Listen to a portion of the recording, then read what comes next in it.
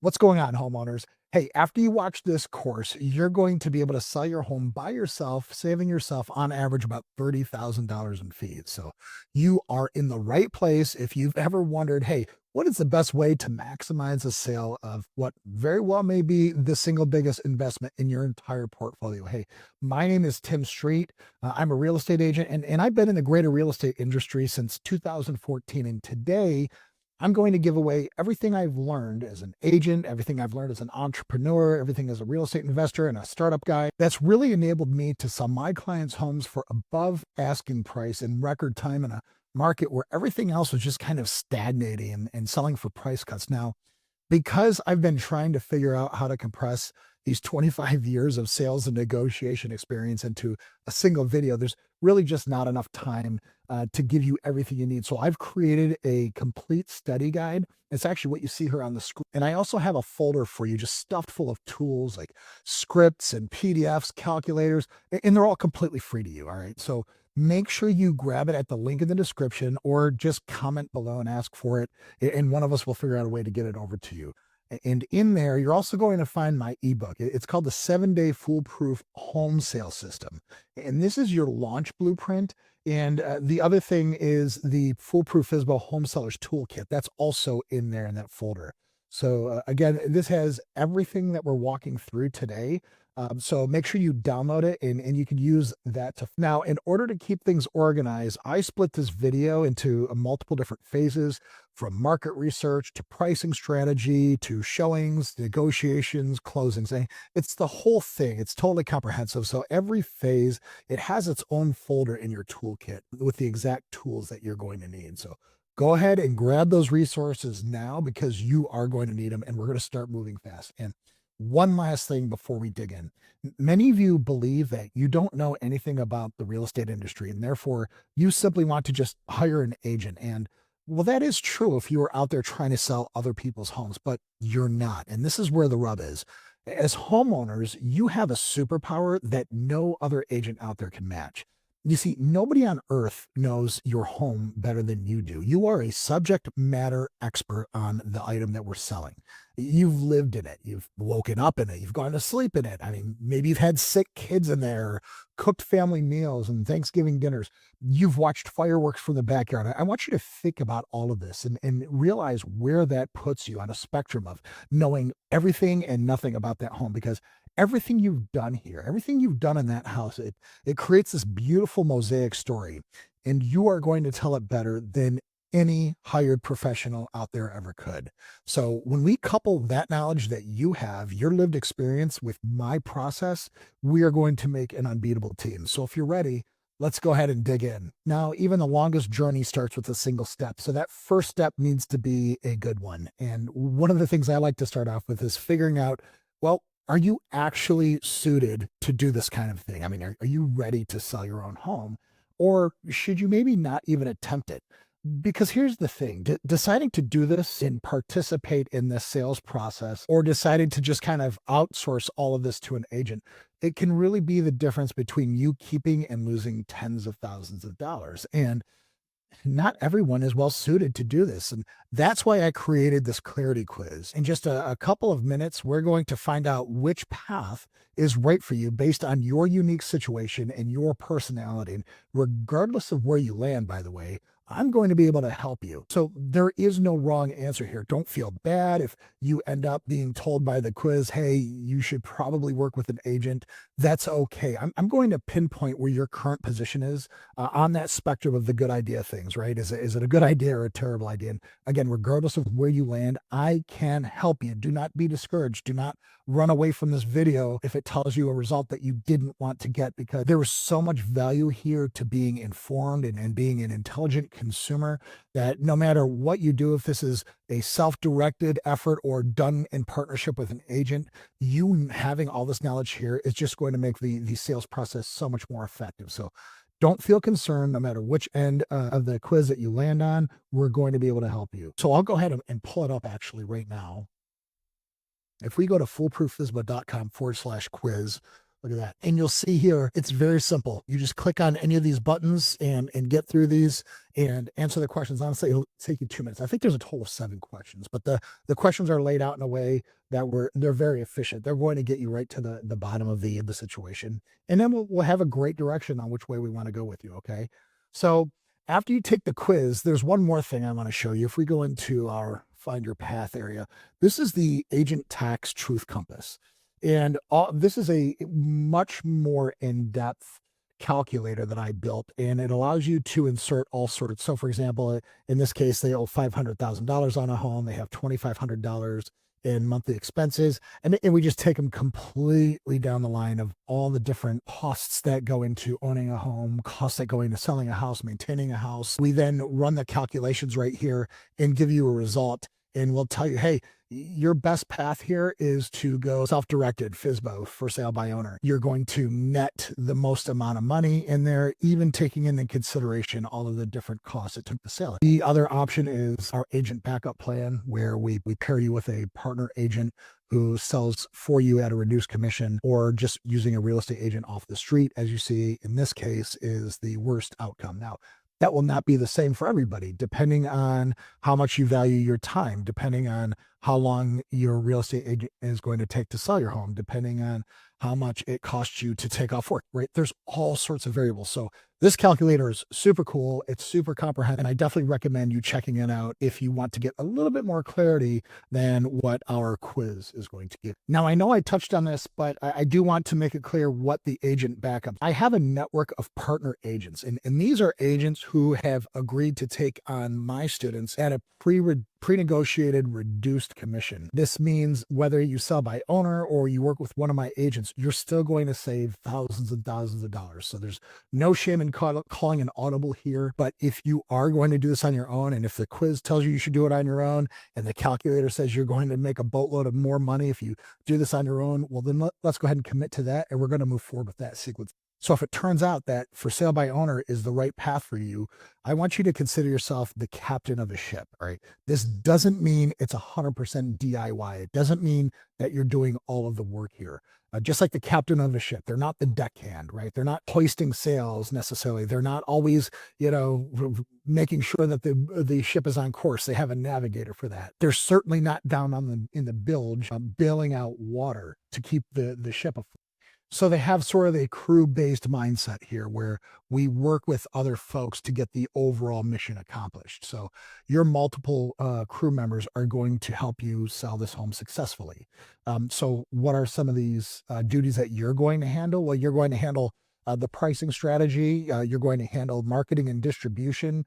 You're going to handle direct response to the people who inquire about your home. You're going to negotiate with buyers and their agents. And you're overall going to just manage the project timeline. Now, well, what does that mean then for what we're delegating? Well, we're going to delegate any of the legal and closing work through an attorney or a title company.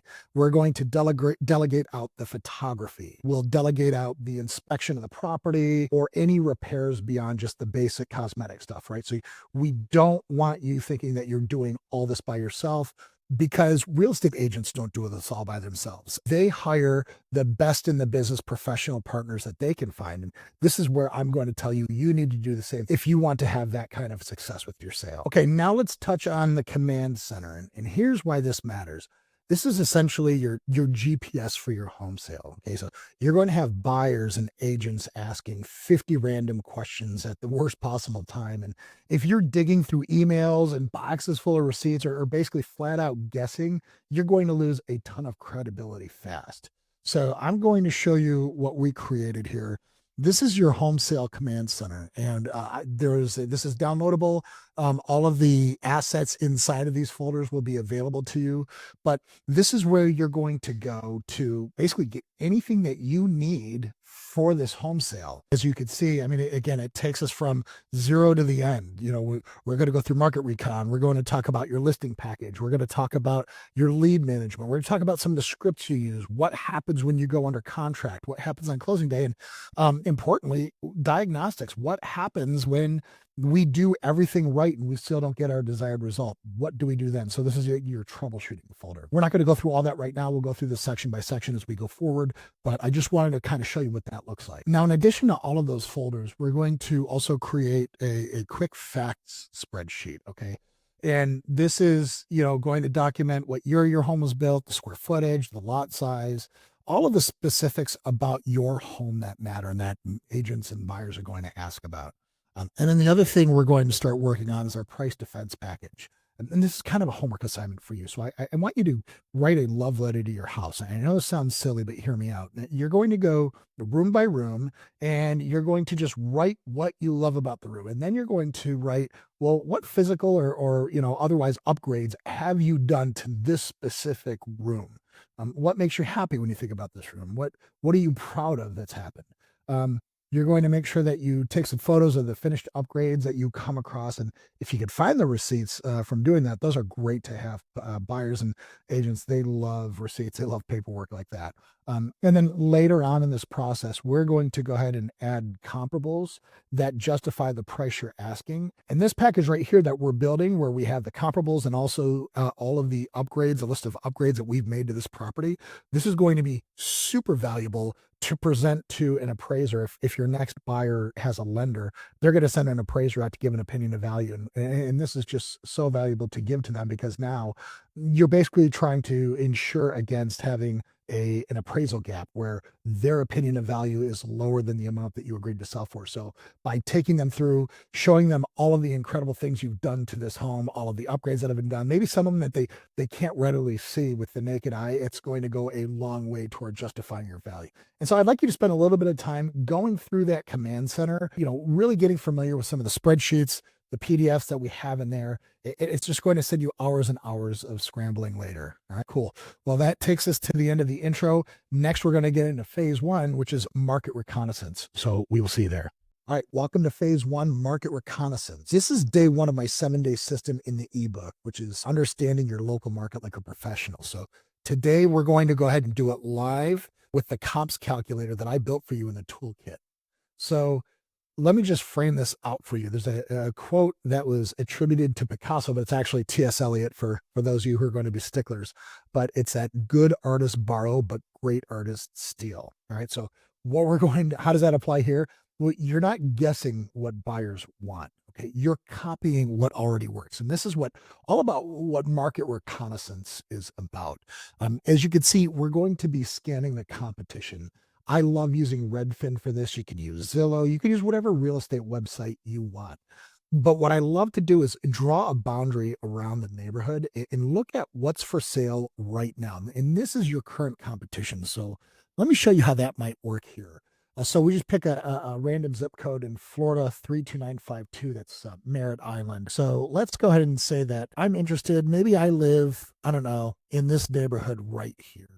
So I'm just going to go ahead and pick up the draw tool. Actually, I might have to sign in first. So let me just go ahead and sign in really quick. So I'm right here on Merritt Island. And let's just say I live in this area right here. I will go ahead and select the draw tool. And then I'm just going to draw out my entire neighborhood. So and what's important when you do this is you don't cross any major boundaries. Like if I can, I'm not even going to cross this road right here, because the nature of a home can change dramatically. Just crossing, normal features, things like, and as you see, I kind of did this sloppy, but whatever, you get the point. And, what we wouldn't do is we wouldn't necessarily cross this main parkway here and compare homes on the other side if we have a critical mass. And actually we do, in order to do some market recon. I like to tour homes. At least I want to get at least 5 at the minimum. So we kind of hit that right on the dot here. So as you can see, we have 5 homes in this neighborhood. And so what I will go ahead and do, and then I'm going to just look at these online and I'm going to say, okay, well, how is the curb appeal of each one? What looks good about these listings? If I click into here, do I like how any of the photos look? Look at the decor. It's rather nice. I mean, this is a beautiful outdoor area here. And this is just gorgeous. So, and by the way, this is really going to show you the value of a fantastic real estate photographer. Is they make these spaces just look absolutely amazing. This is very nice. I would say this is a very nicely done listing from a visual perspective. So anyway, this is good to note. We're going to want to keep all of these in mind because ultimately what we're going to do is we're going to not just look at these online, but we're actually going to go and tour them. If they have an open house, if we can arrange for a showing with the listing agent, it's very important that we actually walk through these homes. And there's inside the market recon part of your folder, I've actually created a market recon spreadsheet that I would love you to fill out. This is going to help you organize your thoughts. So you're going to put in there the date visited, all the normal stuff, but this is where it starts getting important. I want you to really look at the condition. Tell me about the staging, the smells. Was there a lot of traffic that day at the open house? If you heard the buyers or other lookers in the house oversaying, and if you overheard them saying anything, I want you to talk about what made you want to stay and what made you want to leave, right? So all of these things are super important as we gather intel on the competition, because make no bones about it, these homes are what are competing with you, and you have a fixed number of buyers. So you're going to have to really position your home and decide, hey, are these homes going to help me sell mine, or am I going to contribute to getting buyers to look at their homes? And obviously, we would rather be in the former bucket. Okay, so with all that said, we're going to do an open house tour, and our open house protocol is very simple. Just bring your notebook, pretend you're buying, and go to 3 to 5 of them. And I'd like for you to go this week. I mean, there's absolutely no reason to put this off. Again, just observe everything you can about the home, even from the outside. I want you to take into consideration the curb appeal. What is it about the outside that made it feel welcoming or not welcoming? How easy was it for you to even find the open house? Were there signs directing you there? And what was the prevailing opinion of the home, not just from your own opinion, but from what everybody else was there? And here's why all this matters, is because after you go through a handful of homes, there's certain patterns that are going to emerge. And this is going to make you a smarter seller. You're going to understand things. You're going to see, wow, I've noticed that when the lights were all turned on and all the blinds were open, it really made the house feel brighter, and people were, just more cheerful in there. I noticed that if the house was unkempt, or if it smelled like pets, or if, for example, there was an agent just hovering over your shoulder, how that made you feel. I want you to really take all of this as an experience and put it into quantifiable terms in your spreadsheet that I created for you. And the reason we're doing all this is because, just like Amazon has taught all of us how to shop over the last decade or so, buyers comparison shop. So what they're going to look at is they're going to say, okay, well, I know I need at least a 3 bedroom, 2 bath house. And I know at least I'm going to need somewhere between 15 and 2,000 square feet.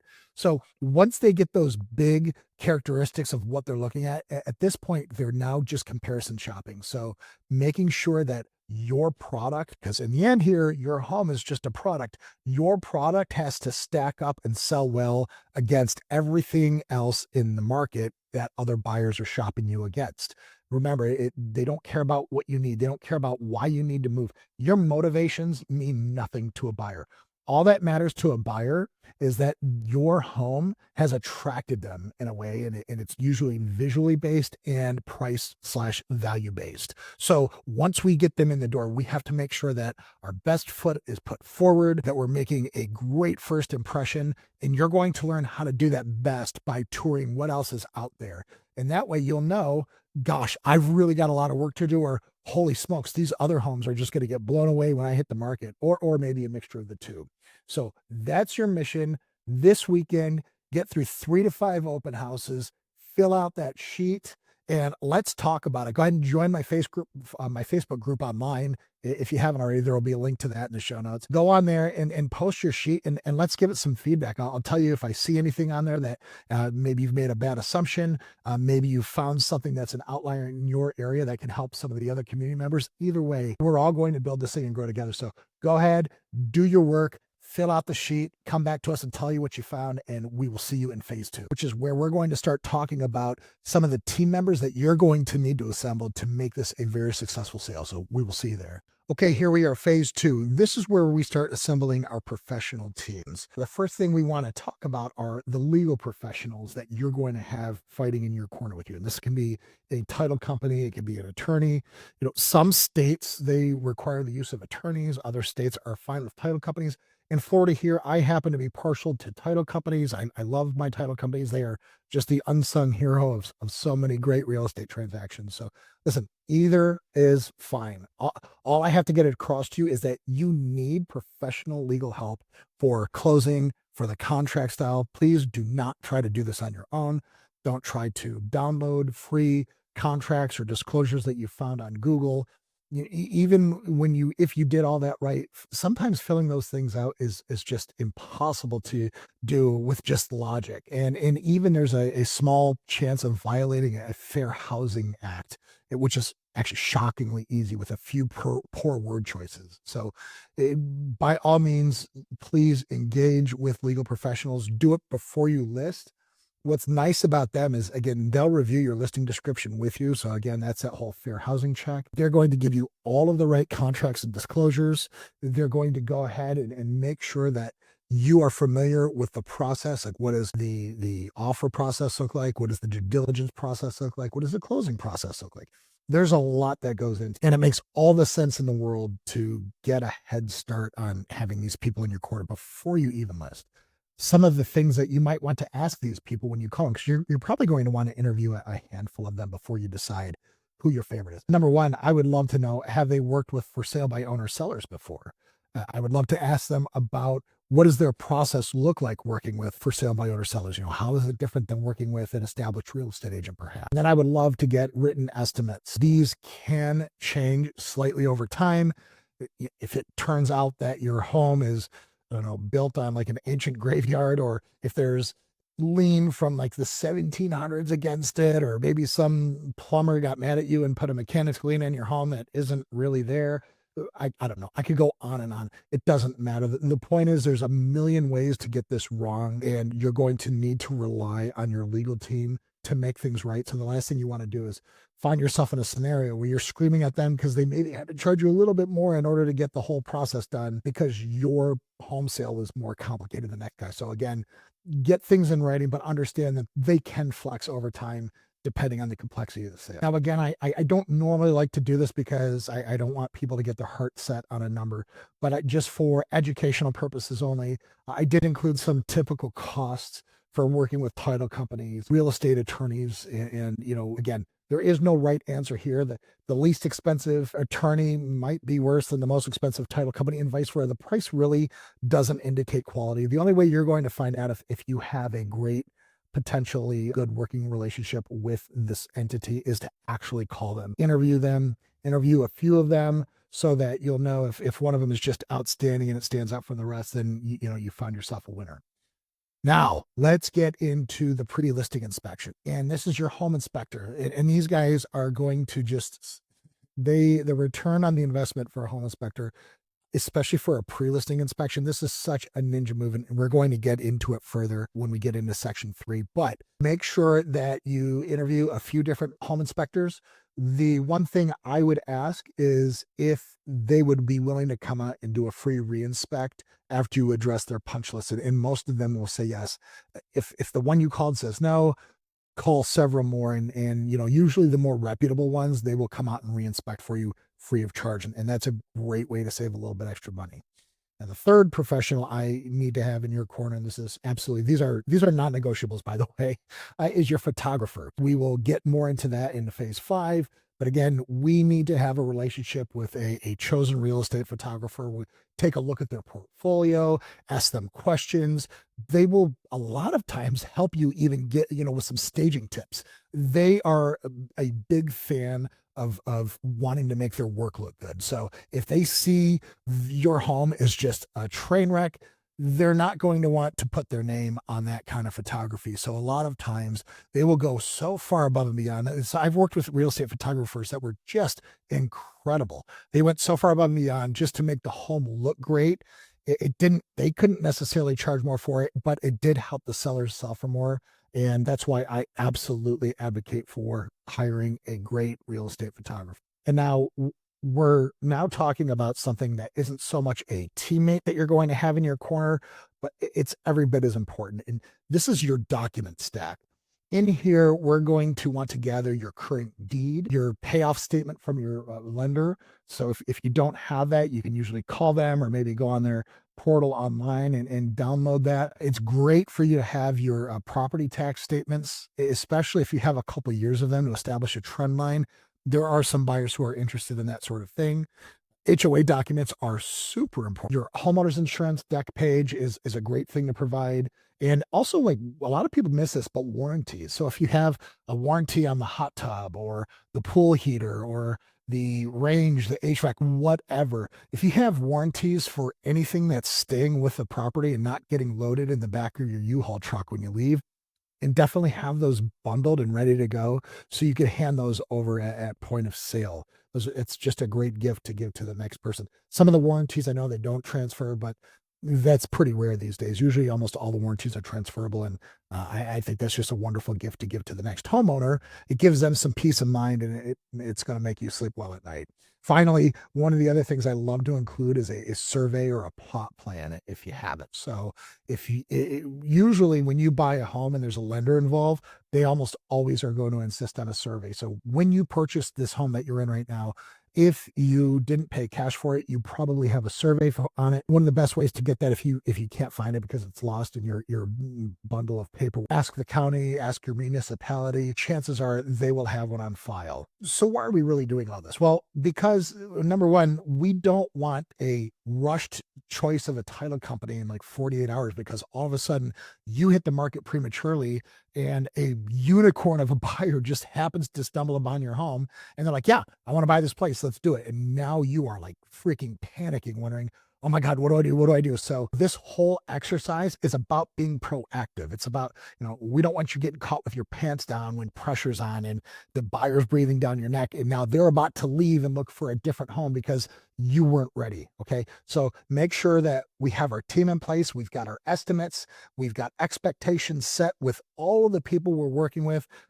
Have their contacts in your phone. So if you're driving and you need to get a hold of them one day, you don't have to wait to get home to look at where you wrote their number down. Make sure that your legal team is fully apprised of what you're looking to do, what your goal is to sell by owner. One of the things that might be worth considering is to ask your title company to start the title search early because surprises do happen. And I've seen this before where you're steaming full ahead to closing and then all of a sudden it turns out that there's an encumbrance on the property that nobody knew about. And so now we have to figure out how to get that cleared or get it addressed. But surprises happen during closing title searches. So let's use our time wisely. Let's be proactive here and let's make sure that these surprises are caught before they matter. And so that's the end of phase 2. And we will see you in phase 3 where we're going to talk about that pre-listing inspection that I love so much. We'll see you there. Okay, here in phase 3, we're going to talk about the pre-listing inspection advantage.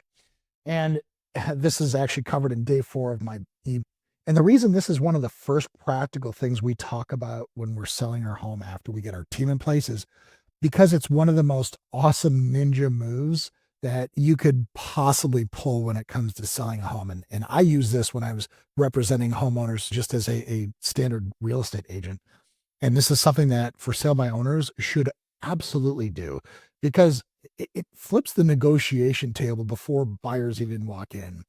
Most agents don't even do this. And it's not because it costs money because the sellers always pay for the inspections, but a lot of them just don't know or they just don't care. And here's why you should care. It's because doing this allows you to control the narrative. It allows you to call out and fix whatever discrepancies there are in a home, as opposed to the buyer finding problems and then freaking out. You decide how to handle these issues, so you can either fix them, you can take these discrepancies into account when you price your home, or you can even offer credit at closing. All right. So all of this is designed to disarm leverage from the buyer or the buyer's agent. So that because they can't like actually like, oh my gosh, well, we just discovered this when you actually disclosed it in your inspection. And by the way, you're going to make this available to them. I'll get into how we do that in a second. And finally, what I love most about this is you set yourself head and shoulders above and beyond every other home seller out there. So In order to understand the full effect of this, let's go ahead and put on our buyer hats for a second. And I want you to kind of go back in time and remember who you were when you bought this home. And I want you to think about all of the different homes that you went through and heard, oh my gosh, this house is flawless. Oh, there's nothing wrong with it. And sometimes you might have gotten all the way through down into the due diligence period, and you had a building inspector tell you, holy smokes, there's live wires arcing in the attic, or oh my gosh, there's a foundation crack and this home is on top of a sinkhole, whatever it is. It was disheartening because these homeowners or these listing agents would represent the home as being one thing, and they'd fill out and they would disclose only the things that they thought you'd see. And then only to get further down the path. And now all of a sudden you realize, well, this house would be a money pit. Now I'm going to pull out of this. I'm going to have to get my deposit back and start all over again. So when you, as a buyer, imagine you're still in your buyer hat. Imagine that you showed up to your house and they meet you at the door and you say, listen, I'm not dumb enough to think that you're dumb enough to believe that any house is perfect. As a matter of fact, I knew my house was so imperfect that before I even put it up for sale, I hired a building inspector at my expense to go through and give me a bill of health on this home. And as you can imagine, there were things that didn't pass. So what I did is I fixed most of them. I decided that some of them I was just going to price into the sale of the home.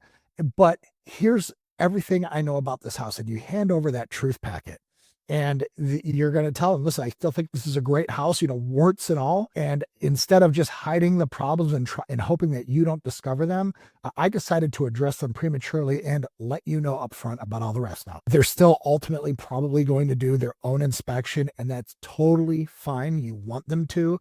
But what's beautiful about this is now I want you to imagine what's going through their head. Number one, you're probably the most honest guy and have the most integrity of any home seller they've ever come across before.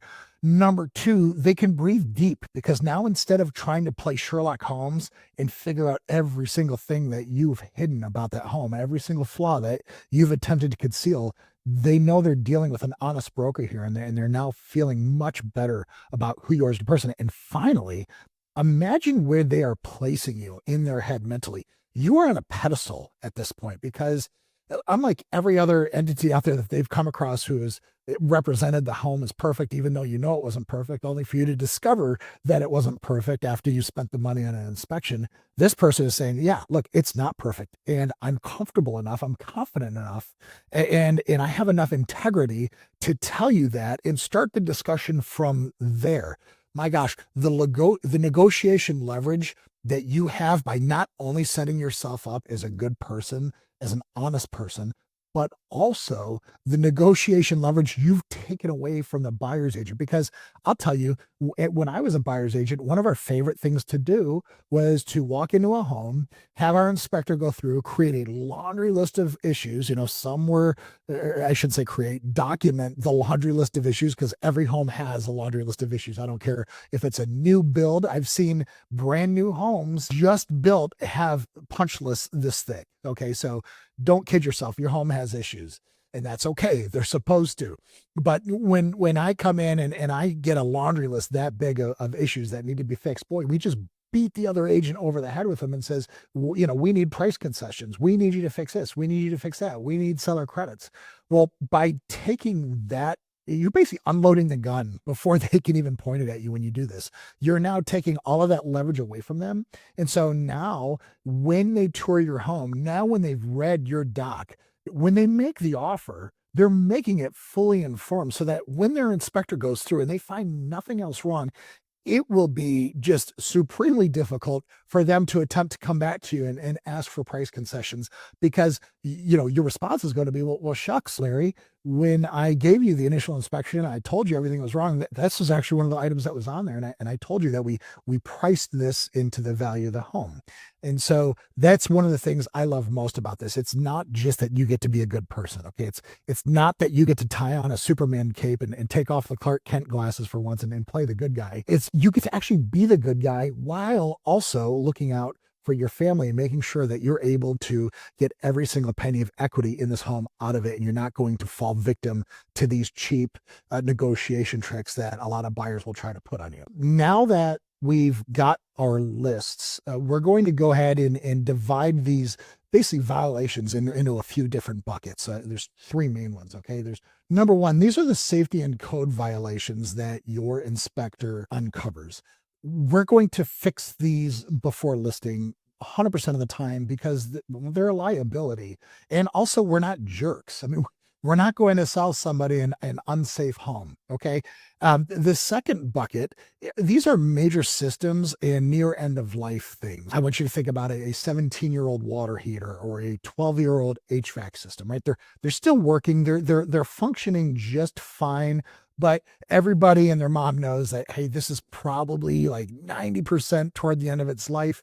It could last another month. It could last another decade. We don't really know. At that point, you can kind of make the decision. If you want to fix it, you can. If you want to replace it, or just disclose the age of the unit and again, price that into the value of the home. Then there's all the minor cosmetic stuff. Now, this minor cosmetic stuff, this is absolutely things that you should just fix. Don't even give them ammunition to even look at it. So the way I measure whether or not it makes sense to take care of it right away is it something that a handyman can fix? If a handyman can fix it, if they can adjust a window so it doesn't squeak, if they can tighten up a cabinet so it sits perfectly straight, if they can replace a door handle that kind of sticks or a door that sticks in the jamb, all of these things, light switches that don't control anything, plugs that don't work. These are all handyman specials. And if it can be fixed at the handyman level or below, then you absolutely need to fix those, because when people walk in and their inspector, again, the buyer is going to have their own inspector. When their own inspector walks in and they see all of these little items addressed, it makes them feel very good about a property, because when they see a ton of very easily addressable items neglected, well, then they also know that the big things have been neglected too, and they start looking that much harder. So this is just smart strategy. Make sure you fix all the handyman stuff. It shouldn't even be questioned at this point. Now, one other thing I do want to talk about are major issues. And when I think major issues, I think of things like foundation issues or a roof that needs to be replaced. These can be tens of thousands of dollars. And some of you might not be able to just pull that out of your bank account and have that fixed. So what I recommend doing in that case is you offer a seller credit at close. And here's why that's great. Number one, you could go around and get quotes on fixing this item. Let's say you get roof quotes, and you pick 3 or 4 of the best roof quotes you could find. You include those into your kind of truth folder that you're assembling for your buyers. And you just let them know, hey, FYI, the roof is going to need to be replaced sometime in the next year or so. It doesn't leak, but we know it's on its way out. So we've gone ahead and agreed up front to an $8,000 credit at close for the roofer. And perhaps that's a little bit less than what it necessarily costs to replace the roof. But typically buyers will still happily accept that. And the reason is because they don't want you fixing it out of your own pocket before the sale, because are you going to pick the best roofer out there, or are you going to pick the lowest bidder? And after all, these people have to live with that roof for, an indeterminate amount of time. So it's best to just allow them to have the funds to fix that when they can take over. So when it comes to dealing with our inspectors, it's really good that we ask them, how long is it going to take for a turnaround on this report? What are your fees? And after I fix the punch list items, are you going to come back for free and re-inspect to give a cleaner report? And that's great. Most inspectors obviously are going to do this. And that report right there is going to be pure gold for your listing and your reputation when you hit the market. Okay, now once we get our inspection report back, we're going to take our inspection report, and remember all those improvement logs that I had you create, that I love me list, the letter to your home that you created, all of the receipts. Later in phase 6, I'm going to have you then just add in the comparables that we're going to do, the price, the comparative market analysis. And that is all going to become a price defense package. Okay. The price defense package is what we're going to hand to appraisers. It's going to help us defend against an appraisal gap, which we'll get into soon. Not really time to talk about it right now. Suffice to say, this isn't all busy work. This isn't all just things that I want to see you do. These are things that I've learned through actual real experience on how I can get better than asking price sales for my clients and still not trip an appraisal flag. So this is hyper valuable. Do all the work right now.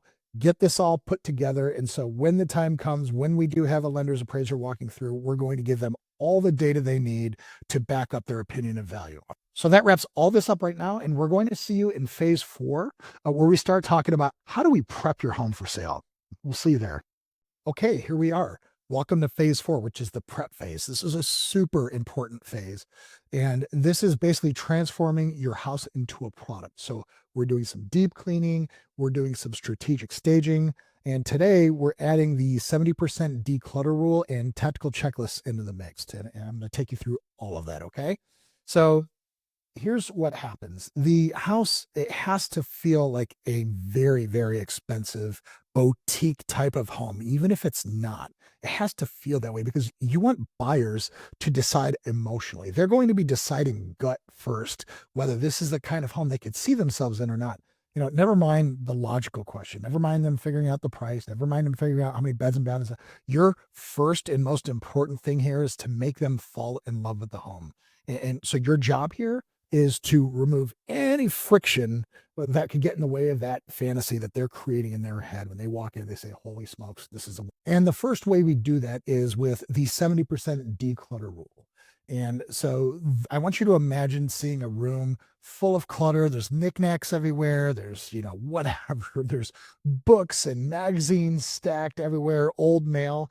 And I want you to remove basically 70% on every horizontal surface.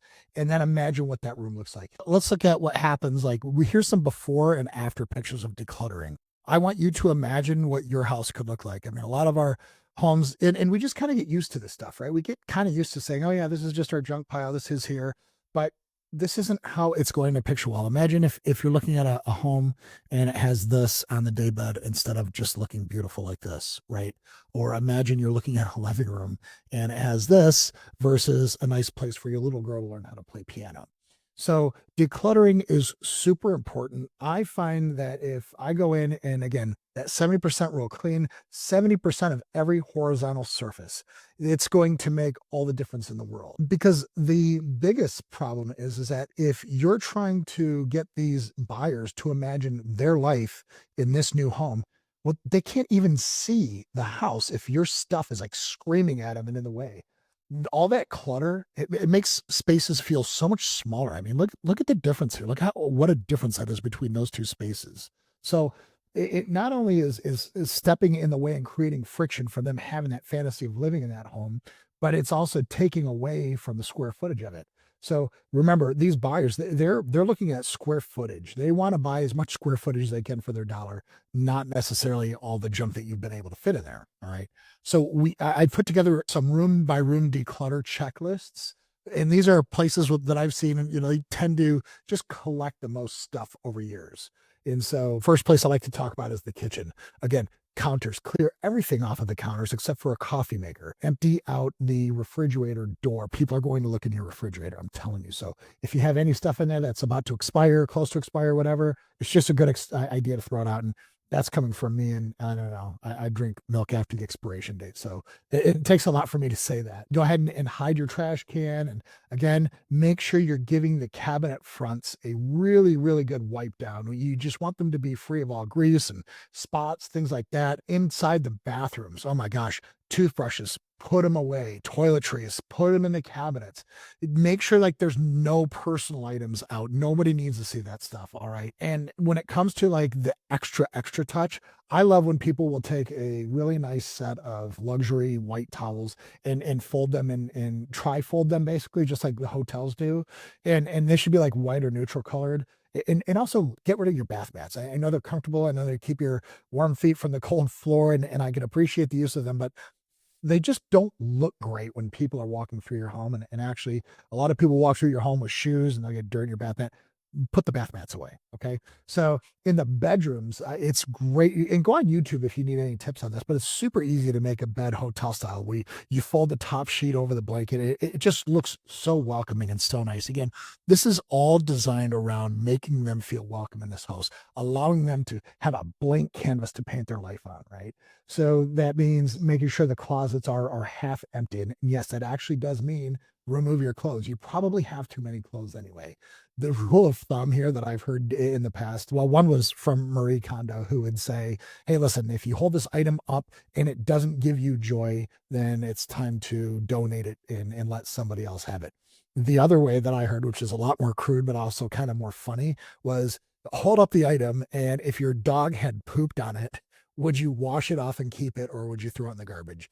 Either way, whatever gate you have to go through, make sure that this is used as a time to kind of, well, it's just to unload all this stuff that we tend to collect and carry over the years. And that your moving company is going to thank you, or you're back if you are your own moving company. All right. So let's take our personal photos down. We're not trying to convert the non-believers at this point.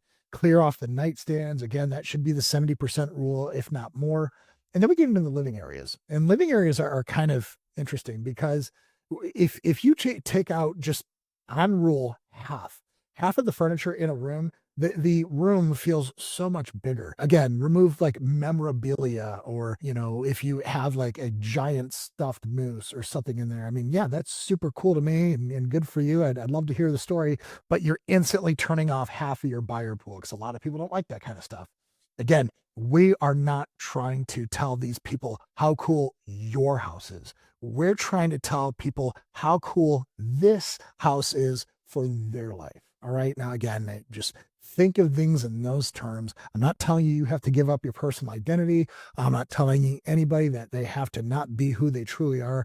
But I am saying, if you're trying to sell a product in a competitive space, you darn well better be doing everything you can to make your buyers, all of your buyers, feel at home in your house. Does that make sense? Cool. Another cool hack here is throw some neutral throw pillows on the couch and make sure that you have done as good of a job as possible to make things feel like a blank canvas for people, again, people to paint their lives on. When we talk garages and basements, it's important that this doesn't just become our overflow room for all of our extra crap. All right. So stack boxes super neatly because people are going to be looking in there. Make sure there's clear pathways. We don't just have piles of junk in there.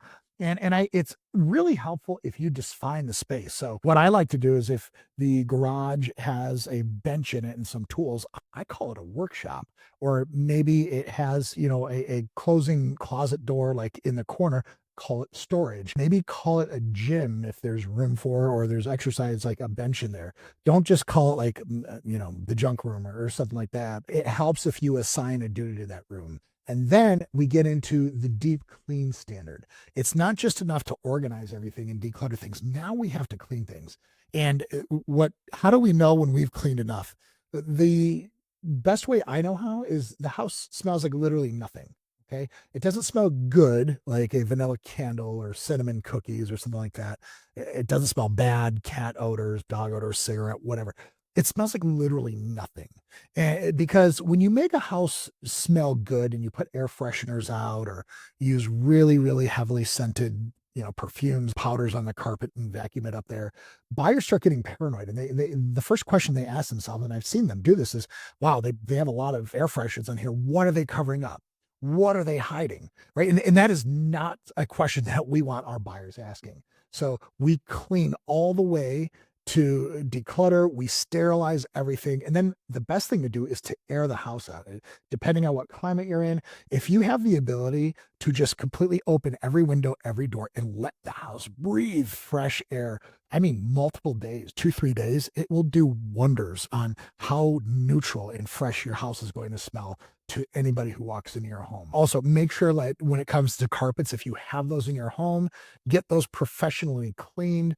It's not just enough for you to vacuum them. I mean, we're talking a big, big, deep clean here. Make sure that the windows are washed inside and out. It makes a huge difference in the amount of light that comes through. You might not even realize how much some of that dust and grime is preventing that light from coming through bright and beautiful. Make sure that your baseboards, again, they're dusted and cleaned and wiped down, repainted, touched up if they need it. Ceiling fans cleaned off. I mean, light fixtures. Gosh, buyers are just kind of, their head is on a swivel when they walk into a home. They're going to want to see all of this. A lot of things that people forget are things like grout. Man, scrub that grout. And if you have to, have it professionally steam cleaned, or even just redo it if it's totally hopeless, or recaulk the bathtub if you can't clean that caulk. The stove and the oven, they need to be spotless. They will open up that oven and peek inside. Make sure that when they do, they're pleasantly surprised. And again, no pet smell. If you do have pets, you're probably nose blind to the scent that they put off.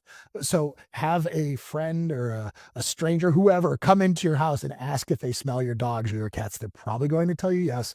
And once you have identified the problem, you then have to start taking action. When you're acting as your own stager, again, it's just important to remember a few key rules here. That neutral is the safest color. Okay, so we're not going to have bright paint. If you have a huge, really bold accent wall, or your kid wanted their room painted burny purple, this is a good time to repaint in light gray, warm white, grayish, whatever. Remove your bold art and, again, any polarizing posters or religious things. This isn't the time for it, all right? And when things are bright and light, they feel bigger. So again, turn on your lights, open the blinds, and even add lamps to dark corners. It's a small investment, but it's going to pay off dividends when it comes to making your house look the best it possibly can. And then make sure, here's a great one. Every time you walk into a room, there's a single focal point. Like there's one thing that's pulling your eye toward it. So maybe it's a fireplace. It could be the view out the window. Maybe the bed is set up just extra nice and it's really cool looking. Perhaps it's the way your desk is set up. You have like an awesome desk lamp, something like that. You don't want a room where there are like just 5 different things competing for attention, right? And there's a few quick wins that I like to go over, and we're talking like under $500 complete, all right? So that's paint, that's putting on new door hardware, and that could just make a whole universe of difference as to what the perception of the value is in that room. Update your light fixtures, get a new front doormat, and again, the mulch beds outside, the curb appeal, it's really important. Trim the bushes, mow the lawn, make sure that the mulch looks great. Because here's the thing with curb appeal. Buyers are going to decide in the first 10 seconds if they even are going to get out of the car. Curb appeal is a giant filter that a lot of homeowners fail to respect. So if they don't like what they see when they pull up in the driveway, they're not even going to get out of the car, let alone tour the house, let alone make an offer on them. Okay, so here's your curb appeal checklist. I want you to pressure wash the driveway, the walkway, the siding. Again, the lawn needs to be mowed. Make sure it's edged, have the weeds pulled. You have shrubs that need to be trimmed. Make sure the front door is either freshly painted or stained if it's looking tired. I love new house numbers. So if you have those old fashioned house numbers or they're all sun beaten or whatever, buy some new, beautiful, modern house numbers and have them put on there. It's going to change the entire nature of the house. The porch or the stoop should always be swept. You shouldn't be cluttered with a ton of seating. One rocking chair is kind of cool. Like if you have one of those huge wraparound porches, then yeah, go nuts. But again, not too nuts. Think beautiful country home, not Cracker Barrel, okay? And then the mailbox. Make sure the mailbox is clean. Again, what is one of the first things that people are going to pass by as they walk up to your house? It's the mailbox, so nobody thinks about that. So fresh coat of paint on that, or clean it, replace it if you need to, if it's rusty. And also try not to have any cars in the driveway during photos or even showings. I know this can be a little bit inconvenient, but you want to let them feel like this is already their home, so get out of the way. So my advice here, you should be spending at least 1 or 2 wet weeks on prep. Okay, at least. And I know this feels like overkill, but it is absolutely not. This is a huge ROI moment for you. And your competition out there that you've probably walked through their house, you've seen a lot of them are doing the bare minimum, but there will be a few who have gone above and beyond on the curb appeal, and you're going to remember them. And that's how you're going to know this is all worth it. You're going for like a hotel standard level of cleanliness and beauty on the inside, and on the outside, you want Better Homes and Gardens magazine cover. All right. And when in doubt, I want you to always default to removing more stuff, not less. If you feel like a place is too bare, you're probably almost just enough, just right. All right. So that's my advice for phase 4. Follow it. Let me know if you have questions, and we will see you in phase 5, where we're going to start talking about the photography. See you there. Okay, we're now here in phase 5, where we're going to talk about the importance of professional photography. This is another one of those non-negotiable things. This is one thing you should never, ever, ever skimp on. The $300 or $500 or whatever it's going to cost you to get this done is going to return, I mean, between like 10 and 100x in investment, because it's going to result in faster sales, which means less carrying costs and higher offers. So this listing, you have to realize the way that your home is being presented, it lives online first. Sure, there's people who are going to find it as they drive by. There's people who are going to see your sign. But first and foremost, we need to make sure that the people who look online, which is like 99.9% of the buyers these days, get a great experience when they see your home. And photos are really the only first impression that matter. After you get down to, the listing description, sure, we can optimize that too. But if we don't hook them with a beautiful hero photo to start with, they're not even going to get into why your home is amazing. They're not even going to get into that there's a beautiful bonus room off the back that gets amazing sunshine in the winter, or whatever it is that you want to talk about. This just will not happen. They will not get past that first step if you don't give them a reason to look at it. And photos are the best way we know how to make that happen. Now, I pulled this up because I want to give you an example of some really horrific real estate photos. What typically happens is people will actually take pictures with iPhones or smartphones because they think, oh my gosh, well, I read all the megapixels that this thing has, or I've got 50,000 Instagram followers, so I know how to take good pictures. No, you don't. A lot of times people are just taking photos of interior features using the completely wrong angle, or they have their fisheye distortion turned on so the corners of the room are all bent, or you can't even see the room because the lighting is so bad, or you have dark corners, blown out windows, you can't see anything outside. Maybe there's clutter still visible. I mean, yeah, you might have completely missed the fact that there was an old dirty clothes hamper in the closet, but when you look back in the photos, the camera totally catches it. It misses nothing. And even so far as doing like vertical photos, that we're in a widescreen world, especially when it comes to real estate photos. So putting vertical photos up there is just giving you some really ugly dead space on the side. And this isn't meant to be a comedy video, although I did have to pull some of these up to show you. And these are real, by the way. These are real and truly horrific real estate photos that people actually put into their listings. So I find this one so funny. They staged a virtual couch. I don't know how somebody saw this and was like, oh yeah, this is a great idea. I have no idea what I'm looking at right here. This is amazing. There's just a giant rock in the middle of the living room. So we can go on for days and days. This is basically this blurry picture. I mean, are you serious? So yeah, this is what not to do when it comes to getting good photos taken. Here's what you're going to want to request from your photographer. Obviously, you're going to interview a few of them and just make sure that they're giving you at least, 25, 35 HDR photos. If you can time it right, you can get a twilight exterior, which are always beautiful. Make sure you don't really get the cheesy ones where they just kind of Photoshop one in. I mean, some are very convincing and that's cool if you truly can't tell the difference, but usually it's pretty easy to tell if they've just changed the sky to look like twilight. Now, some real estate photographers will give you the option to have a floor plan done. I highly, highly recommend you do that, just as much as I highly, highly recommend the 3D virtual tour, because if you have out of town buyers, people who can't make it to your open house, people who can't personally come tour your home, it is so good to give them a feel for the home. So the floor plan really tells them how the whole thing flows. And the 3D virtual tour allows them kind of to walk through. This is a very, very high return on effort process to do, and I highly recommend it. Now, drone shots. Here's one thing where I think drone shots are great when they are used properly. If your home is near a significant body of water or a significant land feature like a mountain, a national forest, if it's near like a tourist attraction, and you're really trying to show proximity of where your home sits amidst all of that, then by all means, yes, get drone photos taken, drone movies even. They're great.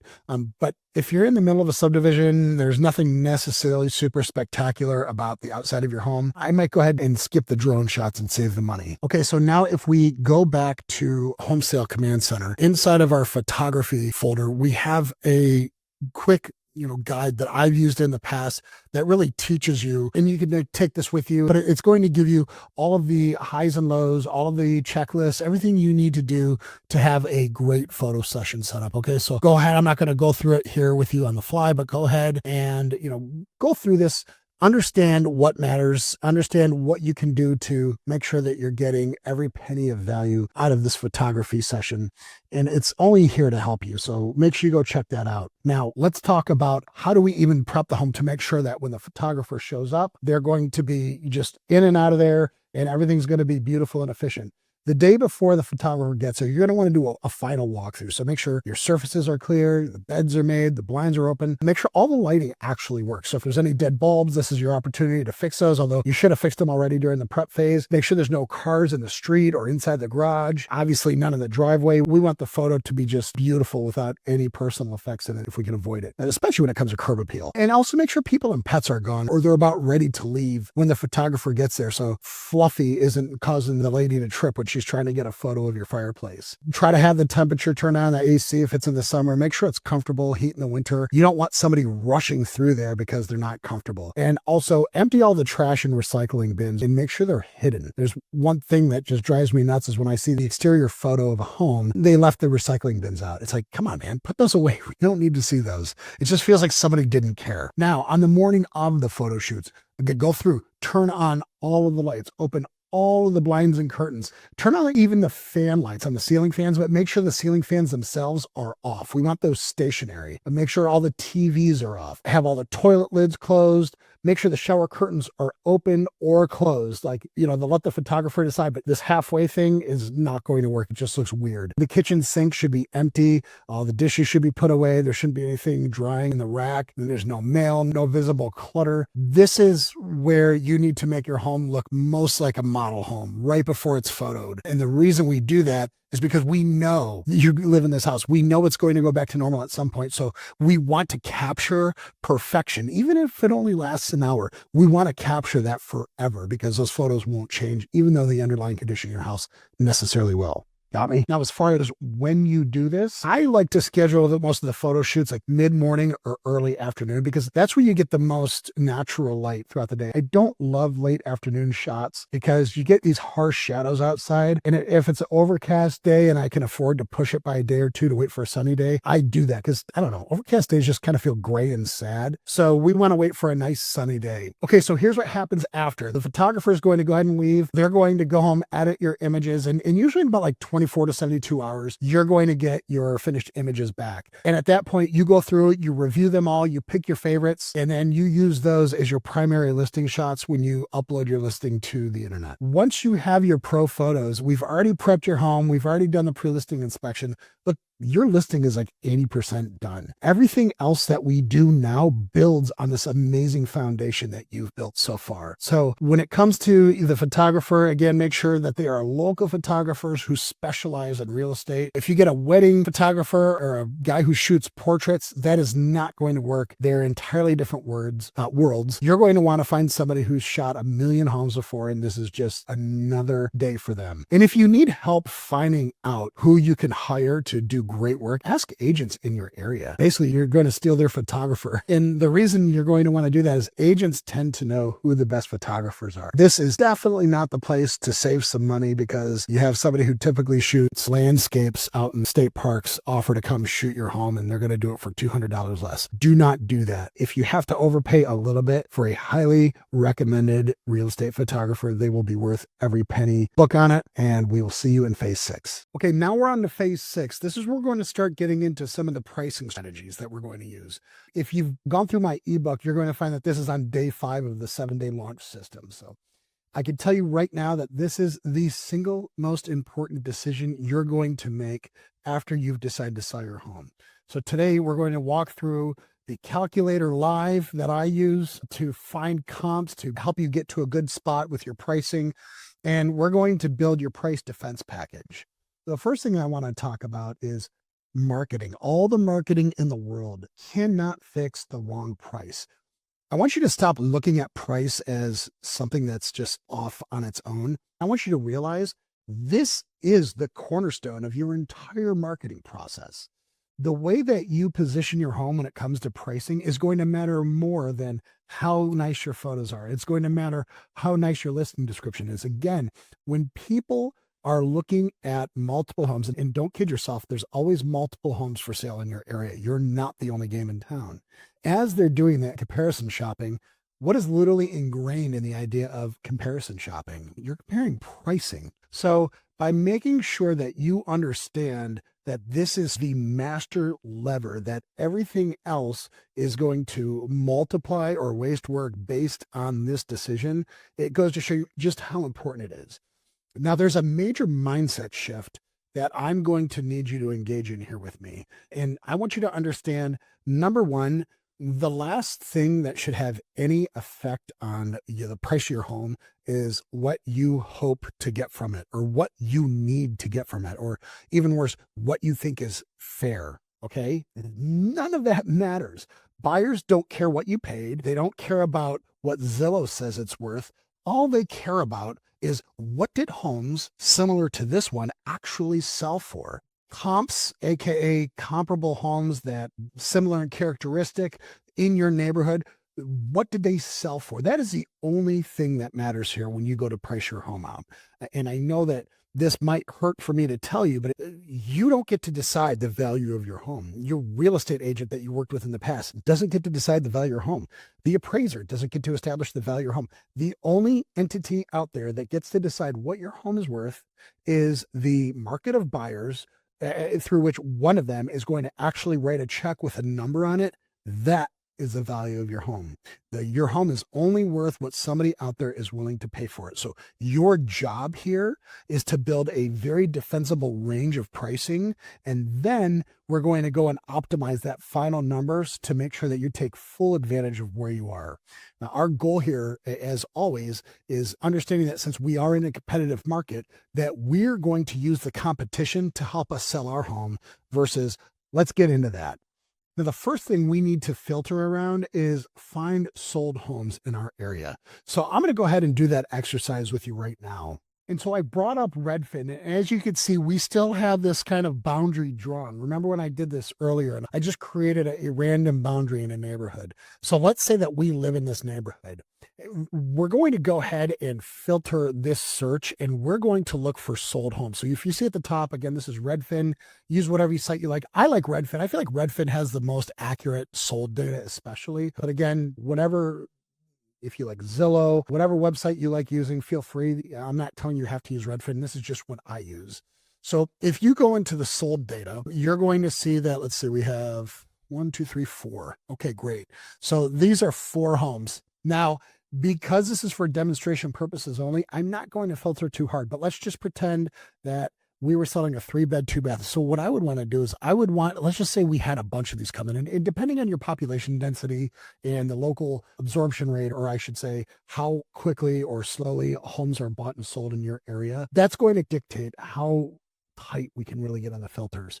So I'm going to say I just want to be looking at homes that are 3-bed, 2-bath homes and sold within the last 3 months.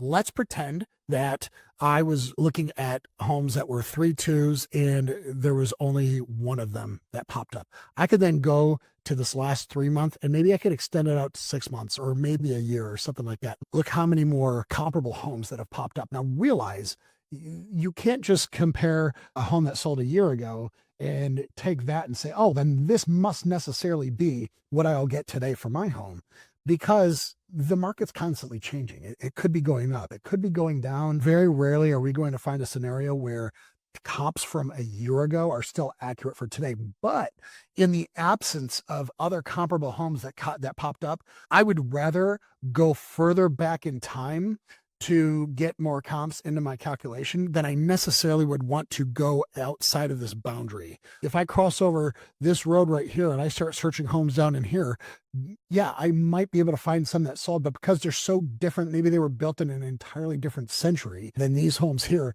their comparable values don't mean very much at all to me. And I hope that makes sense. Okay, so since we did have a pretty good group of homes within 3 months, I'm just going to keep it at 3 months, and we're going to use these 4 here. Now, again, there's more filtering options. So if you have a ton of hits, On homes in area that have just recently sold, you could say, listen, my home is only 1,500 square feet. So you would say, in that case, I'm going to search only homes between 1,300 and 1,700, go a couple hundred above and below. And as you see, that knocked one of these comps out. So now we're only down to three. Three's still okay. Three's not bad at all. If your lot size is specific, if it's an acre, don't compare yourself to homes with a quarter acre or 20 acres. If you're a single story, try to find other single stories. Try to stay around the same era that your home was built. These are all filtering, and the more accurate you get with the filtering, the fewer homes you have, but the more reliable they will be to use as comps. I would love to be in a scenario where you've like literally gone through all these filters and you still have 3 to 5 comparables to choose from. That's awesome. That's going to be a super tight comparative market analysis, and that's going to be very good for you when you decide your price. So here's what we're going to do next. We're going to take these homes. We're going to say, see these 3 homes. We take these 3 homes and we have them all displayed right here. And if I was to just click into this one right here, it's going to tell me all about itself. It's going to tell me that it was built in 63. It's going to tell me the lot size, the price per square foot, which is great. And it's going to tell me the parking situation. There's all sorts of features I can pull from this sheet. And here's why that matters. If you go into your home command center and we get into pricing strategy, you're going to see a calculator that I built for you. This is the comparable sales price calculator. You're going to make a copy of this. The way this works is you're going to fill out these comparable properties. So for comparable property 1, in this example here, it's 230 Andros Drive. We would go back here and type in 230 Andros. And then we would go ahead and type in the asking price or the sold price, which was $335. And we're going to look at what date it was sold on. And I think I saw it was December 30th of 25. Wow. Before the year closed. Good for them. And it was 1417 square feet. And it was a 3.2. And I believe it was built 1963 year built. Great. So now we filled out that data. And as you can see, this will automatically find the price per square foot for you. And in this case, it was $236.41. If you remember, Redfin actually did that for you also. It told you right here, but all we do here in this calculator, it's a little bit more accurate down to the penny. We simply take the sold price divided by square foot, and there we go. Now, let's say we went through comp property 2, 3. There is no 4 and 5. So what we can do if there is no 4 and 5 is we could actually just delete that tab right there. So you see what we did there. Delete. There we go. Now, let's move to our final value. Again, you're going to see a couple broken references here because we deleted those. So actually, we could just, if you find yourself in a scenario where you had delete tabs, you can just delete these right here, and that's okay. You're not going to mess up your calculation. But now, what we do is, and of course, I didn't fill out, so the value for comp property 1 was $335,000. Property 2 is $400,000, not for real, but we just filled in that data. And property 3 was $450,000. So if that actually reflected the reality, this calculator does all of this for us. Okay, we would fill in our own home address. Let's call it 123 Oak Street. Let's say we have 1,600 square feet. So our house is, now in the event that you only have 3 properties to choose from. So for example, right here, when we did this, we only had 3 properties. You'll see that in the calculator, there's actually room for 5. So what I highly recommend you do is you put in the 3 properties, you get an average for them, and then you put in a sale price that is the average. So let's just pretend that the average sale price for all 3 properties, if you were to just add them up and divide by 3, it works out to say $300,000. Okay, just put that in there for property 4 and property 5, and I'll show you why in a second. Because when we get to your final value, we're going to have a couple different ways to look. Because when we get to the your final value tab, we're going to have a couple of different ways to explain what this property might be worth, okay?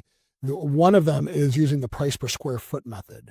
And the price per square foot method simply takes all of the homes that have sold, and they would all be filled out here. Obviously, I only filled out Andros Drive. The rest of these are placeholders. And the reason why we did the average ourselves is so that these other 2 placeholder properties that we didn't actually have data for, we just filled in the average price there so that it wouldn't unduly influence the average. Because up here, we have our estimated market value. And if we were to take all of these properties that sold and figured out what was their average price per square foot selling price, We then would multiply that times our property's square footage, which is 1,600, which tells us that at those properties, the valuation of our home using the price per square foot method is $384,986. Now, using the average price sales method, which is nothing more than adding up the cumulative value of all of the homes that have sold and dividing it by the number of homes that have sold, we find out that we have a value of 357,000. So now you have two prices you could triangulate between to go to market with. You have 384.9 and 357 on the nose. And what you really have to do is use the intelligence that you gathered when you personally walked through those open houses, when you personally looked at those listings. You remember, and by the way, they're going to be the ones that already showed up here. So you're going to use the intel that you gathered during your market recon. When you walked into homes and you saw how they were staged, you smelled how they smelled or didn't smell, and you saw how they were decorated and what things looked like and felt like when you walked through there. And you're going to use that data, that gut feeling that you got, and you're going to look at these homes that you're comping against. And that's going to give you a very strong indication as to whether your home truly is more toward this 384 number or is it more toward the 357 number. And it's not necessarily an exact science. This does take a little bit of art, okay? It takes a little bit of trusting your gut feeling. But where we do bring some science back into this is we then want to price at the nearest bracket. Let me explain brackets to you. So let's just pull up Zillow and I'll show you how this works. Okay, so here we are in Merritt Island on Zillow. Now, if I'm searching for a home, here's how I can look. I'm actually able to look at the homes and if you notice, they're priced in brackets. What do I mean by a bracket? So the value of our home, let's just say that we wanted to go for a 384, okay? 384,000 was, we knew, like we went and toured all the homes. We know that our home is absolutely pushing the upper end of 384. It's probably worth more like 4 if we're being honest, but we're going to go with the numbers called 384. So what do we do then in that case? Should we list at 384,986? Should we list at 385? No. And let me explain why. The why is, and this is Zillow. See, this fucking doesn't work. Okay, so this is probably going to be easier if I just show you how this works. This is the pro level move called price bracketing. So as you see right here, this pro level, it's the closest bracket price, which is the nearest whole 25,000. That sounds weird. So let me just pull up Zillow here and explain what that means. And on Zillow, it's actually the nearest 50,000. If we search for Merritt Island, Florida, so here we are in Merritt Island and we're looking at homes, almost all of the homes that are bought by home buyers today are the result of a saved search that flagged your house as, hey, this works, this is a great house, check this out. But the only reason it knows to flag it for you is because you've put in parameters. You've said, I want to look at all houses between 250,000 and 350,000, and I want at least 3 beds, and I want at least 2 baths, and it should be a single family home. So I don't want any townhouses, none of that stuff. And then you can click Save Search. When you save that search, every time a house that matches those characteristics pops up and hits the market, you're going to be notified. You can call your buyer's agent and say, hey, a new one came on the market. I want to check it out. Now, why am I explaining any of this? It's because when you decide to list your home, let's say that your home right here, you're between 357 and 384. We already know that. It might even be a little bit more, a little bit less, depending on what your competition looks like. When we're going to figure out how are we going to hit the market, we have to realize that it's not necessarily people that are going to see this and flag this as a potential win. It's a robot. It's an algorithm. It's a computer. What would happen if I listed my home at 357,000? My search scenario is 250 to 350. It wouldn't even show up. But what if I listed my home, strategically underpriced it at 350? Now, note, I didn't say you had to accept $350,000. In fact, I'm not saying you have to accept any offer at all. That's the beauty of selling by owner. You don't have some listing agent broker breathing down your neck saying, hey, we brought you an offer, give us our money. When you're selling by owner, you could decide to tell anybody to go pound sand if you don't like their deal. Because a lot of you are already screaming at the computer, oh my God, you're telling me to leave $7,000 of revenue on the table. I can't do that. I need that money to move into my next house. I get it. What I'm saying is If you price it at $357,000, you're not even going to get an offer or a showing request in the first place because this person has their bracket set at 350. You're going to say, no, duh, Tim. Of course, if they set their bracket from to 400, they would totally see me. So what's your point? My point is this. You could actually hit twice the eyeballs for the same price if you price it on a $25,000 increment. And I say $25,000 because that's how most MLSs are set up, which is actually where most buyer leads come from, is from the MLS. But here on Zillow, let's just pretend let's go back to your price. If you price it at $349, okay, and somebody's maximum was at $350, would you show up? Yes. Now what happens if their minimum is $350 and we got to fix that first. Now what happens if their minimum is $350 and their maximum is $400? If you're priced at $349 and this person's minimum is at $350, they're not going to see. Then how do I make it so that everybody who's searching from either $350 to $400 or $300 to $350 sees me? You price on the bracket. You price directly at $350,000. That should be your go-to-market price. And this is a pro-level move that so few people are going to tell you about. But here's what happens. If your true comps are showing at 357 and you show up at 350, not only are you showing up in the bundle of searches where somebody's searching from, say, 3 to 350, you're showing up as the most valuable, or I should say the best value property in the 350 to 400 search. So do you see, you're actually doubling the eyeballs without spending $1 in advertising by pricing on the brackets. Again, I spend a lot of time on this because this is super important. This is like the X factor that's going to get you far more showings than anybody else out there who's pricing at cute prices like $349.9, like they're selling a sham wow, or they just don't understand why it's advantageous to show up in 2 buyer brackets versus just 1. All right. All right. I think I've beaten that dead horse. Let's get rid of these photos. We've already laughed at those. Okay. Okay. So let's just say that you still have questions. If you go into your pricing strategy folder, which is number 6 right here, in the Home Sale Command Center, I actually have a Home Value Confidence Kit PDF, and it's going to walk you through pretty much everything we just talked about, but maybe at a more slow, more thorough pace. If you have questions, feel free to reach out to us on our website. Go to foolprooffsbo.com, join the Facebook community, and just post a question in there, and we'll get it looked at, okay? So let's move on and check out the pending homes. And the pending homes are important because these are what are actually getting offers out there. And what you have to do is go ahead and click back here into the for sale section. And instead of coming soon or active, you could actually click under contract or pending. It doesn't look like there are any. And this will happen sometimes. Pendings aren't super necessary, but the reason why pendings are great is because it tells you what's getting offers out there. If these are homes that have gotten offers, but they haven't closed yet, that's valuable data to have. You can't really look at their asking price and make a huge assumption based on that, because just because it's pending, it means there's an offer on that home. It doesn't mean that price has been accepted and paid and that there's been a check written for that amount. That only happens in the sold data. Pending is really just giving you an idea of what buyers are currently willing to pay, like a neighborhood. So if pending homes are pricing higher than the recent solds, that means the market is moving up. And that should be a factor in how we price our home. And if pending prices are actually lower than the recent sold, it tells us the market's going in another direction. It's softening. So this is really, I love using this because it's a real-time pulse on tracking market momentum.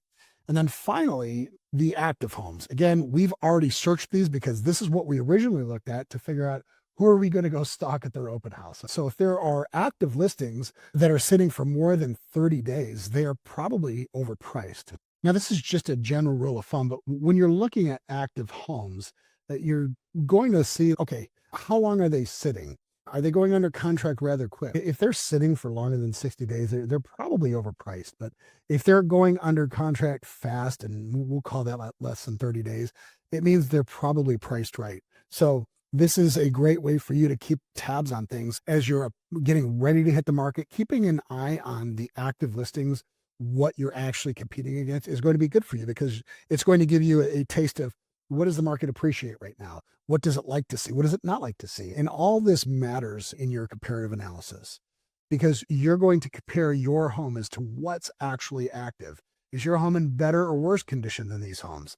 When you went through and did your walkthrough, were they in better or worse locations? Were there more or fewer upgrades? You're going to take all that into account and again, adjust that price stance accordingly. So just because we went through and we did comps based on what they sold for, there still has to be a little bit of art that goes into that science. All right. Now, we touched on this previously, but I do want to hammer home the importance of the strategic underprice. Okay. By pricing at the bottom of your bracket, for example, instead of listing at 449,000, you're listing at 425,000. You're triggering bidding. It pushes you to the top of the range or above that because you're going to have multiple offers on your home driving you up. And the data tells us this. In fact, homes that sell in the first 5 days average about 103% of asking price. They're getting more than they were even asking for if they can sell quickly. How do you sell quickly? You get a lot of buyers interested in the property. This is not luck. This is strategic underpricing. It's understanding consumer psychology and how to best push those levers to get people to get just wildly interested in your home. You're creating a bidding environment that gets people to compete with each other. And that is the best way to make sure that you're not leaving money on the table. Okay, now after you select a price, it's important that we give you an idea of what are you going to actually walk away with, because there are so many line items that show up on a HUD statement. The HUD statement is what you're going to receive at the closing table that shows all of the debits, all of the credits, and you're going to find out what did you actually net from the sale of this asset. So one of the ways that I love to do this is actually love HomeLight. If you go to HomeLight, in fact, I'll just pull it up. If HomeLight doesn't have it, just do a Google search for your state plus a seller net sheet. And the seller net sheet, aka a closing cost calculator, is a great piece of clarity because it's going to show you exactly what you could expect to walk away with. So let's just pretend this is actually all filled out. Let's pretend that the home sold for $407,200, so 472. Let's say the mortgage payoff, let's say you owed 123 for 23 on it. If your listing agent fee was 3%, your buyer's agent fee was 2.5%, and then you have detailed closing costs. You can tweak these. What this calculator does, it actually puts in industry averages, transfer taxes, title insurance, title service fees, all that stuff. So what it does for you is this actually shows you on a $407,000 sale, your mortgage payoff, your minus your closing costs, you net proceed 250,000. And then what's really neat is it actually takes and shows you these are your estimated closing costs. Look at this listing agent fee. There's $12,216 right there. This is something that you shouldn't necessarily be married to paying. I think you can do this on your own or you wouldn't be here watching this right now. This buyer's agent fee. These are negotiable. So what I would do is I'd say, what would happen if I zeroed this out? Ooh, that makes that number look a lot nicer. Look at that. And then what would happen if I offered a 1.5% buyer's agent fee? Wow, that's a lot nicer. And this is totally doable because you don't sign an agreement with the buyer's agent. Your buyer does. Now, does that mean that you necessarily should offer nothing? Well, not necessarily. It all depends on the offer that's brought to you. Before the court case in 24, where you had to offer a buyer's commission as part of the listing agreement, you now no longer are, it sounds crazy when you think about it. You're basically forced to pay for somebody else to adversarially operate with you, right? It's almost like being in a divorce and the wife is having to pay for her husband, his attorney, his legal team that then goes and attacks the wife. So in this case, what we're doing now in 2026 is our buyer's agents are signing contracts directly with the buyers. It still matters though, because if you're not paying a buyer's agent fee and the buyers have signed that they're going to pay their buyer's agent at least 2% and you're not contributing anything to that, but your neighbor is, well, effectively net, that makes your neighbor's house less expensive because now the buyer doesn't have to come out of pocket to make up for the difference of what they agreed to pay their buyer's agent versus what you're agreeing to contribute. So it's not all just a free ride, but and this is nice because it decouples paying the buyer's agent from what you don't have to mandatorily do that any longer. And it also gives you leverage with the buyer's agent. And if they say, listen, I want a full 3%, then you say, that's great. That better be one heck of an offer. And if they come at you and they ask for 20 grand off, the first $20,000 that you should look to make that up is in their commission. You're the boss here. You're for sale by owner. So you're going to be able to make calls like this. And if they don't like it, then they're going to go away and go do something else. Very rarely are we in an environment where a buyer's agent is finding homes, presenting them to a couple that's going out looking, and then they go look at those homes. A lot of times the couple is thumbing through Zillow, but right before bed, and they save a bunch of homes and they tell their agent, hey, I want to go look at these. Those may or may not include for sale by owners. And it doesn't really matter, because if the buyer's agents are doing their job, then they're going to serve their client. And the way to serve the client is to get them the house that they want without regard to their own compensation. I know that sounds altruistic, but if we're going by letter of the law, that's what they're supposed to do. That is, they're acting as a fiduciary. All right, good. Glad we had that talk. So I'm going to close this out. There's our closing calculator. We're done with that. And I'm going to go back to our study guide. So we've gone through the seller net sheet. I'm just going to go past this. And now we're going to get into our pricing defense and package. The pricing defense package is great. In fact, I'll bring it up right here. All right. Our pricing defense package is our ammo when appraisers or buyers or other agents question your for sale price. The components that we have in here, and this is something you're going to build, is the comp analysis printout from, remember we went through and did that spreadsheet. We're going to want to print out that final sheet so that we can justify what comps we use to arrive at our opinion of value. And we're going to have the I love me list of all the property improvements we've made over the years, with included dates and receipts if we have them. And I also think that it'll help if we offer a little bit of neighborhood context. Are we necessarily closer or further away from a neighborhood amenity like a park or community pool? Maybe some like unique infrastructure. Maybe there's like a bus station, or not a bus station, a bus stop, or a ride share pickup or bike share station near your home that isn't necessarily near one of the other comps, and therefore you feel you should get a little bump on that in your value. It's important that we have room by room photo documentation of all the upgrades. And we include our pre-listing inspection report, which is a clean bill of health, right? If the buyer that you're talking to needs lending on a property, the lender is going to hire an appraiser to offer an opinion of value. When they get on site, it's so important to give this to them, just because appraisers have discretion. They're not just calculating robots where they say, oh, this is the prevailing price per square foot in the whole area. Therefore, every home is a cookie cutter of the next one. They're all the same. I'm pricing them all at this rate. That's not really how it works. And in fact, if you give them better data than that which they found, they absolutely can adjust their opinion of value. And this is all about preventing an appraisal gap. So the way that I like to approach people with this is I like to just introduce myself to the appraiser. And I say, hey, I hope I'm being helpful here, because I know you probably get berated up and down, left and right all the time by people telling you that you don't know how to do your job. Because I don't feel that way, I'm actually here to maybe help you. What I've done is I've put together a small package, and you hand them that folder. You say, inside this package, I've taken the liberty of writing down every improvement I've made. Some of those you can't see with the naked eye. I've included all of the receipts and the warranties I have for all of the upgrades I've made throughout this home and on the outside. I've also gone ahead and included the comps that I felt best represented the value of this property. Hopefully will help you understand how we got to this opinion of value and why we were able to find somebody on the market that would offer it to us. I'll go ahead and step out of your hair now, but if there's any questions I can answer, especially as it relates to the improvements of the house, please know I'm here for you as a resource. Now, doing that is such a great move, because number one, appraisers are human beings.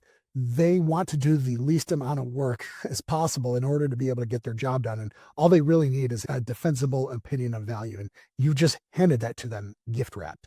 And number two, they no longer have to guess. You know your neighborhood better than they do. So what if they were looking at comps and they pulled one from crazy Mr. Withers' house where 3 people died in that place, and there was a fire, and it was built on an Indian burial ground, and so many things were wrong with it. But he wouldn't know that because he wasn't from the area, and that house sold for like half of what everything else. So it's important that you're there to give that local expert flavor, so that he's making judgments and opinions of value based on fact, not just data that he pulls offline and has no context for. All right. Does that make sense? I hope so, because this is super important.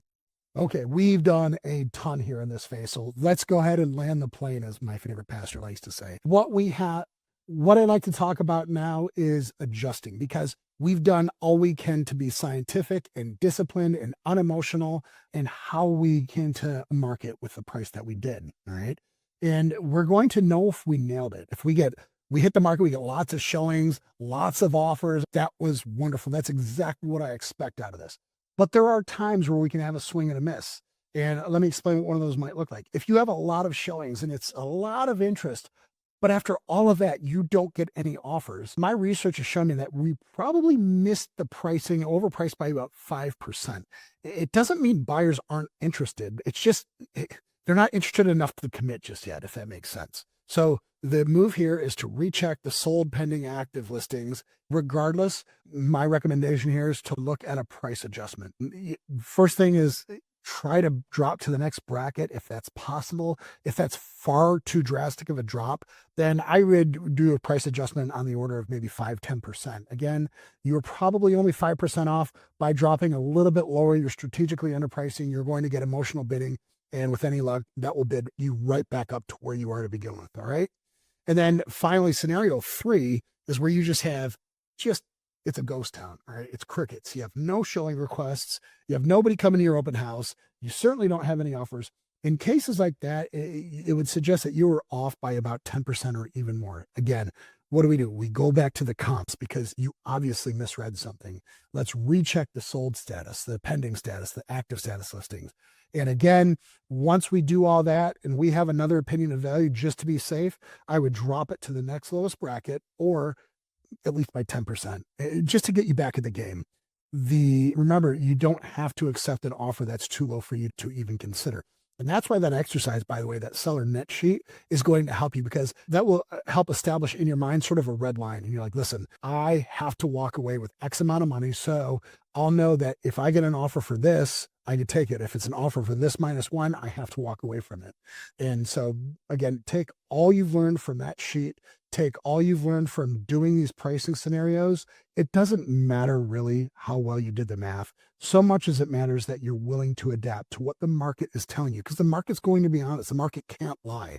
If your house is worth 350 and the pricing you come up with is 375, nobody's going to buy. That's the market telling you too high. And if you list at 325, it's going to get bid up to where it actually is valued at, which is 350 or sometimes even more, because now you have buyers bidding emotionally instead of logically.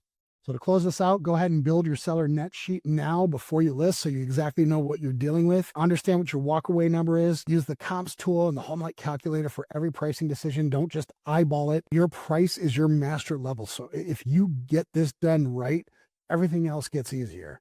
All right. I know that was a big one. Go get a drink of water. We will see you in phase 7, where we're actually going to start talking about the listing package. And this is where it gets a lot of fun. So we'll see you there. Now, here in phase 7, we're going to talk about writing our entire listing package. And one of the most important things we talk about here is our listing description. The listing description after the photos is a very important component, because it's the first thing people kind of gravitate toward to learn about the home. If you don't have this thing written well, they're just going to scroll right past it, because we do not have a lot of attention span these days, if you haven't noticed. So make sure that the listing description tells a story, because I like to remind people that features tell, but stories sell. This is something I've used in many parts of my life. To draw an example, nobody cares about buying an airplane ticket. They care about getting to a journey. They think about, man, I can't wait to have the ocean sand underneath my feet. I can't wait to order that Mai Tai at sunset. That's what they're thinking about. They're not really thinking about buying an airline ticket, but the airline ticket is what's going to get them there. People, sure, they care about the specifications of the house, but they don't need to hear about that. They don't need to hear some robotic 3-bedroom, 2-bath, 2-car garage, blah, blah, blah.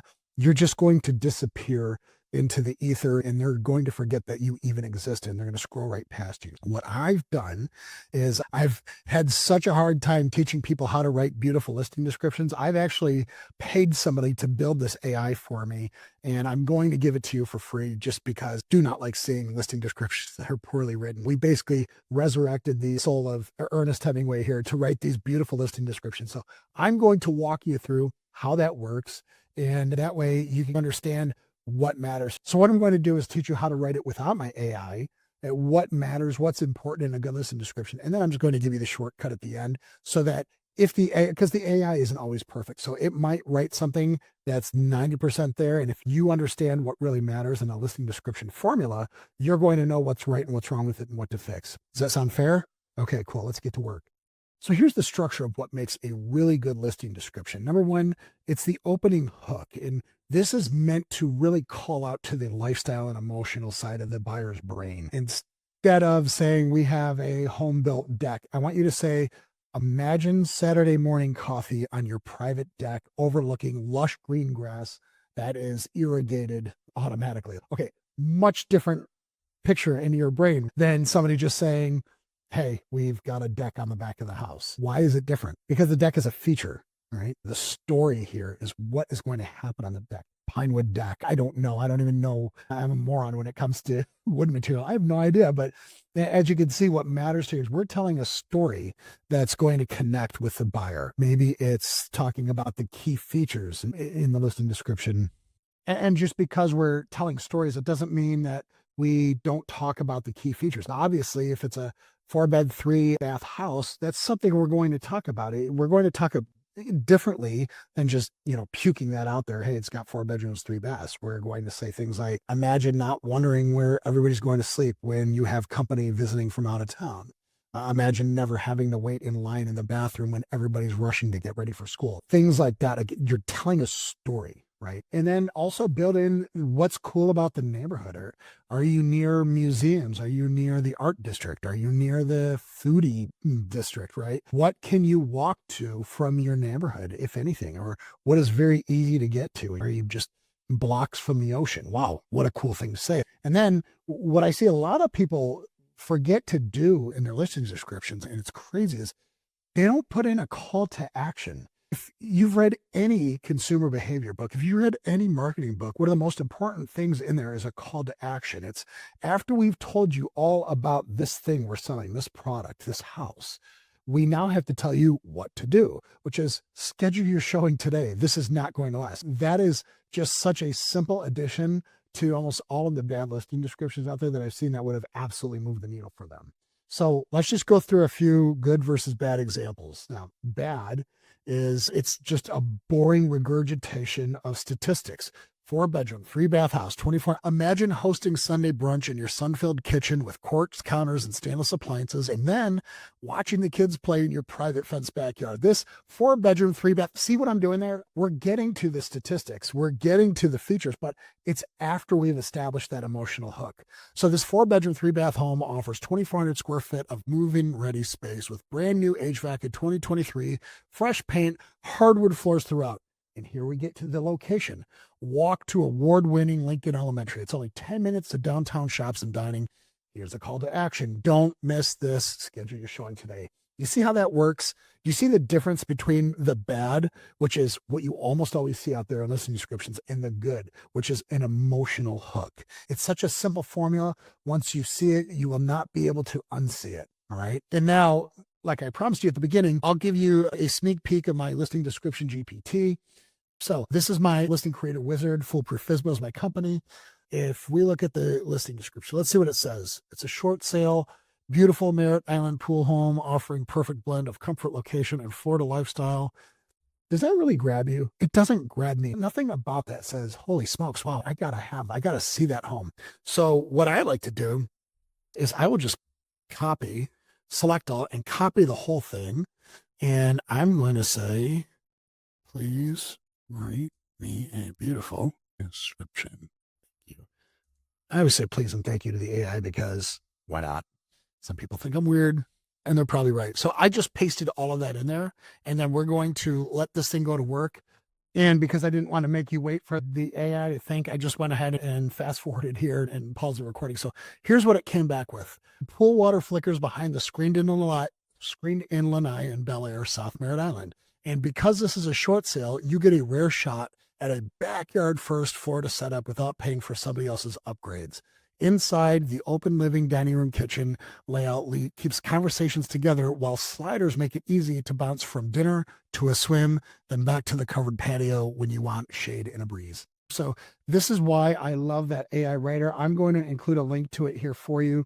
Please feel free to use it. And it's going to help you write the most beautiful hooks. It'll help make sure that you're getting all of your features in there, but you're doing it in a way that speaks to the customer's needs first. Sound good? Okay, great. We'll see you in the next one. So now that we've got your listing description hammered out, what we like to do now is post that. Right now, you can post that on Zillow. You can post that on nextdoor.com, Craigslist. Share that everywhere. But what I want to talk to you about right now, and it's something that's not quite ready yet, even though I'm putting this video out about it.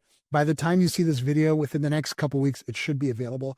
I'm actually making a dedicated property website available to anybody who's viewing my channel, anybody who signs up with on my website or the mailing list. It's free. But what this is, it's going to be a dedicated property website to you. So it's going to say, it'll be my website, www.foolproofisbo.com/123 Main Street. Or if we go to this one right here, it'd be foolproofisbo.com/115 Carob Drive. And the reason why that matters, it's so important to have your own single property website, because this is where you're going to direct all your traffic to. You'll have a QR code that you'll put on your sign, and you want to send people to your direct website. Why does that matter? For a number of reasons. If you send them to Zillow, if you send them to Redfin, if you send them to one of these websites out there, the way that they keep the lights on and everything working, they actually sell the leads that come in to other real estate agents. So the last thing you would want is a home buyer who's walking through the neighborhood. They're not even working with a real estate agent. And if they look at your home and they look it up online and the first website that pops up is a Zillow ad, it's not them calling you the next day to get a showing. It's the agent that Zillow introduced them to. And guess what? That agent's coming to you with their hand out saying, hey, I brought this buyer to you, pay me, even though they had nothing to do with it.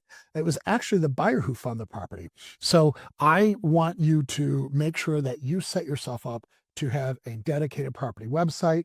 There will be a link below to join the waiting list for the website.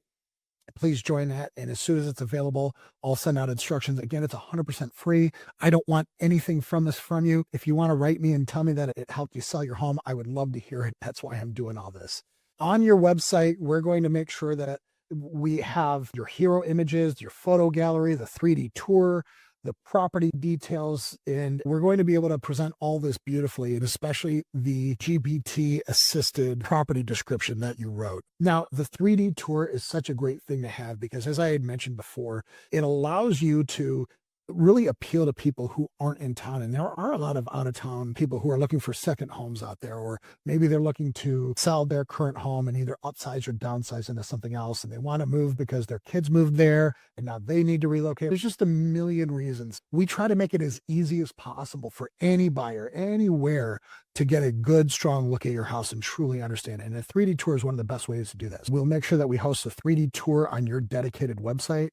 And the way I like to look at this is basically bait. When they click on the 3D tour, you're going to give them the ability to get in contact with you directly. And it's just a great way to open up the conversation with interested buyers. We're going to have actual templates on Canva. So all you have to do is take our template and then take the QR code that we're going to generate for you with your website, put it on the Canva template, put in your custom photo, and write your custom listing description, printable templates that you can print out and have either in a box in your front yard where people can come by and grab the feature sheet, scan the QR code and get direct to your website, the contact form on your website to set up a showing. We'll have templates that will be good for open house feature sheets. So when you have an open house, you could actually have physical feature sheets sitting there so people could grab one on the way in and read it as they tour your home. This will all be included inside the listing package part of the home sale command center. It's not there yet. I have to wait for the website to get done so I can make sure that everything matches. But as soon as that website's ready to go, that will be there. Okay.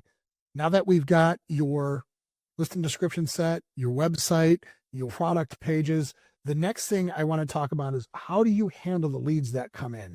Now, one of the best ways to do this is to set up a unique property email. What you can do is you can go and set up a brand new Gmail address. And in this case, we just call it 123mainstreet@gmail.com. The home, the listing, the property, it's going to get its own unique email address. And there's a number of reasons you want to do this. Number one, it's good to separate your home listing inquiries from your email so things don't get lost in the noise. But the second thing that's really cool is we can actually set up an autoresponder that links back to your dedicated property website. So if somebody sees an ad, a flyer, something like that, and it says, email 123mainstreet@gmail.com for more information or for pricing or for showing availability, you can actually set up an autoresponder in Gmail. You can set it up to say something like, hey, thanks for your interest in 123 Main Street. I'll respond in about 5 minutes. In the meantime, here's the property one sheet. And then you can link them to the one sheet that you made or the link to the website, whatever it goes. You can go a million different directions. And here's another great hack for you. Google's kind of awesome when it comes to this stuff because you can actually get your own Google Voice number just for this property again. So every time somebody sees your flyer, you can actually not just put an email on there, not just a QR code on there, but also a phone number where people could actually live text and call that phone number. And best of all, you could turn that phone number off if it gets annoying. You can snooze it. You can get rid of it after you sell your house so that you're not getting spam calls to it. So this is a beautiful thing. Now, what I like to do is I will program the Google Voice number that I created into my phone and give it a certain title, say incoming lead or urgent call for house, whatever you want, so that when the caller ID with that number shows up on your phone, oh, cool. This is an inbound lead to the house's phone number. I'm going to go ahead and answer this. Now, what you really want to target though, when you're doing these things is you want to answer in under 5 minutes. If you're not answering right away, these people are just going to go on, and the worst case is they forget you exist. But an undesirable case is that they give up trying to talk to you because you're a non-responding homeowner, and then they go to an agent, and you've just given away thousands of dollars because you were too lazy to answer a call or a text. Do not let that happen to you. When I was representing homes, I would respond within 5 minutes every single time. And it's amazing to me when I hear people's experience and they say, I called on this house 15 times. I called the number on the sign. Nobody ever called me back. That's just inexcusable. So don't be one of those people. Answer the calls, answer the leads, answer the text, because this is only helping you retain more money. If they have to go to an agent and you have to pay out that agent because you didn't respond, you've only got yourself to blame. If you're taking over 20 minutes to respond to a lead, you might as well just not even respond. Now, of course, if it's in the middle of the night, if it's during your kid's recital, if it's in the middle of a birthday party, I know life can get in the way, and that's okay. This is why you have things like autoresponder set up. And you could even set up your voicemail on the Google Voice number and leave a pre-recorded number. Hey, I answer all of these calls immediately. So if I didn't answer right now, it's because I'm in the middle of something super important. In the meantime, check out foolproofismo.com/123main for all the up-to-date pricing, 3D tours, floor plans, and all my photos and history of the home. Or if you prefer, just shoot me a text and I'll get back to you as soon as I can. Having that on your outbound, it basically is a great catch-all. So that way, if somebody can't talk to you right now, if you're in the middle of something, they can at least go get that itch scratched. They want that instant gratification. They want to know everything they can learn about this house right now, not in 20 minutes.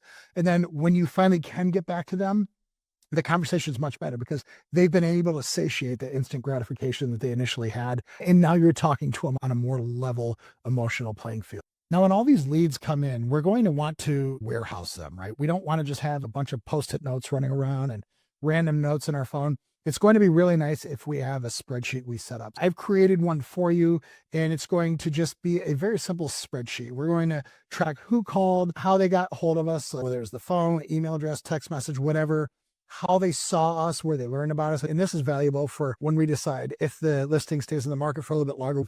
All of our activity comes into us from Facebook Marketplace, then we're going to really focus on making our Facebook profile just awesome. We're going to want to qualify these guys by how serious they are. Is it just a general interest thing, or are they literally asking for a showing request? What did we do to follow up with them? Any special notes we want to have? And again, just make sure that you're cataloging all this. I know this feels like a lot of work. You're going to find yourself responding to emails fast and efficiently, and people are going to enjoy talking to you. So track every lead, follow up religiously, and you are going to be just off to the races. This is going to put you above and beyond what a lot of agents out there do. All right, great. On the next phase, we're going to get into exposure and distribution. So we'll see you there. All right, in phase 8, we're going to talk about the exposure and the distribution of your listing on several different online portals. The priority stack here is we want to get your website done first. This is your hub. Everything out there points back here. So even if buyers find you on Zillow, or if they find you on Redfin, or if they find you on Craigslist, we want the link that they're clicking on to actually lead back to your site for the 3D tour. There's free channels out there that we're going to want to make sure we post on. And in order, I like to post on Zillow first as a for sale by owner posting. And the reason is it's free. It is a giant source of buyer traffic, and you can upload all of your photos, your description. It's basically everything you could want. The only downside to it is they tend to route people who inquire on your home to their agent partners. All right. So that's something to keep an eye out for. In second place, I love Facebook Marketplace. Facebook Marketplace has just really exploded. And so you need to post there again, for sale by owner. Take your best photos that you have, write a great description, and then again, link to your site. Always have a link in there back to your site. And I want you to expect like a lot of questions, because Facebook Marketplace, because it's open to everybody, you'll get a lot of tire kickers, you'll get a lot of scammers and a lot of investors, whatever. But within all of that, you get a lot of actually really solid leads. So do not sleep on that. Craigslist, it still works in a lot of markets. A lot of older buyers still use Craigslist, and I guess it makes me old because I still sometimes use Craigslist. Shame on me. But go ahead and post your listing in there in real estate for sale, and you could actually set a timer to renew. I think it's every 3 or 7 days you're allowed to renew, and renewing your website basically just bumps it to the top of the stack. So go ahead and do that. Set a calendar invite, a reminder to do that. And then make sure, once again, you are linking that Craigslist listing back to your main property website. Nextdoor is another one. Nextdoor is like, I have a love-hate relationship with that place, because number one, I love it because it does connect you with all your neighbors, which is super important, but I hate it too because I just feel it's a bunch of Karens complaining a lot. So I don't know, but what I can tell you is, because it touches all of your neighbors, it's a great place to let them know that your house is for sale, and that, you know, you have a link and they can go back to your link and see a 3D tour, yada, yada. This all gets them to come back to the hub. Now, here's a couple other ones that people don't really think about. And one of them is Facebook groups. If you actually look in Facebook, and you could actually search for homes for sale in, if you were in San Diego, homes for sale in San Diego, homes for sale in Austin. A lot of these will have actual groups dedicated to that. And what's neat about that is the people who belong to those groups, some of them are selling for sure, but there's a lot of buyers who have said, hey, I want to live in San Diego one day. Hey, I want to live in Austin one day. I'm waiting for the right house to pop up. Put your listing in there, link back to your property website, and you could maybe pick up some gold in there. Also, Instagram, TikTok, socials, if you still use them. The reason I don't love this is it feels less measurable to me. And I'm not saying it's wrong. I'm just saying I haven't gotten a lot of results out of it personally. However, because this is a video built for 2026, and because all of these things are only getting better and bigger every single year, I would recommend checking out Instagram. See if you can post some reels. See if you can post some clips of your home and your walkthrough on TikTok, and then just put in the right hashtags. If you have any questions on how any of that works, go to Chad. Hey, I'm trying to list a home for sale, and I want to optimize it for both Instagram and TikTok. What do I do? It'll give you hashtags to put in there. It'll write a listing description for you. It's just awesome. So ChatGPT is very handy for that. Make sure that you take the QR code that we generated for you, and you put that in all of your advertising as well, because it just gives people a very quick way to link back to your primary website, right? Okay, and also, since we're talking about distribution, flat fee MLS is a great thing. It allows you, for a very small one-time fee, to syndicate onto the MLS, which then syndicates out everywhere to Zillow, to Trulia, to all of those partner websites. So you're able to get just massive exposure. So that's the good thing of that. It's going to show up in the right agent searches. Yeah, you're going to primarily now be seen by buyer's agents, but that's okay. I will write somebody a $10,000 check if they bring me a $500,000 sale every day of the week. So that's okay. Would I prefer to sell it for free? Sure, but it's not the end of the world if I don't. Now, when it's a flat fee listing, it's typically what they call a limited service listing. And that means you're going to handle all of the calls. You're going to handle all of the showings.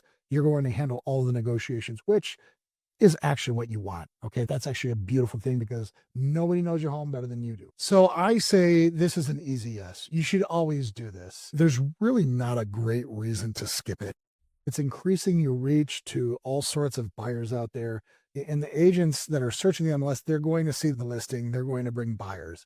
So just go ahead and sign up with a flat fee provider, upload your photos, your description, your property website details. They'll post it to the MLS, and then you will receive the inquiries directly. There's not a middleman in this stance. And you're at this point going to decide how much to offer for buyer's agent commission, if anything at all. We talked a little bit previously about the pitfalls about not offering anything, but that is a decision that you're going to have to make. Now, what the limited service listing agreement gets you, the MLS entry only, is it gets you just distribution. You don't get advice on pricing, which is why we went through pricing. You don't get advice on how to write your listing descriptions, what photos to take. That's why we do all that. And this is why I don't necessarily mind the flat fee listing description, the flat fee list MLS listing placement, because if you were just doing that, and nothing else, and you were just going to wing it, then yeah, you might as well not even list it. It's going to fail. Exposure in and of itself isn't enough to sell a home. After all, if it was, then commission real estate agents wouldn't exist. Everybody would just do flat fee and it would sell that way. So it's not the whole story to list and get exposed, but it is a really nice big piece of the puzzle. And I think there's no downsides to it. Now, when you do list, it's really important, and we'll just talk about some best practices about posting. Use the exact same copy across all of the platforms. You don't want to have one listing description written on Zillow and another listing description written on your personal website and another one written on Craigslist, so on and so forth. And also, don't spam the groups that you're in. Post it once and then see if you get any results from it. If you don't, you can just read the moderator rules about if reposts are allowed, if you're allowed to repost. Always try to play nice, because the moderators, the admins, they're not really looking to make life difficult for you. They just don't want their group to turn into a trash heap of reposting, okay? Make sure that when you are posting your listing, you're indicating that it is a for sale by owner, and post it very clearly in the headlines for a number of reasons. Number one, a lot of people enjoy buying direct from the owner. They don't want an agent getting in the middle of all this. So by posting for sale by owner, you're making your listing more attractive to the right audience.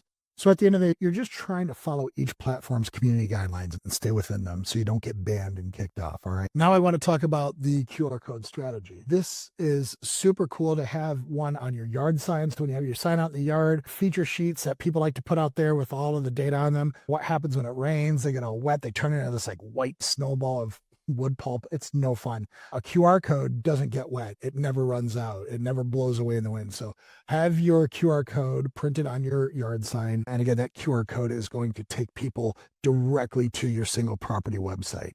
Also have it on your open house flyers, have it on your neighborhood invite letters, any print materials that you have. You want to have a QR code that directs people to an online environment, an online relationship, because they're far more likely to interact. Anywhere that you want to have instant mobile access to your dedicated website, that's where you put your QR code. And there's a number of places where you could generate a QR code. Chrome has one built in. What I will do is I will actually create one for you once the website is up and running, and it will automatically be generated when you set up your dedicated website. We'll generate a QR code for you that could be used anywhere. You just download it, save it, and put it on any piece of print material you have, and it will always link to your website.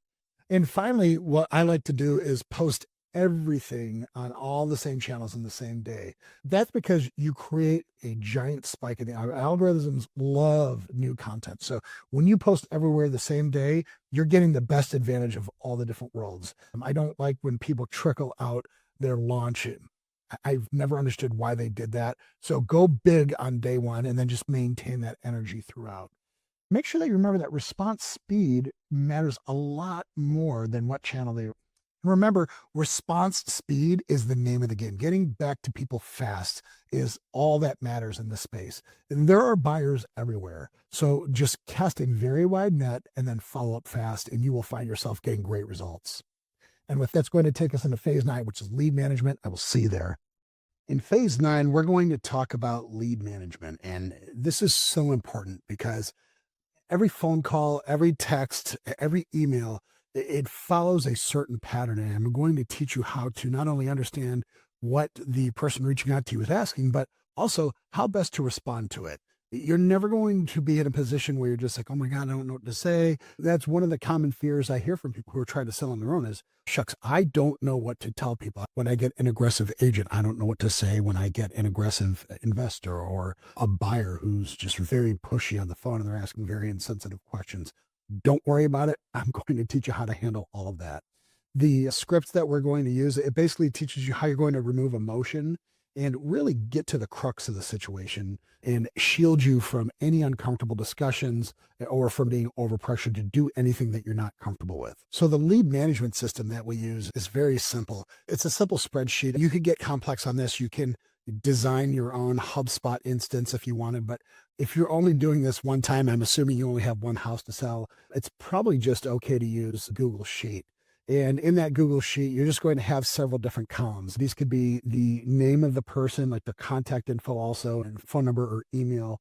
It's good to know what source they came in from and what kind of inquiry they're asking about. So is this just somebody looking for an actual showing, or is this somebody who's just getting questions answered about the neighborhood in general? Just the temperature of the inquiry that's coming in.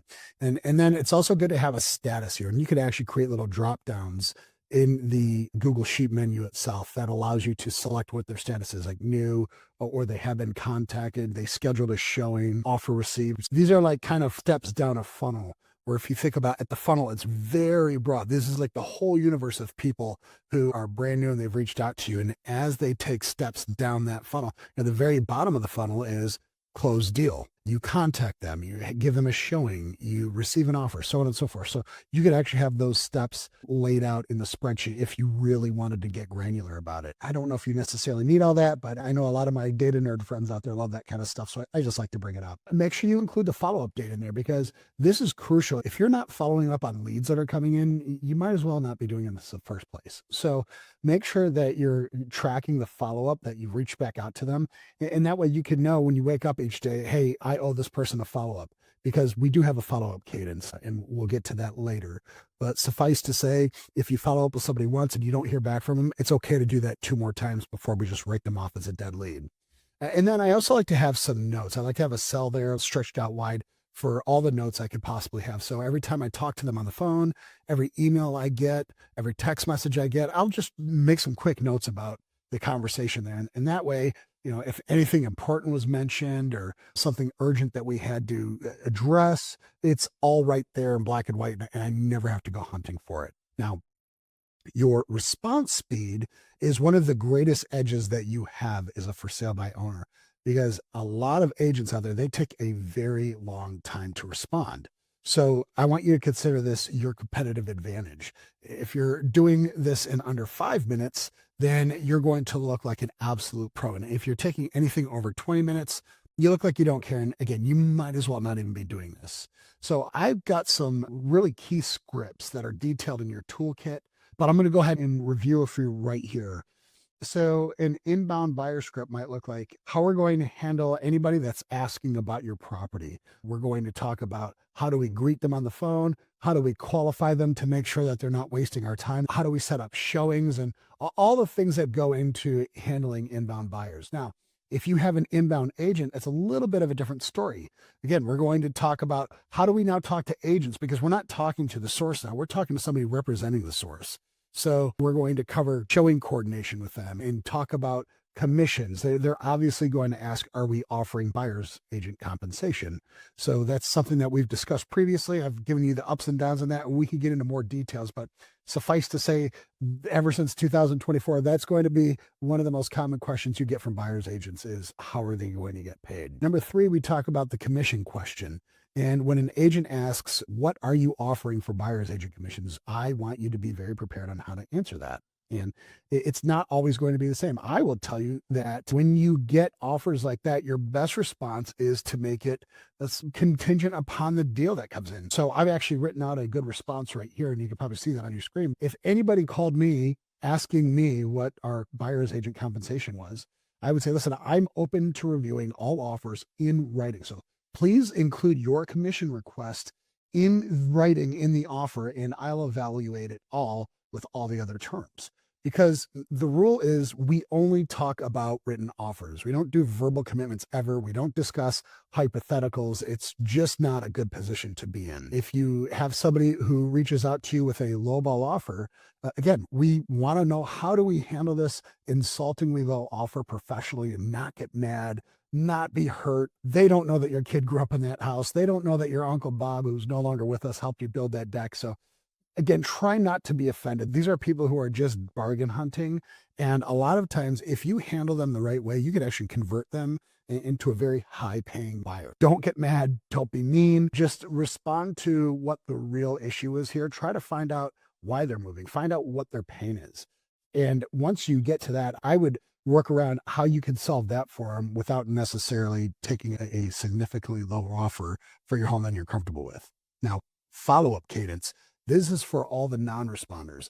I have a 3-touch system for any buyers who toured your home, but then they subsequently went silent. And this is good to have because research has shown that if you just follow up once, almost 97% of your follow-ups are going to fail. By adding an additional 2 follow-ups in there, you're actually going to get a much greater, significantly larger. So by adding 2 extra touches in there, you're actually going to get significantly more success in reaching the buyers who did tour your home. And look, if they toured your home, they've jumped through a bunch of hoops. They saw your home online. It beat out all the other homes. They took time out of your day to walk up. They loved the curb appeal, or they wouldn't have gotten out of the car. So we have to find out where in this process they are, because they're obviously interested. And it would be a shame if just because of a lack of follow-up from us, we lost a potential deal. Now, regardless of who's talking to you, if it's an agent, if it's a buyer, if you're on the phone with somebody and they start pressing you really hard to give them some sort of verbal assurance, almost a verbal offer acceptance and things like that, we really have to be very firm on how we enforce this boundary. This is something we just don't do. So if you're ever pressured, you just simply finally give up and say, listen, I appreciate the question, but I don't negotiate verbally. So send me your best offer in writing and I will respond within 24 hours. And that way we are both totally clear on terms. And that's such a powerful thing to say, because the last thing anybody wants, whether they're a buyer, whether they're a seller, is they don't want any ambiguity, any gray areas on these terms. So by you sticking to that and making sure that, hey, I'm going to have to force this into a written discussion, that is going to put you both on much better footing and take away a lot of the guesswork that happens when things are agreed to in verbally. Because when things are agreed to verbally, a lot of times we'll just find like people make up stuff and they put into a written contract that were never even talked about. So let's not even go down that road. Let's keep everything in writing.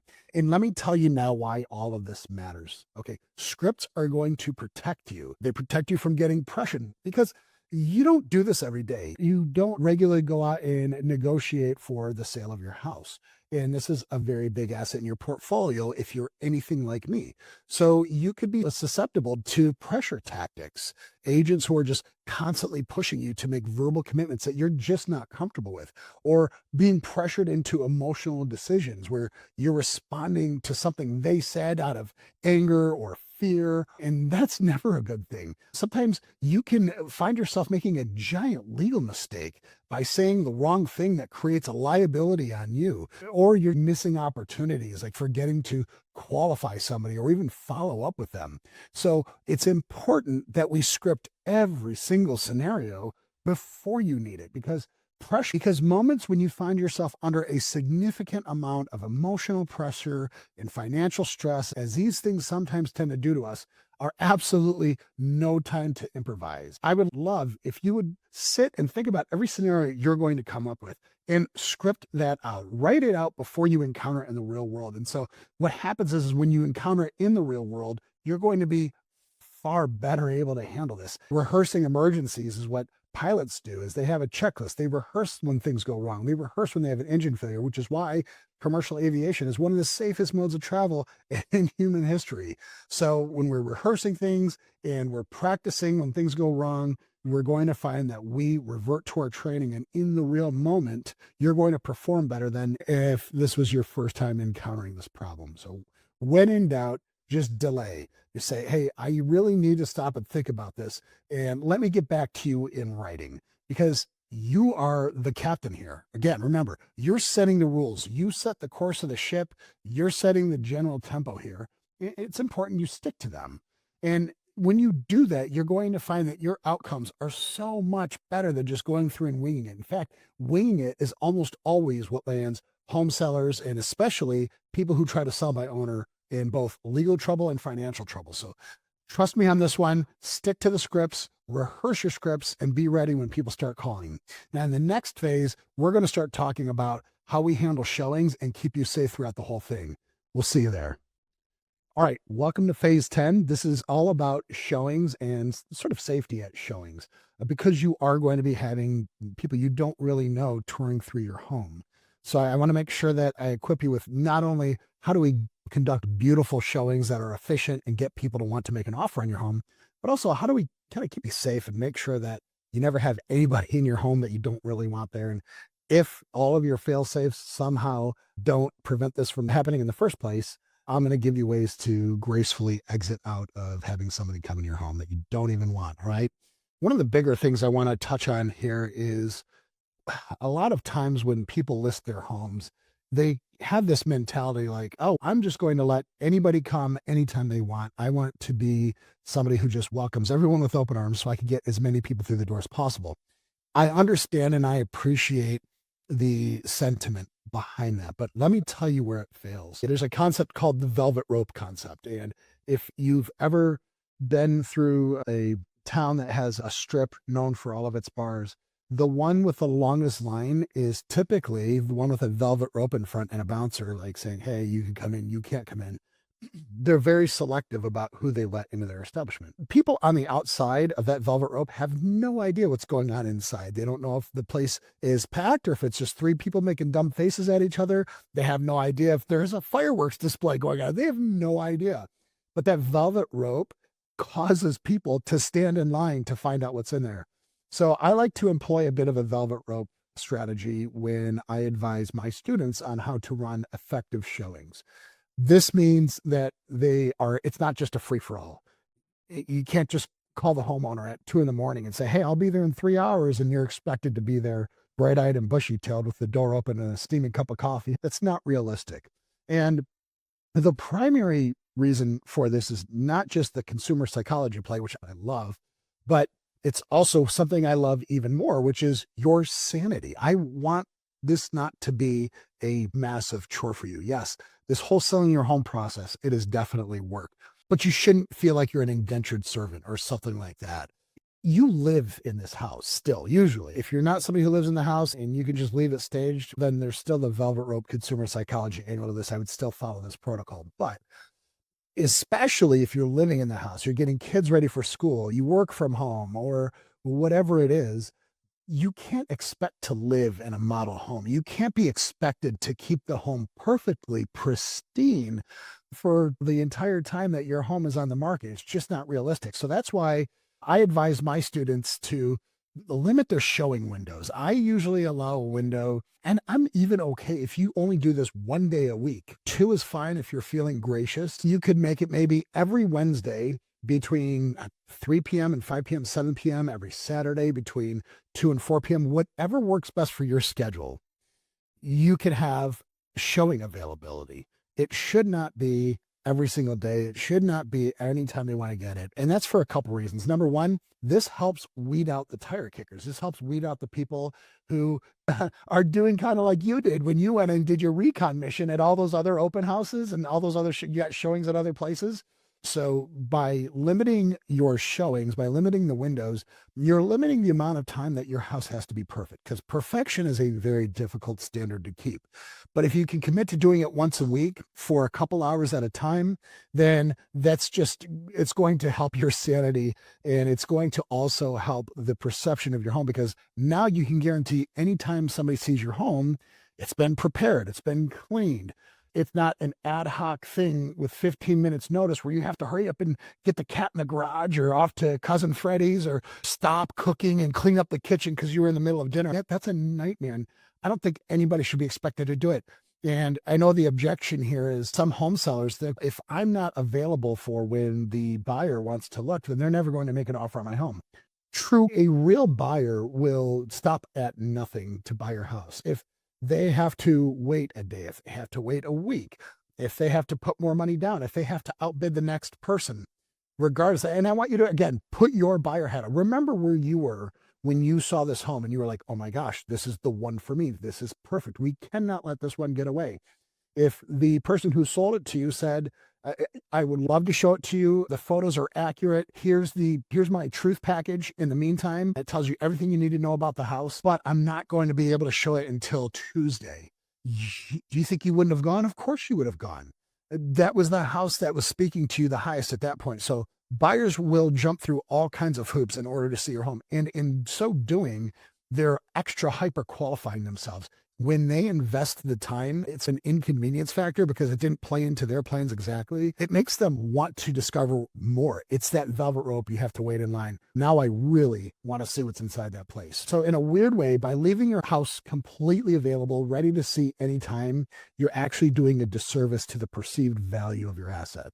I hope that makes sense because I know it's a little bit counterintuitive until you really put yourself in the shoes of the buyer. And speaking of buyers, now we need to talk about after they've self-qualified by jumping through some very small hoops we set before them.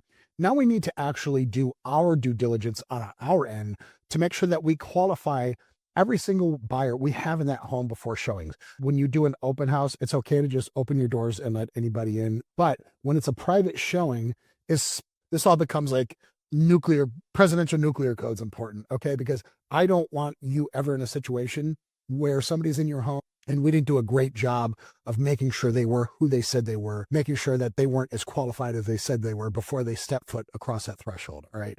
The rule has to be here is absolutely no showings without pre-qualification. And so what that can look like is if somebody calls you, and I'm going to go through this as if they weren't represented by a buyer's agent, just because that's like the most serious level that we're at. If they're represented by a buyer's agent, I still recommend you ask for all of this evidence because as a listing agent representing a home seller, I would have, even when anytime a buyer agent called me and said, hey, I've got a cash buyer for this home, we'd like to come take a look. I'd say, awesome. First thing I'll need is proof of funds though. And because if they don't have that, they're not real. So if a cash buyer ever calls you and they say, yep, I'm looking to buy a home cash. Your home looks great. I would love to come by and take a look on the inside. I've seen it online. Everything looks good, but I really need to get a walkthrough here. So just ask them to send you proof of funds. And that can consist of a bank statement. If they're worried about privacy concerns, they black out the numbers, or is becoming so popular in our government these days, which just blows my mind, is they redact everything. So make sure it doesn't look like a copy of the Epstein files when you get it, because you actually need to see what you're looking at. So if they blank out their account numbers, that's fine. Their home address, okay, fine. But just make sure their name and the account has sufficient funds. So if they are making a cash offer on your house, and if you're selling your house for $500,000 and they only have $300,000 in the bank, you might want to ask them about that because that's not a cash offer. Right? If they're financing, then great. Ask them for their pre-approval letter from their lender. And if you have time before your next showing, it always helps to actually call the lender, verify the validity of the pre-approval, and just say, hey, look, I'm the homeowner, I'm selling by owner, and this person came to me, they gave me a pre-approval letter that they said comes from you. I just wanted to validate it. And also I would like to know if there's anything that gives you pause if he was to purchase a $500,000 house, because you'll find that loan officers are very open because they don't want to waste their time going down a fool's errand of having their person that they pre-approved try to get approved for a house that they know they're not going to qualify for. So a lot of times when you talk to the loan officer, they'll actually tell you, say, yeah, actually, this guy should have no problem clearing this. He's got an outstanding credit. And then sometimes they'll say, and they can't breach confidentiality, but they can speak truths about what's going on. Well, there are a couple of concerns. We're working on getting them cleared up. So until that happens, we have a conditional pre-approval here, but we're going to have to really do some things to make this happen. I don't know. You'll know, again, by the tone of that person on the phone, you'll know if there's something that they want to tell you, but they can't tell you. And then if that happens, I'm not saying that's an immediate red flag. Do not show this person your home, especially if hardly anybody's come to look at it. But if you are in that situation, think twice. And just maybe at that point, it makes a lot of sense to be a little bit more attentive when that person comes over and is touring your house. Getting a pre-approval is excellent for that. And make sure that if you have a private showing, ask them to just shoot you a picture of the driver's license before they get there. I'm not telling you to do this insane background check. It is good security on your end, because then you'll be able to text your circle, your spouse, whatever, say, hey, this guy, George Smith, is going to come tour the house today between our window of 4 and 6 p.m. So just FYI. And that's just good to have. And also, if somebody is being nefarious and they're a bad guy and they're coming to maybe scope out your house, criminals have asked for a tour of a home and all they've done is just catalog all the nice things they saw in that home. They waited until the person went to work the next day and them and their crew came in and stole everything. That's a lot less likely to happen if you get a photo ID of the person and you now have all their information. They're probably not there to case the joint. It can almost sound like showing your house is a bad idea, and it's not a bad idea. It's a great idea. In fact, I would say it's almost 100% necessary in order for you to get a buyer comfortable to hand over a giant check to you.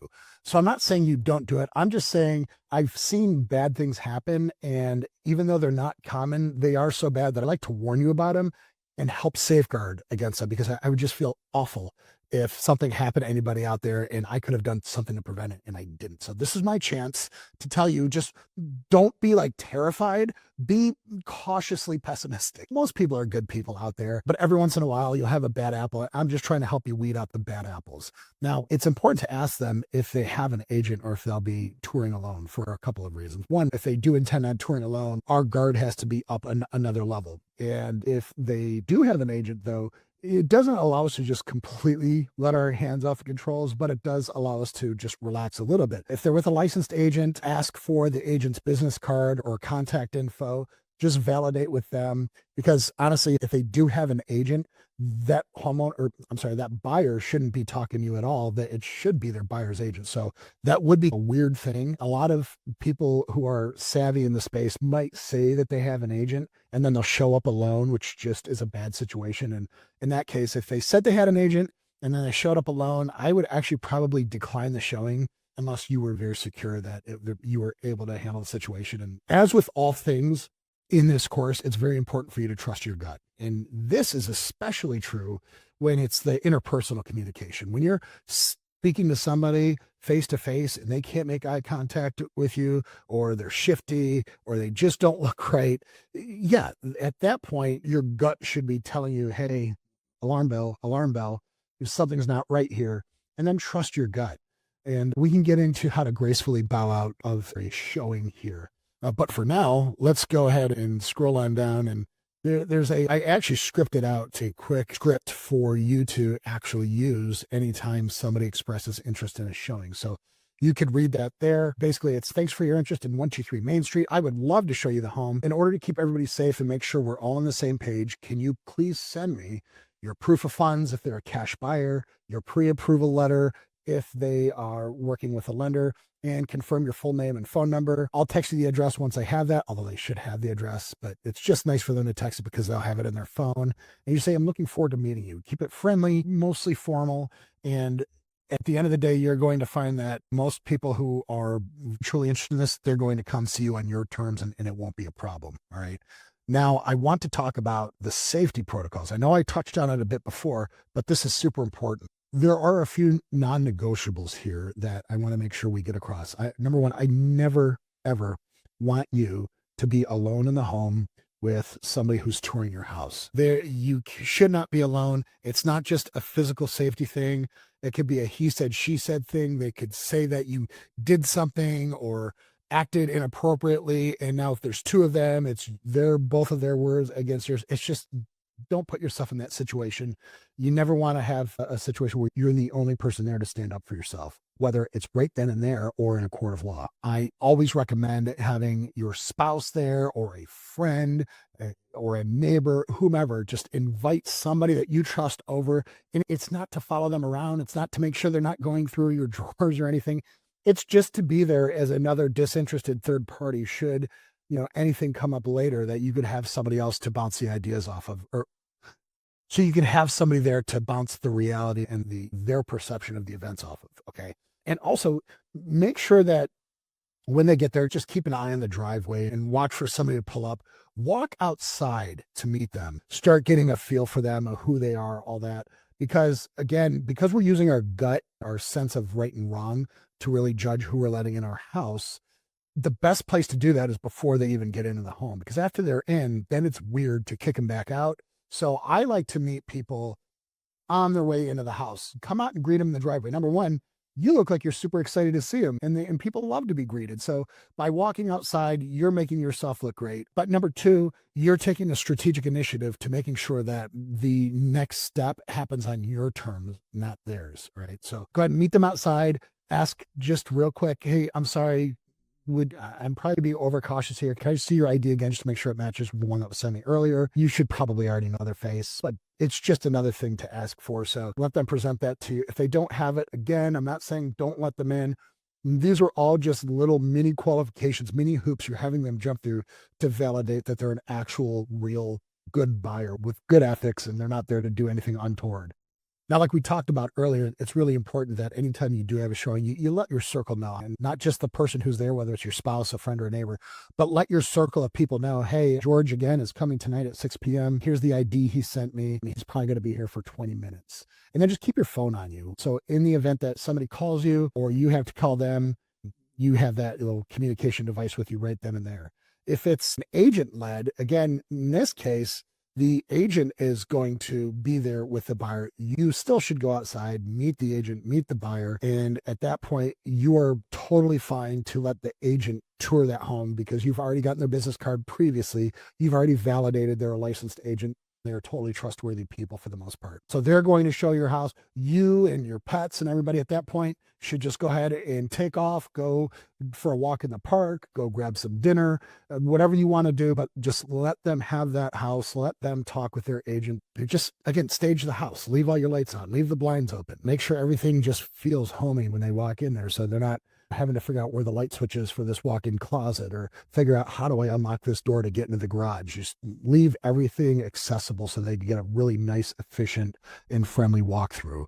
Now, what happens if you just have a terrible feeling in your gut where it says, absolutely not. I know this person looks fine on paper. They've said all the right things, but there's something telling you, no, this is not going to be a good idea. I do not feel comfortable with this person in my home. I do not feel comfortable talking to this person face to face. If something feels off, it's good to trust your gut. If somebody truly wants the home and they're truly there for good purposes, they will try again and they will probably make you feel better if they come back and maybe you're just having a bad day. Maybe they were having a bad day and they were short on the phone. If your initial reaction to these people, it tells you that you just don't trust the interaction, then you shouldn't trust it. Okay. Let them earn your trust. So you don't owe strangers an explanation if you decide to decline the showing, but there are some I know that's not easy for people to say. It's that sort of brutal honesty, telling somebody, listen, I just don't get a good feeling about you, so I don't think I'm gonna let you in my home. A lot of people I know prefer to have appeal to a higher power to get out of something like that. When I say higher power, I'm not talking about God or Jesus or something like that. I'm talking more about a situation beyond their control. Maybe it's a work emergency, or maybe it's an issue with the home. For example, I have a bunch of scripts available here for you, and I'll include them in the package, but you could, before the buyer shows up and you just decide, listen, this isn't the right guy, you just call them or text them and say, hey, I'm so sorry to do this last minute, but I just got called back to work for an emergency. Don't say that you work from home. It doesn't matter because you don't really have work. This is just, I'm trying to give you gentle ways that are believable and on how to get out of a listing appointment, how to get out of a showing that you've agreed to and now you're having second thoughts on, or perhaps your spouse vetoes it. Hey, my husband or my wife isn't going to be home yet. She would love to meet you and she's not going to be home by the time you guys want to come. Can we reschedule? Again, just saying, can we reschedule? And by leaving it loose like that, it's good because you're not saying, hey, can we reschedule for next Saturday at 4 p.m.? Because now you're just committed again. So can we reschedule? It's nebulous. It's not concrete. And when you do that, you can just simply say that, oh, I forgot to reschedule. And if they truly aren't a good fit, you can either just tell them and say, listen, we've already gotten a couple great offers. I think we're going to go in another direction. Or you could tell them, listen, I don't think this is a good fit. Some people might just say, listen, there's something off about this, and I just don't think this is going to be the right relationship here. So I wish you the best of luck in finding your next home. You can say that. Whatever it is, you just have to be able to convey to the person that they need to move on. You don't feel right about this, and there's just no way that you're going to allow a showing on this home. One other way, if you insisted on it, is if you were so uncomfortable with them, but you still thought that, hey, they also might really buy this house, You could insist that they find a buyer's agent, or you could call a buyer's agent and say, listen, I have somebody who wants to buy this home, but they're unrepresented. Would you mind taking them on? And now, if they have a buyer's agent, that should give you another level of comfort where they can't really pull anything crazy when they have a licensed agent guiding them through the path. All right. Does that make sense? I hope so. Now, this is probably the worst case scenario is you didn't meet the buyer in the driveway. You didn't trust them anyway, but you let them in their home. You let them in your home anyway, and now they're in, and now you really have the creeps, and you're there by yourself because you didn't take my advice to make sure you had somebody else there, which, by the way, I said was a non-negotiable. So what do you do when you have somebody in your home and you really don't want them there for 1 second longer? There's a few different options. Again, you could just flat out tell them, listen, I'm not comfortable with this. I really need you to go ahead and leave now, and have your phone in your hand when you say that.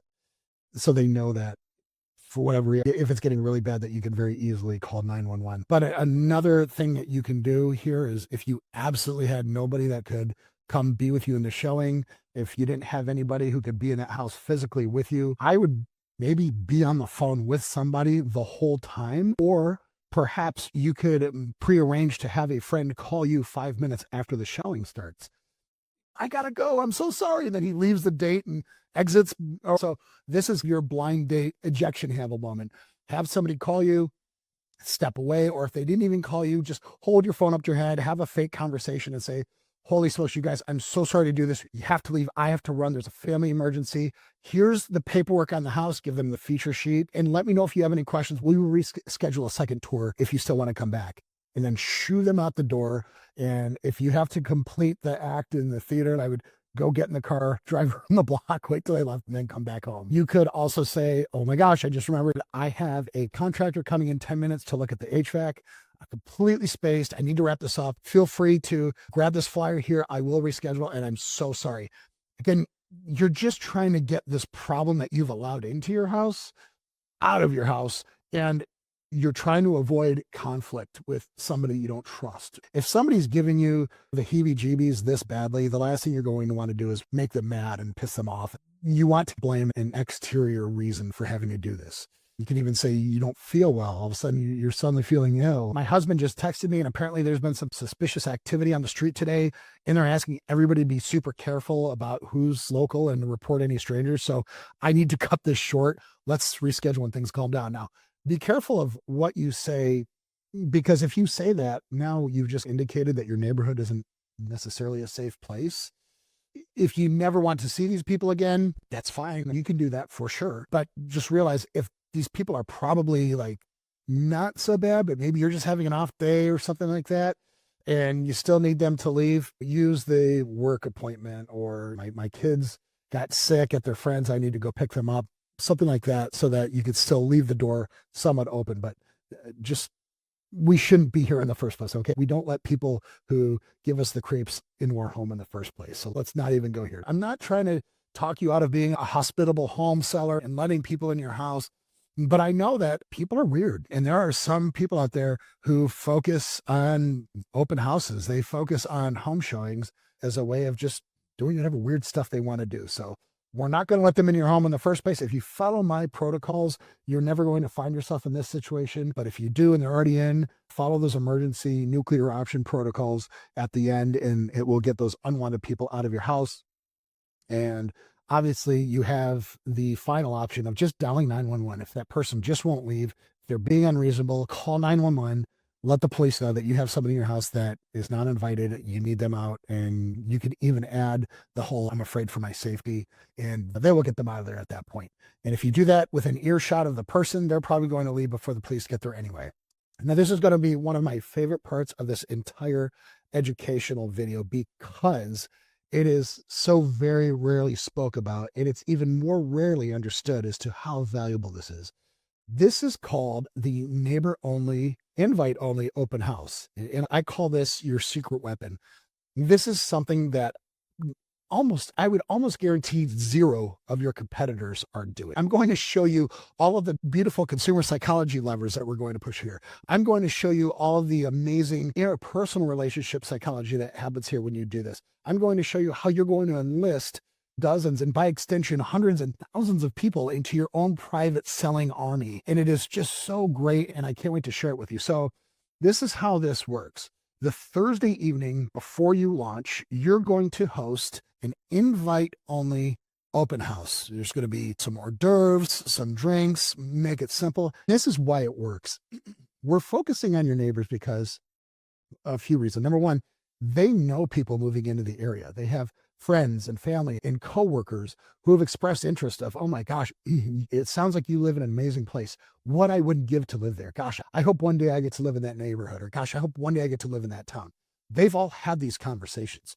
So our goal here is to pivot your neighbors from just being neighbors into these messengers out there who are evangelizing your home, saying to everybody they know, oh my gosh, you have to see this house. It's going to be amazing. It creates a pre-launch buzz so that by the time Saturday rolls around, a lot of people have heard about your home because they've been told by your neighbors about it. This spikes the potential for a private sale. And again, private sales are good because they tend to be done without an agent, which again helps you keep that extra buyer's agent commission in your pocket where it belongs, not going out the door. And even more important, I would say, or maybe equally important, is the fact that you're getting to bond with your neighbors before you leave and build some goodwill with them. So on your way out, it's just always good to have people who are going to remember you fondly. And it's good to just leave people with a good impression of who you were and what you did. And it's an opportunity to meet neighbors that you might have waved at 50 times on your way to work. You might have seen them walking their dog and you never got to say more than 5 words to them. And this is your chance to actually have them over into your home and serve them some drinks and some food and give them the opportunity to find out just what a great person you are.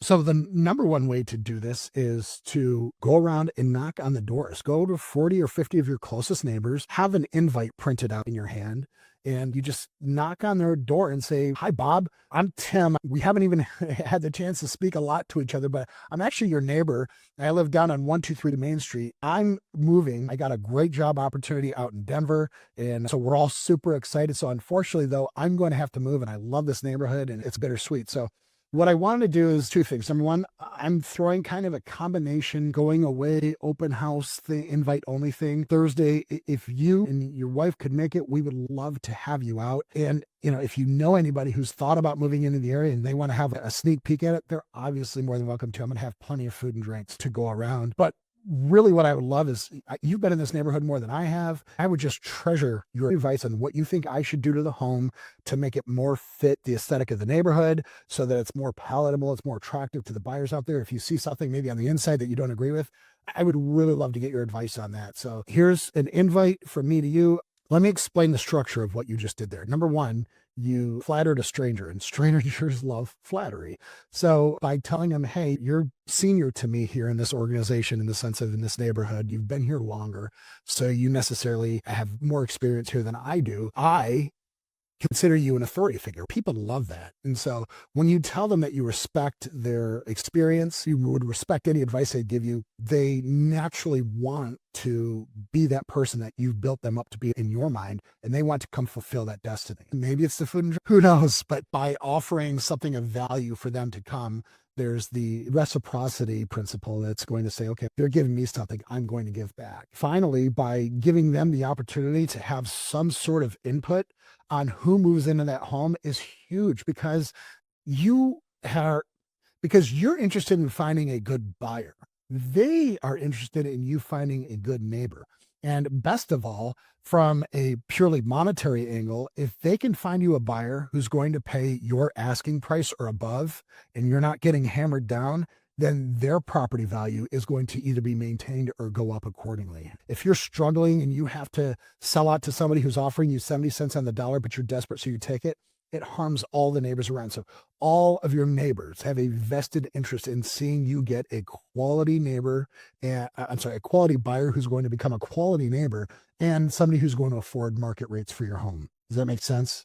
I hope so. And you can print a lot of this out also in bullet points, make it scannable. And if they're not home or they can't answer the door for whatever reason, just take that flyer that you're going to give them and tuck it in their door, and they'll see it when they get home. And this is going to be great because, again, it's like a going away party sneak peek preview.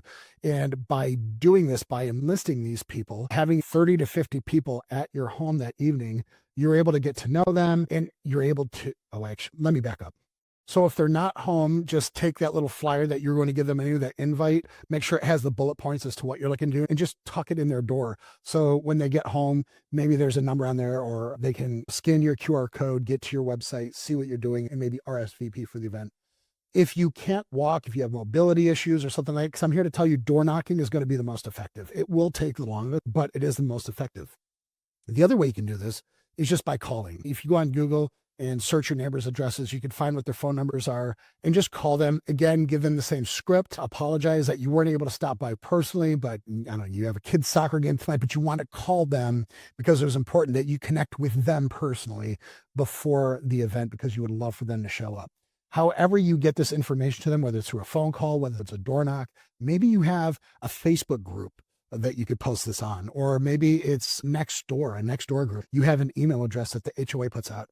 Whatever you have to do, make sure as many neighbors as possible sees it. If you have more than 50, it's even better, because each one of those people knows 10 people. Each one of those 10 people knows 10 people. You see where I'm going here?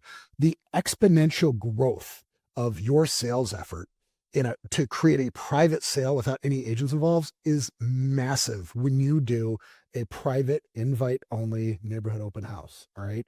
When they are there, show them a great time. Ask for advice, graciously accept it. Don't be offended when somebody calls your carpet ugly. Don't be offended when somebody says it smells like cat pee.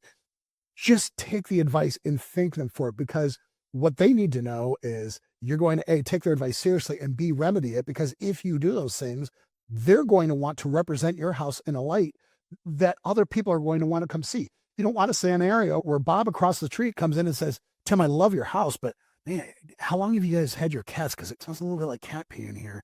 And you say, what are you talking about? My cats are perfect. I have never had a cat make a mess. Get the hell out of my house. He's not going to tell his best friend who's wanting to move in here, hey, there's a house across the street, but it reeks terribly of cat pee, so never mind. He's not going to tell them that. If you say, Bob, I had no idea. And here's the crazy thing is, after a while, you just become nose blind to these things. I'm so glad you said that. A lot of people wouldn't have had the love and respect for me to tell me the truth about my home. So thank you for that. I'm going to have that fixed ASAP. Actually, it's funny you say that. We have an ozone machine getting installed tomorrow. It's going to run for 48 hours. And we have a professional carpet cleaning coming. But you're going to tell him that you've understood the critique. You're going to take action. And then guess what? When you take action on that critique, even if you haven't done it yet, Bob knows that you're taking his feedback seriously. He's going to tell his friend, say, hey, you're not going to believe this. There's a house going up across the street, and I think it's going to be great for you. So that is how you handle a neighborhood only open house. It is your opportunity to get the word of your home sale out to people who aren't on Facebook Marketplace. They're not on Nextdoor. They're not on Craigslist. They're not working with a real estate agent. These are the perfect people that you can reach, because they're not getting bombarded with all the other houses out there for sale. You're not even competing with somebody. They have no idea what else is out there, but they like your house, so they like to buy it. What? That's incredible. Make sure you invite people out. Make sure you give them just a great time at your house. There's just absolutely no reason you shouldn't be doing this a couple days before you go live, and it will pay out in dividends. Even if you don't get a buyer that day or from that effort, the fact that you have a great relationship with your neighbors, guess what? Now, when you have when you have a private showing and none of your family members can be there, you can call Bob across the street. Hey, say, Bob, I hate to bother you. I hope you're not busy. I have somebody coming in to look at this house, and I'm just a 90-pound female who's whatever it is. Bob, this is Tim from across the street. I hate to bother you again, but I have a showing request, and I'm here all by myself. Would you mind coming to hang out with me in the kitchen when they look through the house? I just don't feel comfortable being alone with a complete stranger in the house. It'd be awesome to have a neighbor here. And then if Bob can't do it, then maybe Sally can. If Sally can't do it, then maybe Marcia can. If Marcia can't do it, then maybe George can. Whatever. You've met all your neighbors, and now you have this great talent pool to draw from. And again, by them coming back to the house and seeing other buyers interested, they might call their friend from across the state and say, hey, remember that house I told you about? There were just people in there looking at it today, and they looked really interested. So you're thinking about making an offer. you might want to get off the pot. And this is a great way to spike some urgency with the people that your neighbors know. All right. And finally, at the tail end of this home showing strategy, we have our public open house. Public open houses are great when they're done right. What you don't want is a massive all day, multiple day free for all where people just come anytime they want. And that is like the worst thing I could ever imagine. This is not an all day event. What I try to do when I do public open houses is I try to create a little bit of uncomfortable capacity limitations.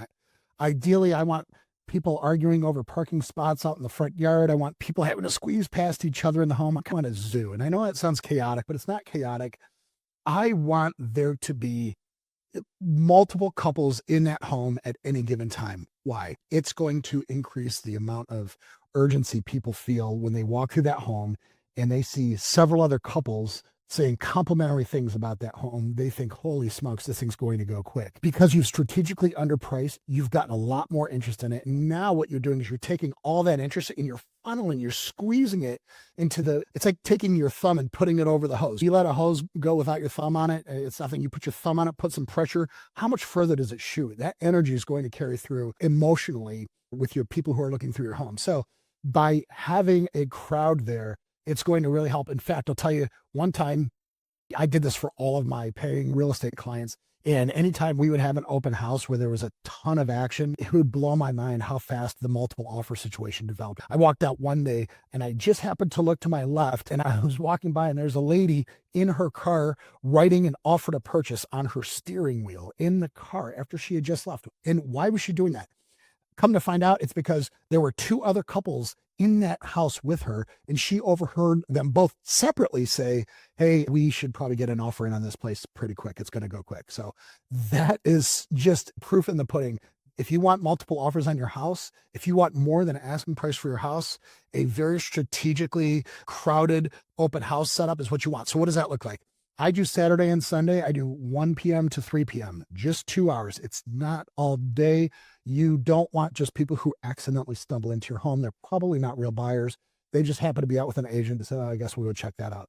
You want the people who've been micro stalking you. All right. Since you launched this thing online last week and you've been feeding all the social media channels and you've been adding things and your neighbors have said, holy smokes, I heard this amazing house is going up for sale. I was at a private invite only open house event and wow, all I have to say is, wow, it's going to go quick.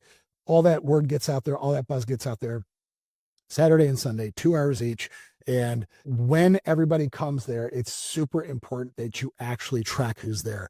Just letting a bunch of strangers tromps around in your house is not the way that we're going to sell your home. So the first thing they do is they have to sign in. Now, there's a lot of people out there I've seen that use those old school Excel spreadsheets where you have to fill out your name, your email address, your phone number. That's so inconvenient. People are just going to add fake information. They're going to misspell their email address or they're going to mess up a digit in their phone number, or their handwriting is so bad that you can't even tell what you're reading in the first place.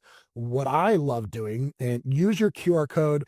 We'll create a QR code specifically for your open houses that links them right to a Google form. It is so easy. It just says, print your name, email address, phone number. And a lot of times, if they have a Google account, it will autofill for them.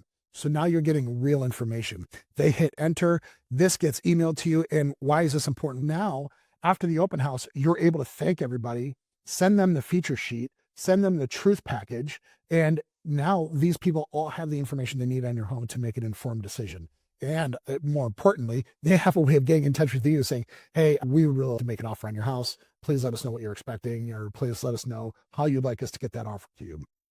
So when they text now, on top of all of that, you have to have a reason why. Now, some people, they don't like having to fill out information to come to your open house, and that's okay. They could go find another open house. We're not here to run a free museum of a home in suburban United States. We're here to sell a product. So if they don't want to fill that out, they don't have to. If they give me any pushback, say, I'm sorry, it's my insurance company. I have to track whoever comes in and out of this house. It's a liability thing. I apologize if this doesn't work for you. I totally understand. It's one of those things we have to, I wouldn't demand it, but my insurance company, they're real sticklers. Everybody hates insurance companies. So blame the higher power, blame insurance companies, but also let them know. But on the sign itself, or on the sheet with a QR code, you have to make it understandable why they're doing this. So the QR code sheet should say, for everybody's safety, please use the QR code to register before entering.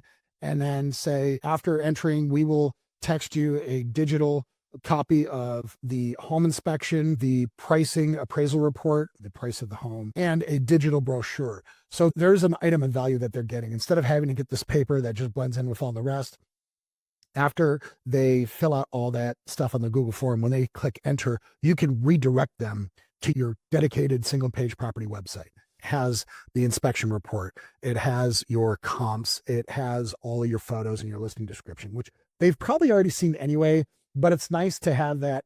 It's nice for them to have that on their phone as they walk through the home, and they can just check off all the unique things that they wanted to see. All right. So QR code, very important. Make sure they register. And that way you're going to know how you can get back in touch with them. And now here's the chef's kiss. So after you've had everybody in the home, there's a 3-touch rule I like to follow, which is how do we follow up with people after they visited our house? So within 2 hours of them leaving or after the open house ends, as soon as you can, you're going to go onto Google Forms and you're just going to copy all of the phone numbers that registered for your event. It will be presented to you in a Google sheet. You just copy the phone numbers and then text every single person from your Google Voice phone number, remember, because that's your number. You're dedicated to this house. And so if you didn't do the Google Voice setup, then just do it from your own phone number. That's fine. But just text everybody who showed up. Hey, thanks for touring 123 Main Street today. If you have any questions or thoughts that I can answer, I'd be happy to do so. Just let me know. Something like that. Or you could even end it.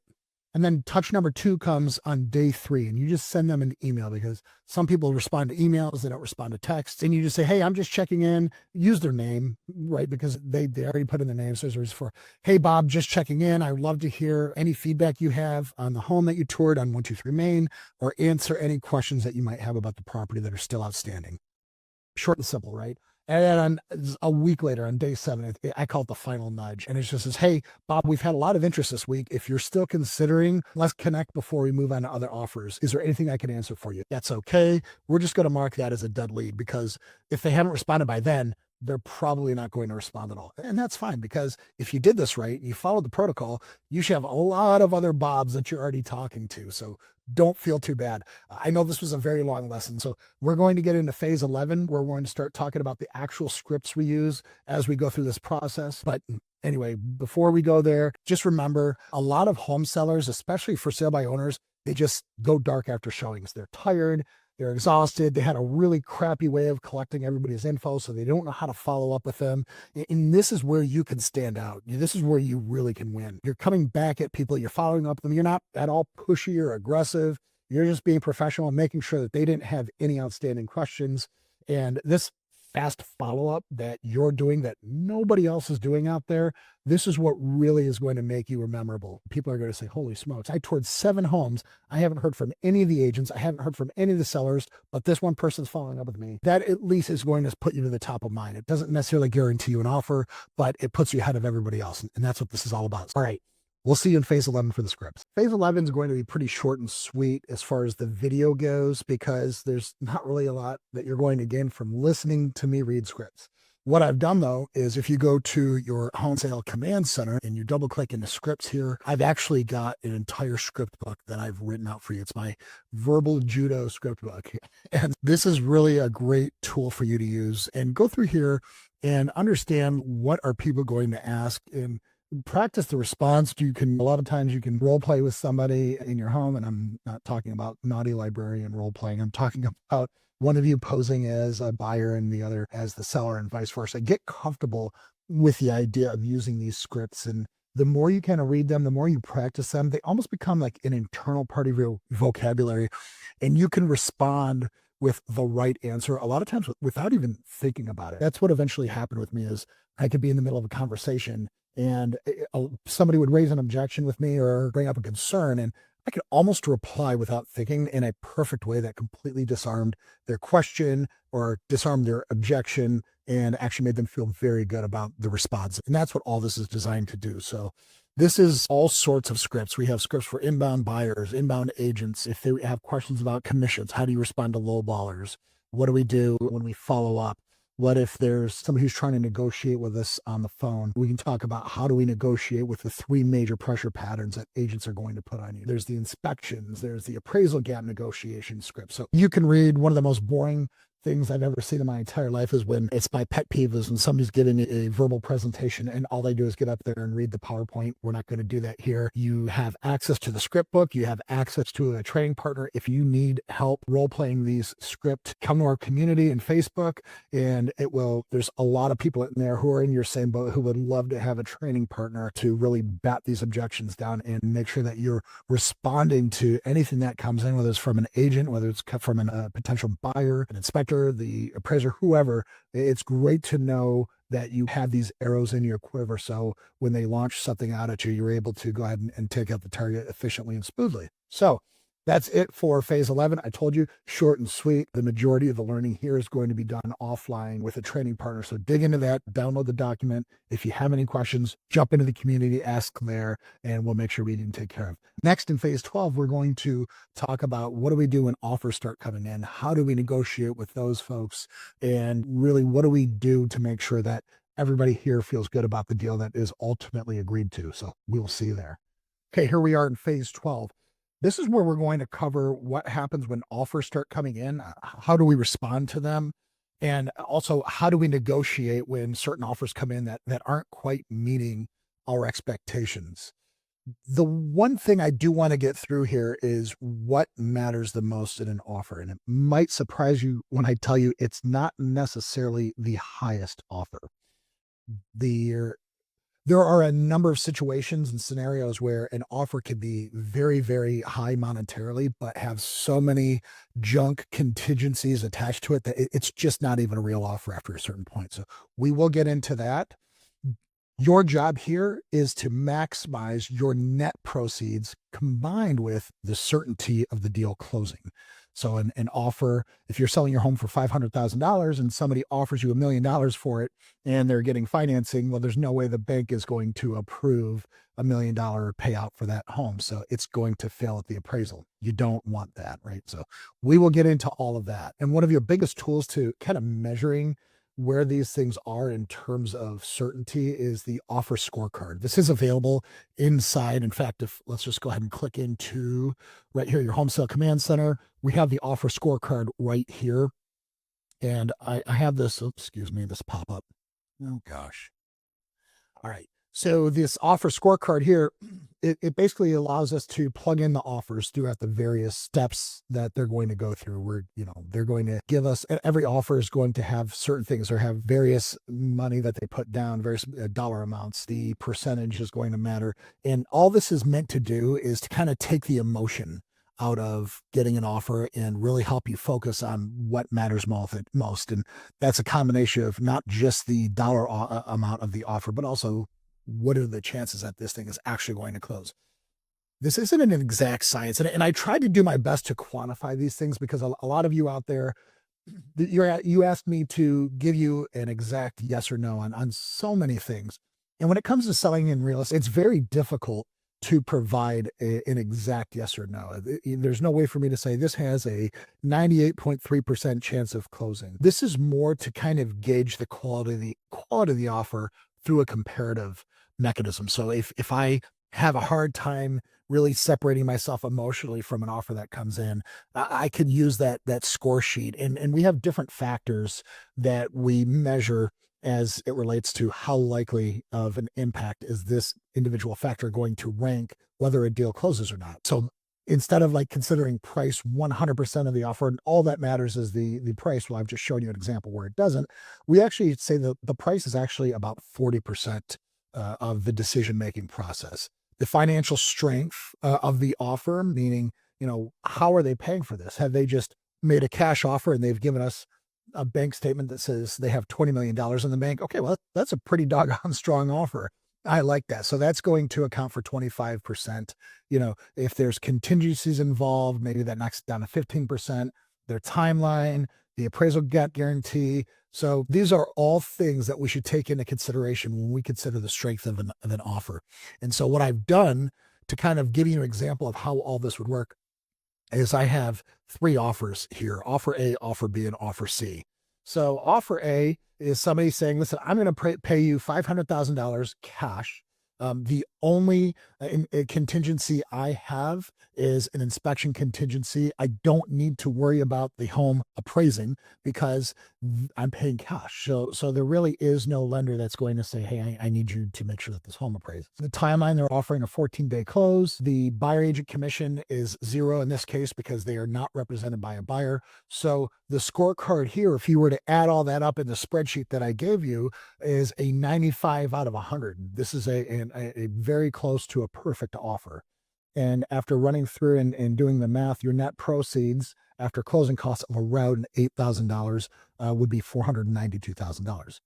If you see offer B, they're actually offering a higher price. And so you might say, well, gosh, how can this not be better than offer A? Well, because offer B has inspection and appraisal contingencies involved.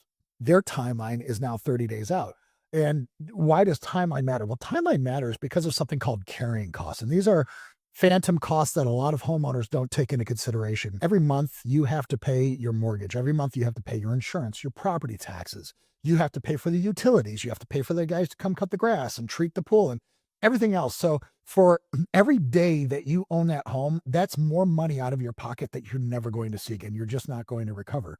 So that's why a timeline consideration is important here. If you have somebody who can close in 14 days versus somebody who can close and they're going to need 45, but they're offering everything else is identical, well, obviously we're going to net more money in our pocket bottom line by taking the shorter timeline offer, right? So that's why we care about that.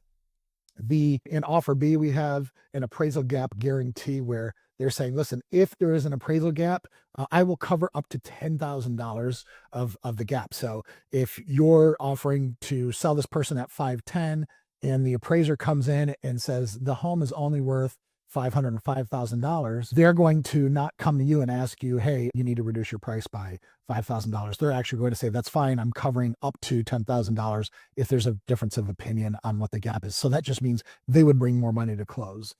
If the appraisal gap is bigger than $10,000, well, then at that point, you'd have to figure out what do you want to do. There is a buyer agent in this case. They're asking for 2%, and they're asking for you to contribute to that. So that knocks the score down to 78 out of 100 on this one, which is far lower than the 95 out of 100. And here's why.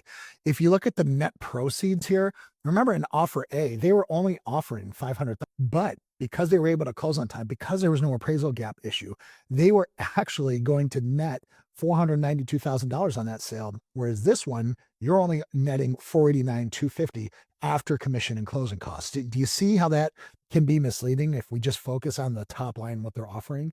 And we'll even make it even further. We'll go down to step C. They're offering 515. It's an FHA loan of 3.5% down. Again, they're going to have all of the same contingencies like inspection, appraisal, but in this case, they're also making this offer contingent on them selling their home that they have for sale right now. That can get kind of dicey because, as you can imagine, home offers fall through all the time. So even if they have a buyer on the hook for their house that they're trying to sell because they want to move into yours, there's no guarantee that that home is actually going to sell. So if that home doesn't sell, they don't have to buy yours. So now this timeline gets pushed way out. I mean, I have 45 days here, but realistically, it depends on how fast they can sell their home. So you might be accruing massive amounts of carrying costs. But for this example, let's just pretend they were able to actually miraculously sell their home. It was perfect. It went through without a problem, and it took them 45 days to close. That's great. They didn't offer an appraisal gap guarantee. Thankfully, in this hypothetical scenario, your home did appraise at 515. They did have a buyer's agent who was asking for 3%. So this was actually way down at 62 out of 100.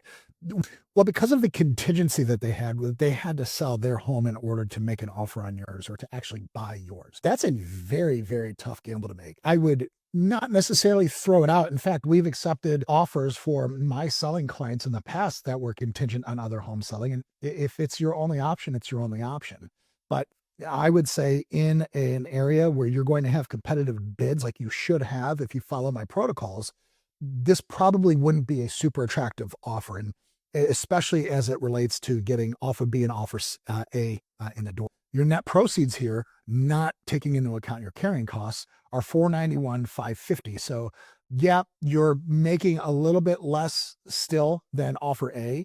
you're making a little bit more than offer B. But the reason why it scores higher than offer B is because offer B has a much higher chance of actually closing. So I'm hoping all of that makes sense to you. Again, any questions, join the community, put it out in there. If I can get control of my mouse here.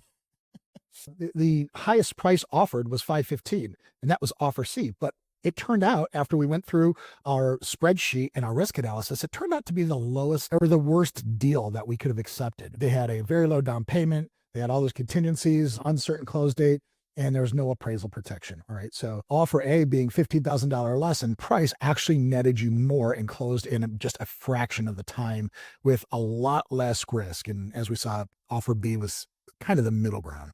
So use our offer scorecard for every offer. Don't just eyeball it. Don't just kind of say, oh, wow, they're offering a better top line number, because as you see, what's important here is not what they're offering up top. It's what you net at the bottom after all this is said and done. All right. Your net proceeds plus your certainty needs to be your decision criteria, not just what they're offering. And if you make decisions based on emotions, you're very often going to make ones that don't stand up when you shine the big logic spotlight. So just stick to the math, and chances are you're going to make the right decision. Now I want to move into how we communicate with agents. All right. And so these are our agent negotiation script. And I want to talk to you about some of the common pressure patterns that you'll see, or common verbal things that buyers you will come at you with in an attempt to get leverage over you. So number one, they might tell you that my client will walk if you don't, give us a price reduction. So your response needs to be grounded in truth. And remember all of that work we did in the beginning of the video, where we actually took time of our day to walk through other people's homes. We understood what moves the needle. We priced accordingly, strategically lower than everybody else out there. We already know in our heart of hearts that we priced this thing perfectly. So when you have a real estate agent coming telling you that, or even another buyer who's not even represented come in and tell you that, you simply have to respond with the facts. And you could just tell them, hey, I appreciate the feedback. Based on all of the recent comps I've done, I'm hyper confident in my pricing. Now, if your client would like to submit a revised offer with their best terms, I'll go ahead and review it promptly. Also, you might want to throw it out there like, but if you're telling me that I missed a comp out there and I could be wrong, I would love to check that out. So just send it over and show me what you got. And the reality is they won't and they can't, because you've done this my way, which is the right way. You've actually, if they give you a comp from across town in a home that's 30 years older than yours and it sold 2 years ago, you could just laugh that thing out of existence. Like, no, that's not a real comp. These are the comps. And they know that. A lot of times, I kind of do feel bad for real estate agents at times, because I know in the past I've worked with buyers and sellers who have told me that they wanted me to say something that just wasn't true. And you have to basically be somebody as a human being that says, listen, I'm not going to lie. I will represent you. I'll get as much done as I possibly can for you. But when it gets to the point where they're telling you, hey, ask for a price reduction and give them this comp across town as a reason why, I wouldn't feel good about that as an agent. Most agents don't feel good about that. Some of the newer, younger agents who don't have the experience to push back against people, they just want to get a deal done. Maybe they're excited it's their first deal. Sometimes they might lose sight of that and do the wrong thing. So don't get mad at the real estate. Don't blame them. Just respond factually and say, hey, if I got this wrong, you're the licensed agent. You went through all the school and training. I'm just a ho-hum homeowner. So maybe I got it wrong. Show me where I got it wrong. And basically it's a more Socratic way of telling them that they're wrong. So instead of telling someone they're wrong, a great way to have them realize they're wrong is to ask them a question that they have to provide the answer to. Let them answer the question that leads to the discovery that they're wrong. And so that's what I would try to do in this case. The next pressure pattern that you might see is, hey, we walk through the house and you need to fix, the lights in the dining room, they're flickering, or you need to fix the cabinet door that's squeaking. Now, these kind of things should probably not exist if you have showings, because remember earlier on, I told you for any handyman level fixes, you need to make sure that you take care of that yourself. So don't give them the ammunition for them to give you this kind of a response. But maybe they're going to say, hey, we need you to replace the air conditioning because it's 17 years old. Or, hey, we need you to replace the roof because it's only got 3 years of useful life at it, or something like that. Your response here It needs to be that you've already disclosed all the pre-listing inspection that you've done, and you have already addressed all the safety and code issues if there were any. So if your client has concerns beyond what's in that report, well, then let's discuss it, because maybe their inspection report revealed something that your inspector somehow missed. I mean, it's not very likely, but it's possible. So just let them know that you're opening to discussing maybe a potential credit at close for that seller to conduct those repairs themselves. You might say something like, hey, I'm happy to credit up to $3,000 at closing for any items on their punch list. And here's why, because you've already fixed the big stuff here. So you know that it's not going to be something massive. And the credits are a lot cleaner for repairs. Like we talked about earlier, if you're a buyer, you're going to feel a lot more comfortable with getting the money to fix something yourself with a vendor of your choice, as opposed to hoping that the seller didn't get it fixed using just the lowest bidder. And by having a cap on what you're offering, it limits the upper exposure that you're going to get. So if you just kind of blankly throw out there, and I don't think your title company or attorney would allow you to do this, but let's just pretend that you said, yeah, I will offer a credit at closing for those things that need to be fixed. Well, what's to say that they don't need everything fixed and they're going to ask for tens of thousands of dollars at closing? So it's important that you have a cap on that. And obviously, all of this has to be done in writing on email. These aren't verbal discussions you have on them. Now, another thing that could come up is an appraisal gap. And we touched on this briefly before. An appraisal gap is when you're selling, let's say you're selling a home for $500,000. The buyer comes in, they give you an offer to purchase, and they're in the process of securing their financing. During the underwriting phase, their lender is going to send out an appraiser to make sure that the bank is making a good investment here in securing this property, or effectively using this property as collateral for the loan. So if the appraiser comes in and says, listen, I understand that the home is being sold for $500,000. In my opinion, it's only worth $490,000.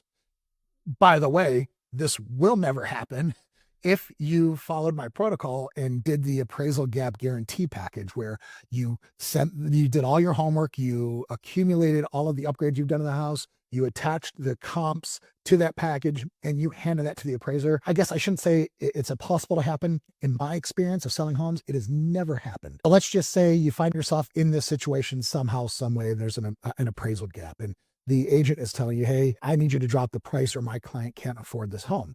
So there's a couple of different things, basically 3 steps you could do here. You can request reconsideration. You can submit more evidence to the appraiser or have them submit more evidence to the lender.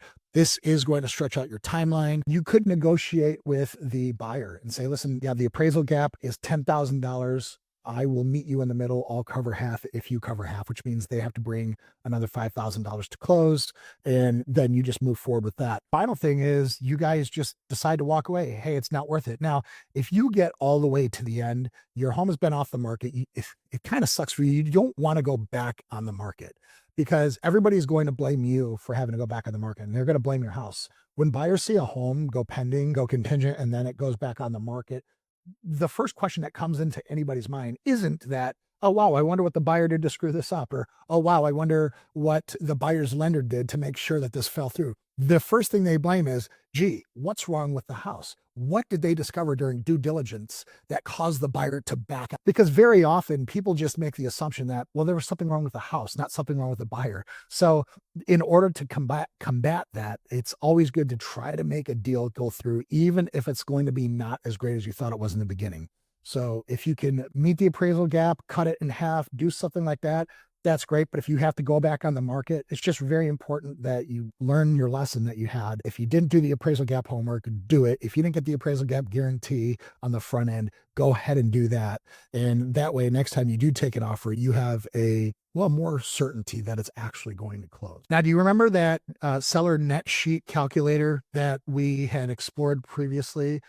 It's the HomeLight calculator, or whatever one you found in your state, in your area. Go ahead and pull that back up. And now that you've got an actual offer on the table, plug in that offer and find out what you're actually netting out of the deal.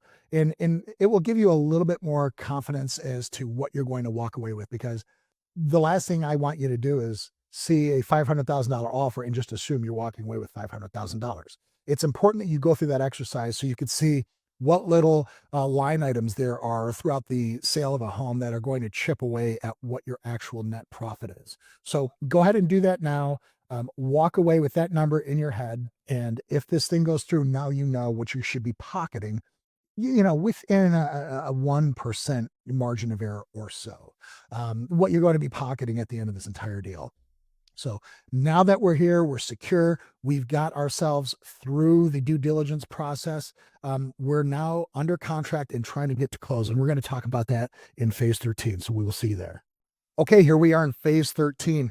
This is where we talk about what happens when we go under contract and we go through the closing process. The moral of the story here is like you're 80% there with like 80% to go. I know the math doesn't add up, but it's because you've gotten so far down the path, but there's still a lot of micro steps that need to take place before we actually call this a done deal. And unfortunately, this is where a lot of scammers kind of hunt you and also where a lot of deals collapse. So it's important that we stay disciplined, we don't get emotional, we follow the timeline, and we hold everybody that we're working with accountable. This is really where our real estate attorneys or our title companies are just going to come in clutch, because this is where they shine. They're used to all these things that happen toward the very end of the process. So let's walk through what happens after we accept an offer. And then we're going to, talk about where some of the things could fall through, what matters here. And so we'll start right at the beginning during the inspection period, AKA the due diligence period. And I call this days 1 through 10. It can be as few as 3, maybe. Maybe there is no due diligence period if the buyer waives their right to it can be longer than that. It doesn't really matter. I'm just kind of giving some general guidelines here. So at this point, after the offer is accepted, the earnest money deposit has been given to your title company and it's now held in escrow. The inspection period is where the buyer calls for their own residential building inspector to come through and find out what the real story is with your house. Now, because we've done a pre-inspection, we shouldn't really be finding any surprises here. It is possible that something might pop up, and we'll talk about how we handle that. But the good news here is that this is the point where most sellers are sort of clutching their pearls and wondering, oh my gosh, what are they going to find? I'm so nervous. You walk into this like a G, like you just don't even care. You're like, hey, I know what this house is about. I've had it professionally inspected. Let's bring it on. So that inspector is going to give his report back to the buyer. And then the buyer is going to review it and they're going to say, I want credit for X, Y, and Z. If X, Y, and Z happen to also have been on the inspection report that you gave him to begin with, well, that's going to be a bit of a problem, because you're going to say, listen, X, Y, and Z were already on this report and you made the offer already knowing that. And now you're coming back asking for credits. Help me understand what's going on here. It's totally fine to push back on. I wouldn't necessarily budge in that respect. Now, if they did uncover something that your inspector did miss, well, that's okay then. But we want to be reasonable. We know we're not selling a perfect house. They know they're not buying a perfect house. So if it's reasonable for you to save the deal over contributing $100 toward, I don't know, a new cabinet hinge that lines up perfectly, pay the $100. It's okay. This is a small rounding error. Another alternative is that you just agree to have it fixed before closing. So then the buyer walks up to the closing table. They verify the fixes during their pre-buy walkthrough, which usually will happen about 24 hours in advance of closing. And then it's all resolved. No problem, no harm, no foul. Everybody keeps moving forward happy. Now, the other thing I want to talk about here is the appraisal. Again, depending on if you followed my protocol or not from the beginning, this can either be a point of nervousness or something that you just are totally confident in. If the buyer needs to get financing to purchase this house and not paying cash, then their lender is going to send out an appraiser. That appraiser is going to show up to your house and validate everything that they've seen on paper with what they're seeing in the real world. If they show up to your home and they see all these pictures and they're nice, and they show up and, I don't know, there's a 57 Chevy lodged into the roof because someone launched it off the cliff above your house and it's still sitting there. Well, the opinion of value is going to be dramatically different than what you agreed to before the Chevy was there, right? I know that's a dramatic example, but I'm sure you could imagine a number of different things that could develop to harm a home's value between the time a picture was taken and maybe as it gets toward closing. So the appraiser is going to walk through. You are going to hand them your value defense kit, or whatever we're calling it now, which is that package that shows everything you've done in the house, all of the upgrades, even the ones that you can't see with the naked eye. Actually, I would say especially the ones you can't see with the naked eye. and all of the comps that you use to arrive at your opinion of value. You're not doing this to necessarily convince the appraiser that he's wrong and you're right. This is simply kind of helping him do his job, which is, hey, I need some evidence to support the value of this house. And that's what I have in my hands now. So during the appraisal, you can either be biting your nails and worrying about what's happening, or you can rest easy because you know you've done all your homework and that you know that your house is going to appraise. And if it doesn't, then we fall back on our appraisal gap guarantee, which hopefully you asked for. And if that still isn't true, then you kind of have to decide, all right, well, what do we do? Do I cover 100% of the appraisal gap? Does the buyer put down more cash to cover 100%, or do we meet somewhere in the middle? Assuming that that appraisal goes just fine, like I have no doubt that it will, we now find ourselves almost about 30 days away, which is closing day. And this is a day where you and the buyer, sometimes together, sometimes separately, it doesn't have to be at the same time, but you come in and you sign all of the documents at the title company or your attorney's office. The funds transfer actually takes place. The keys are then given to the new buyer, and the deed is recorded with the county, and that is the official transfer. At that point, you're allowed to go outside and do a small victory dance because you've done something amazing. Now, it's not all sunshines and rainbows, of course. This is where we want to talk about wire fraud. And this is definitely a scary part. So the wire fraud is so real these days. This is the way the scam works. These scammers out there, they're very good at spoofing email addresses to look like it's coming from the title company or the attorney. I mean, they'll match their font perfectly. They'll match their the way of speaking if they have a tone they speak in. I mean, they are so good, and AI is only making it easier. So what they will do is they will say, "Hey George, your closing is scheduled for tomorrow. Let's get your wire in place." So the buyer, they go on there, they wire their funds according to the instructions on this email. Unfortunately, those wiring instructions send the money to some offshore Bitcoin account or something, some fake account, and the money, it's literally gone because wire transfers are fairly instant, and once they've transferred, they are irreversible. It's heartbreaking when this happens. And since it is irreversible, you find yourself in a situation where all this money you had coming to you from the buyer's down payment, it's now gone. They didn't do anything mean or unethical, or they were actually just trying to cooperate. And instead, for their troubles, they get their money shipped far overseas that they will never see again, which means they can't buy your house, which means the deal falls through, which means the house goes back on the market, which means you lost a lot of time, a lot of leverage, and people are now going to start to wonder what is wrong with the house. Remember, we talked about that. They never think, oh, what was wrong with the buyer? What was wrong with the buyer's credit? They think, what was discovered about the house that it had to go back on the market? It's awful. So because you have a very, very vested interest in making sure that doesn't happen, it's okay for you to start, communicating in real time with the buyer's agent, the buyer, the title company, everybody. But you just repeatedly tell them, hey, never trust any wiring instructions sent by email. This happened to people. I've seen about it online where their money gets wired away. So the problem is email's too easy to spoof. It's not secure. They can spoof sending addresses, the from part of it. It's just so easy. So anytime a buyer is at the point where they are ready to send a wire, their first move is to call and speak to the title company or the real estate attorney with a known phone number. All right. Use the phone number on the business card of the website. Again, that can be a problem. If somebody sends you an email and it says, never send funds without calling us first, they're going to give you their phone number and it's going to go to the scammers. They're going to say, yep, that's the correct wiring instructions. Thanks for being so careful. They hang up and your money's still gone. They're so sophisticated. They're so crooked and evil. It's awful. So we want to make sure that we are actually talking to the real people and we are transferring money to the correct account. So always verify wiring instructions verbally with a confirmed party before sending. And you have the right routing number, you have the right account number and the right name on the account. And once you have that verbal, then you're pretty much cleared, good to go. You've kind of done all the due diligence that you can. Tell your buyers to be especially suspicious if at the last minute they're supposed to send in their wire and they get a last minute change. It says, oh, hey, by the way, we've just changed banks, or, oh, hey, by the way, our bank is having an internet outage. We're going to have you transfer to our backup account. Do not fall for that.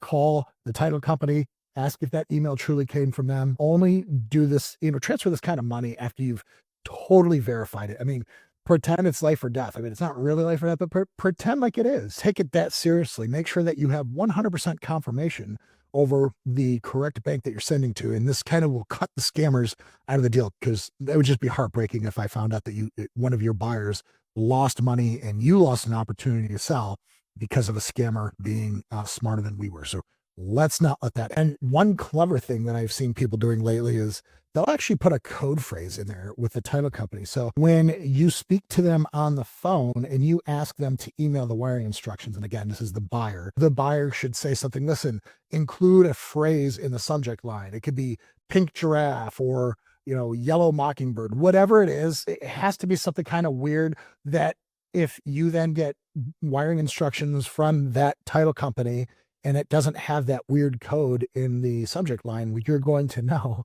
that it didn't come from the title company. So that would be a giant red flag. Speaking of red flags, let's just go through all the different red flags that I've found. So the email sent late at working hours that, make it impossible for you to call and verify, well, then do not send the wire, hold off, wait till you can actually talk to somebody the next business day. Even if it's a Friday and you have to wait till Monday, I don't care. If they have any kind of language that's pushing you forward, hey, wire this immediately or the deal's going to go away. That's not true. That's not how this works. Also, as sophisticated as the scammers are, they also aren't, English typically isn't their first language. So you're going to see some bad grammar, some weird syntax and sentence structure, some misspellings, perhaps, not only in the body, but also like in the from email address. So keep an eye out for that. And also, if they're telling you to send wire to a different bank, we've already talked about that. Do not do that. If the wiring instructions are sent in an attachment instead of in the body of the email, again, that is another giant red flag. I would call and make sure that the title company intends for you to send to that address.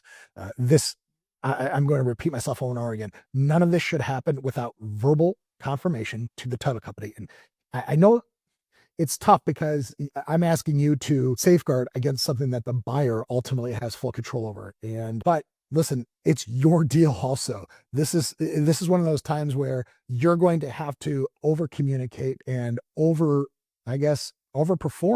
to make sure that the deal actually goes through. Because if it doesn't and you could have avoided it, you're going to feel terrible. So let's not even go there. If you do receive one of these emails, obviously do not wire the money.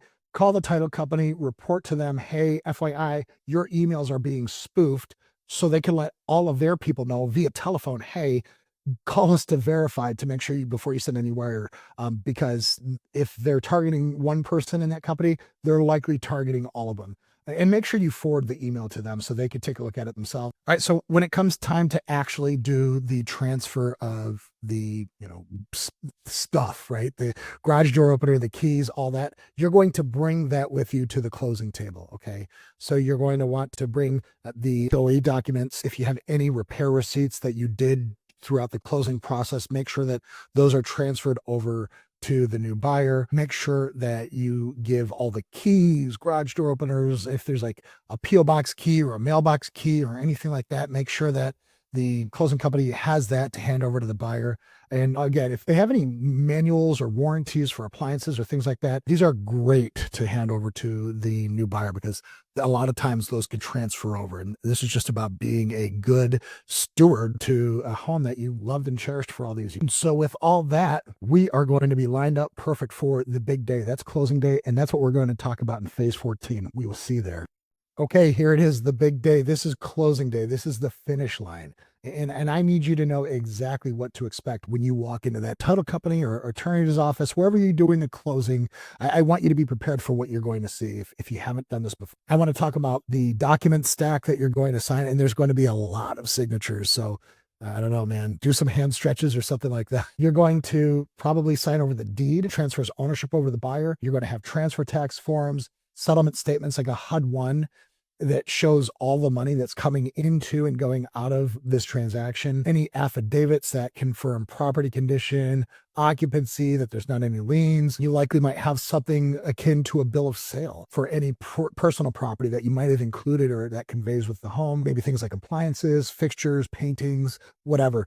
You're going to want to have all of that signed for. And the title company will do a great job of making sure that all of the paperwork is filled out appropriately. This is literally what they live. They're very good at it. And I don't envy them because it is a big job. And because it is such a big job, sometimes things will fall through the cracks. So don't feel rushed. Okay. They're going to give you a stack of papers.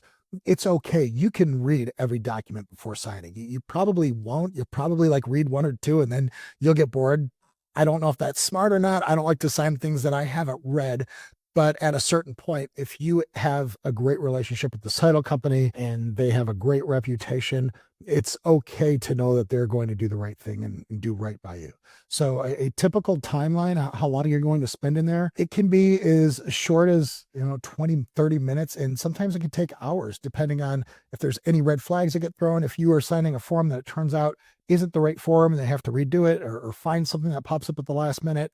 So it's just one of those things. It's hard to tell. I would block out, don't have anything within 2 hours of your closing appointment. So when you do show up for closing, make sure that you bring your closing day checklist and just make sure all those boxes are checked. Bring your photo ID, all keys to the property, any documents requested by the title company, and they'll email you if they need anything, and all the wire instructions for receiving your proceeds. You probably have already sent those. You've probably already filled out that document far in advance, but in case they don't have it, it's good to have it with you.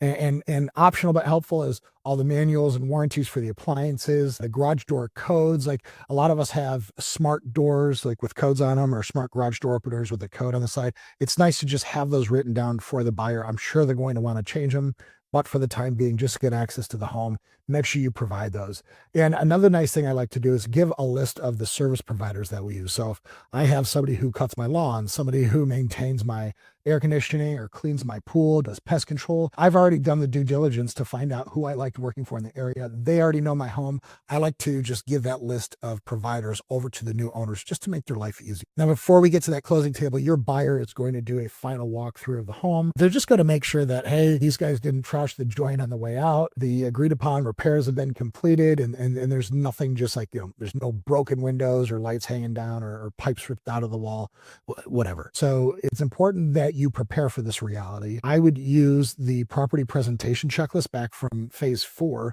and make sure the house is just beautiful. Leave them a gift. Don't leave stuff out. Don't leave it dirty and dingy. Remember how the house looked when they saw it. Remember how you had it prepared. Leave it like that for when they come into that home. It's just going to make them feel so good. So make sure all of your agreed upon repairs have been completed and that you've included the receipts in your closing package. And also, don't turn the utilities off, because that kind of sucks if a buyer comes in and the water's been shut off or the electricity's been shut off because you want to save $1 or $2.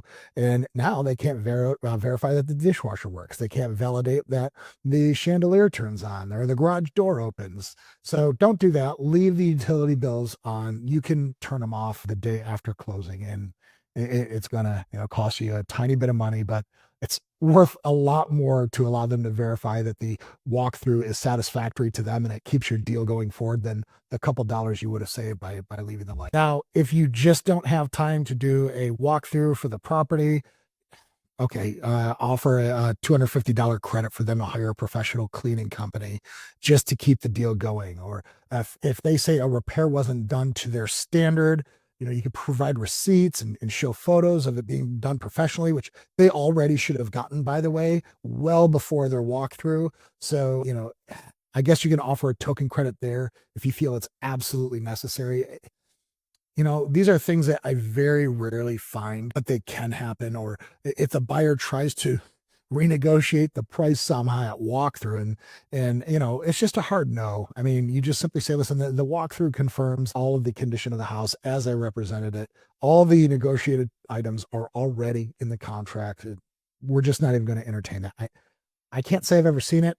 I don't know if I haven't heard of it, but I haven't seen it. So this is not something that's like super high on the worry priority list, but it is something I like to just make you aware of. It could happen. Again, I know I sound like a broken record. Closing day, wired fraud, final check, confirm that the funds were wired to the appropriate account. Okay. Call your bank to confirm that the wire is in transit. Get written confirmation on the wire details from the title company and save all of these documents in your folder for closing. Okay. Because if the title company says that, oh, well, the wire is going to arrive in 3 to 5 days, you need to stop because wires arrive on the same day or next business day. So if there's a delay there, if there's something fishy going on, we need to find that out immediately before taking another step forward, before signing a single document. After we sign all the documents, what are you actually walking away with? So there's the HUD one, which is the settlement statement. It's a standardized form. It tells you everything, that every cost and every credit that happened during this transaction. You need to keep this because when you file for taxes, there may be capital gains signed to this sale. You have to have an accurate number in order to account for that. Make sure that you have a copy of the signed deed transfer, the wire confirmation, which is proof of funds that were sent to your account. You just take all of these and make sure that they're all stored in your folder for closing. Now, there's still work to be done after the closing. So within 7 days, it's a good idea to make sure that obviously your funds have arrived. It's a good idea to go ahead and make sure your utilities have been transferred to the new buyer's name. You've canceled your homeowner's insurance or transferred it to your next home.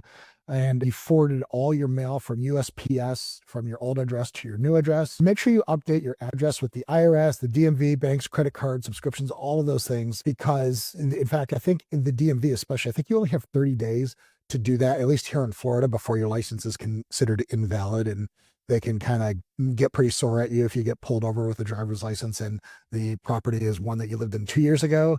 Ask me how I know about that one. From time to time, your buyer might reach out to you and ask you questions about the property. Hey, where's the main water shutoff valve? We have a toilet problem. Or, hey, did you ever have an issue where the thermostat upstairs wouldn't kick on time? Whatever it is, you're the subject matter expert of this property, remember? So they're going to come to you first after all of their other options have been expended. They can't find their answer on Google. They can't find their answer from asking their best friends. So they're going to come to you, and that's okay. And it's just a nice way to reconnect with these people that you've now formed a little bit of a relationship with them. So it's always kind to offer some brief guidance during that transition period, because a few friendly texts and emails, they're just going to maintain goodwill from you and also protect you from buyers who are going to all of a sudden start blaming you because of a normal issue that they just discovered. I might think of an example where a buyer bought a home from a seller and it was near the train tracks. Well, the buyers never heard the train go through. And then at 2 a.m. one day, the train came through and the buyers were upset about that. Well, okay, I'm sorry. And they could have made us think about it. Maybe. I don't know if they could have, but what they did is they had such a great relationship with the sellers. The sellers were so kind to them throughout the transaction and afterwards that they didn't harbor any ill will against those folks. And that just kind of went away. And that's just one very simple example that I can think of. So it's always a good idea if you can choose to make somebody an ally or an enemy, always make them an ally. And it's just doing the right thing. So again, don't rush at closing. Read every document, verify wire details by phone, keep copies of everything. And this should go awesome. So once again, let's just go over the advice. Don't rush at closing. Read every document. Verify wire details by phone and keep copies of everything. And if you do this the right way, you're going to have a picture perfect close, or at least as close as you can do it. Okay. I don't want to jinx you here, Murphy's Law being what it is, but you've done all this right. You've gotten this far. Congratulations. You've done something that a lot of people haven't been able to do. And so that's going to take us into the next phase, which is a bit of a bonus. We're going to talk diagnostics and what happens when things don't go according to plan. So I'll see you in the next section. Okay, here we are. This is the final phase, phase 15. And this is the diagnostics phase, which I hope we don't have to ever use, but sometimes we do. This is basically if things go wrong or why it's not selling. If you have downloaded my ebook, this is chapter 12. And this is what we talk about when things are just not going according to plan. So we're going to basically complete an activity-based diagnostic system that's going to help you get to the core of what's truly preventing your house from moving forward and what to do about it. So if it's not getting offers, there's a reason, but thankfully they're always fixable. Okay. Usually we can figure this out by running a diagnostic. and not just say, oh, well, if it hasn't done X by this amount of time, then there's a problem. That's not really how this works. Real estate doesn't necessarily run on exact timelines. It's susceptible to market forces. It's susceptible to the quality of the product, aka the house, quality of the buyer, quality of the seller. All sorts of things can change timelines. So I like to run our diagnostic tools based on what's actually happening, not how long it's taking to happen. So the market is probably your best diagnostic tool. It's your loudest feedback mechanism, and it's going to tell you what's wrong within the first week. And I'm going to show you exactly how we go about doing that. It's basically a three bucket diagnostic tool. So go ahead and download that, have that open in front of you. If you are having to run this diagnosis, it's inside the folders that you downloaded for me at the beginning of the class. And this is going to help you figure out what do we need to do and when. So at the end of week one, let's assume that we've just got no showings at all. I mean, we launched our home, we did our neighborhood open house, we did our pricing, and everything's perfect. Our photos, our listing description, it's all beautiful. And guess what? No showings, not even one. Well, that usually means that there hasn't been enough eyeballs on the property. Well, duh, right? It gets deeper than that, but let's just start by calling that out right now. Not enough people are seeing it, or if they are seeing it, they're just scrolling right past it. And what did we learn when we were putting together our listing? We have a very small amount of time to get somebody's attention. So there's a few fixes that I like to look at. Number one, exposure. Are we truly listed on all of the platforms we can? Are we on with a flat fee agent who could get us on the MLS and get us syndicated to all of those websites? Are we on Nextdoor in Facebook Marketplace and in the Facebook groups and in Craigslist? Have we had our neighborhood open house?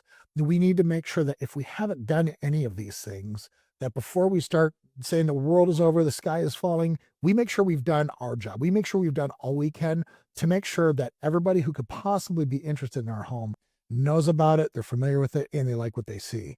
So let's make sure we add all of the channels. Let's make sure that if you have any social media posts out there that are doing well, they're getting a lot of views, but there's not been a lot of uptake on them, you can experiment with paying to boost them. I don't know if that works great for me. But it can work for you depending on where you are and what kind of crowd you're attracting. Also, make sure that you refresh your listings occasionally. So, for example, Craigslist, you can renew your listing and bring it back to the top. Zillow lets you update yours, and again, it bumps it to top of the search. If you haven't added a video tour, if you don't have a 3D tour, if you took crime scene photos with your iPhone like I told you not to do, go ahead and update all of them. Make sure you're putting your best digital foot forward first, okay? Make sure also, and this is kind of crazy, but sometimes we will upload a listing and we will forget to click the publish button or we'll forget to click the go live button or whatever it is. Make sure that you've done that. Make sure that your listings are actually live on platforms. They might fail for whatever reason. They might have gotten kicked back. You might have certain language in your description that the AI has tripped as problematic. I don't know how or why it does that sometimes, even when it's completely innocuous. So make sure that you go through and verify that all your listings are indeed live and that the right people are seeing them. Now, after you've gone through all of that, maybe you need to switch it up a bit. So maybe try changing the order of your photos, try a new hero photo, maybe update your listing description to make it more exciting, more beautiful. Make sure your photos are actually showing up well. You know, if they're dark or out of focus, blurry, or there's weird stuff in there, people are not going to even click on you. We've been through this. Your curb appeal, make sure that when people have driven by your house, that it's an inviting scene that they see. And the price, again, almost all of these things I'm talking about could be contributing, but let me just give you the blunt truth here. If your home isn't getting any showings, your price is probably wrong. You're probably overpriced and you just don't want to admit it. So you need to really go back, get rid of all your emotion about what you need to get out of that house.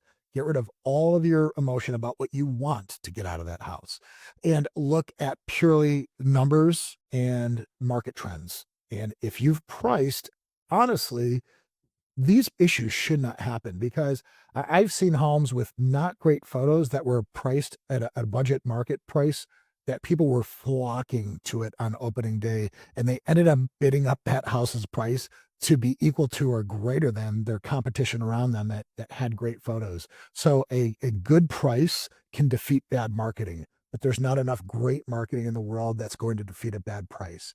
So when I see a scenario where you've launched, you followed all the instructions, but you're still not getting any offers. That tells me that you've priced yourself out of market. And then getting into bucket number 2, these are lots of showings, but you're not getting any offers. Again, if we're going to talk about pricing first and foremost, I will tell you that our data shows that if you're getting a lot of showings but no offers, you've missed price on the order of about 5%. If you've put your home on the market and you're not getting anything, well, then you're off about 10% or more. So a small tweak in pricing here on the order of 5% price reduction is probably going to start converting those showings into offers. All right. The point here is if people are coming to your home and they're taking the time out of their day to come tour your home, they're very interested, but something is stopping them. Typically it's price, but it could be other things too. So make sure that you ask every single person who tours your house for some feedback after the showing. Like, hey, what did you think? Were there any concerns, any questions I can answer for you? This should be part of your follow-up mechanism already. But if you're not tracking these things, you're going to have no way to get better. And what you really want to listen for are the buts. So if they say, hey, it was nice, but a little bit too pricey for the condition. Well, this is a pricing problem. Nice, but the kitchen is dated. Well, again, it's a price problem because you're asking too much money for a dated kitchen. Nice, but I'm waiting to see what else is out there. Again, it's a price problem, or maybe we can call it an urgency problem. Maybe they don't have a big, strong reason to move. But I bet you if you were attractively priced better than everybody else out there, they wouldn't wait to see what else is out there. They would snatch your house up before anybody else can get to it, right? So what do we do when these sorts of things happen? Number one, the price adjustment. Typically, at least 5% is recommended unless you're not getting any action at all. Then it's going to be on the order of 10% or more. You're going to have to go back and do your pricing homework, do it right this time, and listen to what the data is telling you, not what your heart is telling you want for this house. Don't do small incremental drops. It's kind of worthless. If you take $1,000 or $2,000 off your asking price, nobody's going to care. It's not even going to move the needle for most people. What's important is you do something that's going to create a bit of a spectacle around it. So, hey, we're dropping $20,000 off our price. We completely misread the market, whatever it is. We're now at $415 instead of $435. And actually, if we were using our price bracket mentality, we'd be saying, well, we've gone from $425 to $400.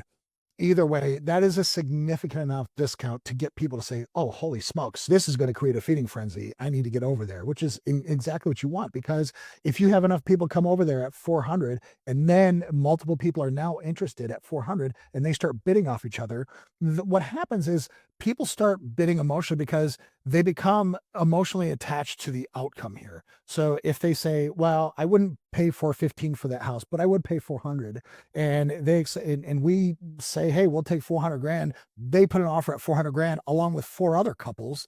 Well, now you've gone home and you've started imagining Christmas mornings there. You started imagining Thanksgiving there. You started imagining 4th of July. And now you are emotionally tied to this home. So when your agent comes back and tells you, hey, the owners let me know that they have 4 other offers, we're in a competitive bidding situation, they're accepting highest and best in 48 hours. You're now at that point going to say, well, I was only going to pay 400, but I really, really want that home. So I will pay up to 420 for it. And I'll have an escalation clause that bids me up to that. So what's neat about that is you're still getting the home that you want. You're still getting the price that you want. It wasn't 400, but you're still getting the home you want, and you're not paying any more for it than you're willing to. But now the seller's in a position where they actually made more money by starting off at a lower price. We talk about this in the pricing chapter, but I'm revisiting it here because I'm trying to explain to you how important price is. If you're in this diagnostic quagmire right now, it's probably because your pricing is off. So it's also good to offer some other incentives. If you just cannot afford to come down on price anymore, we can start talking about closing credits. We can start talking about how much you're going to contribute to your buyer's agent fees. There's, all sorts of things that we can do in there to sweeten the pot. We can even improve some of our terms. Maybe we'll offer a flexible closing date. Maybe we'll pay 6 months of their HOA fees. There's just so many different ways that you can do it. But suffice to say, this is, it's like a big teeter-totter, okay? You have price on one end, value on the other. So if the value of the asset isn't high enough, then it's going to be priced too high. It's going to sit there sort of like that. Your goal is to have it level or maybe a little bit more where they feel like they're getting more value for their money. And that creates a slam dunk buying opportunity. And you're going to have offers coming out of the woodwork. Now let's pretend you're getting offers. You're getting showings, you're getting offers but they're super weak offers. This means that your negotiation posture is probably wrong. There's some sort of an issue with the home that it's not conveying the way you. So that's going to result in you getting like lots of offers, but they're all like hyper contingency heavy, or their low balls are offering you, 10, 15, I don't know, 70 cents on the dollar, something ridiculous like that. In this case, the buyers are basically out there testing it, and they're probably sophisticated buyers. They're probably either institutional or they're investors, and they think that you're desperate or your pricing is really weak, and they feel like they're going to be able to come in and get you to do something that you're not prepared to do. So here's your fix. If you start getting a lot of lowball offers, you really have to be pretty firm and say, hey, thanks for your offer. Based on the recent comp sales, though, I'm not in a position to accept this price. If you'd like to come back with a revised offer closer to market value, I'm happy to review it. Don't even bother countering the low balls, because it signals that you're willing to negotiate all the way down to their level, which you're not. But definitely do reference the comps that you found when you were doing your pricing. And that way they're going to understand, well, this is a sophisticated seller. I'm not going to try to push them around. Definitely reference the comps out there so they know you've done your homework. Also, it helps to actually add proof. If you were to post the comp analysis on your personal individual property website and just say, look, here's why this is priced right, and then download the PDF with all the comps that you did, along with maybe your pre-inspection report, you're able to kind of pre-justify what your price is. Now, that's only going to go so far. If you're getting lowball offers, it's because your home looks like a lowball opportunity, which means you priced it wrong, you presented it wrong. There's something there that's incorrect. So find a friend, find a trusted advisor. Heck, ask the people who say, what led you to believe that I would accept this offer? I mean, I'm not in a desperate situation, but I understand. Did I do this wrong? I am selling on my own. I'm not an expert, and eat some humble pie there. They're going to eat that up and say, did I do this wrong? Am I pricing this wrong? Because here's what's sold around me. I think my house is every bit as nice, if not nicer than those, but you're here offering me 70 cents on the dollar. Help me understand what's going on here. And sometimes you'll just find an investor who says, listen, I can't make money if I pay more than 70% of market value. I just shot in the dark. There's nothing wrong with your house. I just maybe thought I would go for it. And then at least you'll know why they were doing that. So just find out from the people who are making these offers, why are you offering at this rate? And it'll, open up a door into that whole mystery as to what's going on. So again, it's really simple. If you have hit the market, you've done everything right, and you've got tons of offers and tons of walkthroughs and everybody's happy, congratulations, you nailed it. If you've hit the market and you've got tons of appointments to do walkthroughs and you've had lots of showings but zero offers, that says you're off by about 5%. And if you've got none of the above, you've hit the market but nobody's come to see your house, nobody's interested, nobody's made an offer, you're off by about 10% or more. So let's really hammer down on our homework, go back, reevaluate our pricing, and then hit the market again at an adjusted price of at least 10% or more of where you left. And that should start sparking some interest in your home. Now, that brings us all the way down to the parachute decision. What if, you've spent all this time on the market and you've tried, and you've learned a ton, you've saved time and money in the sense of you've gotten listing inspections done, you've got your photos taken care of, but the market is telling you that they're still not interested in what you've done. You have a few options. Okay, number one, you could hire a reduced commission agent from my network. I'd be happy to make an introduction for you. These are agents in your area that I've already negotiated a reduced commission from. So you're still going to save tens of thousands of dollars working with them, but they are a full service agent. So they're going to do everything that it takes to sell a home in your area, in your market, because they've done it several times already this month. And they're going to be able to do the same thing for you. So they're going to bring their marketing muscle, their reach on the MLS, their network reach, and also the negotiation experience. And you're going to be able to take that off your plate. The second thing you could do is actually you take your property off the market temporarily. And the reason you might want to do that is it allows you to go ahead, pull the property, redo your homework. Maybe you have some significant issues in the home that you didn't want to fix, but now you realize you have to in order to have parity with some of the other homes for sale that you're competing against. And then you just relist in 30, 60 days with fresh photos, a new strategy, new pricing based on whatever changes you've made at the home. And finally, maybe it's just you have to adjust your expectations. We are in a very fast moving time here in real estate. Markets actually shift just like sand beneath our feet.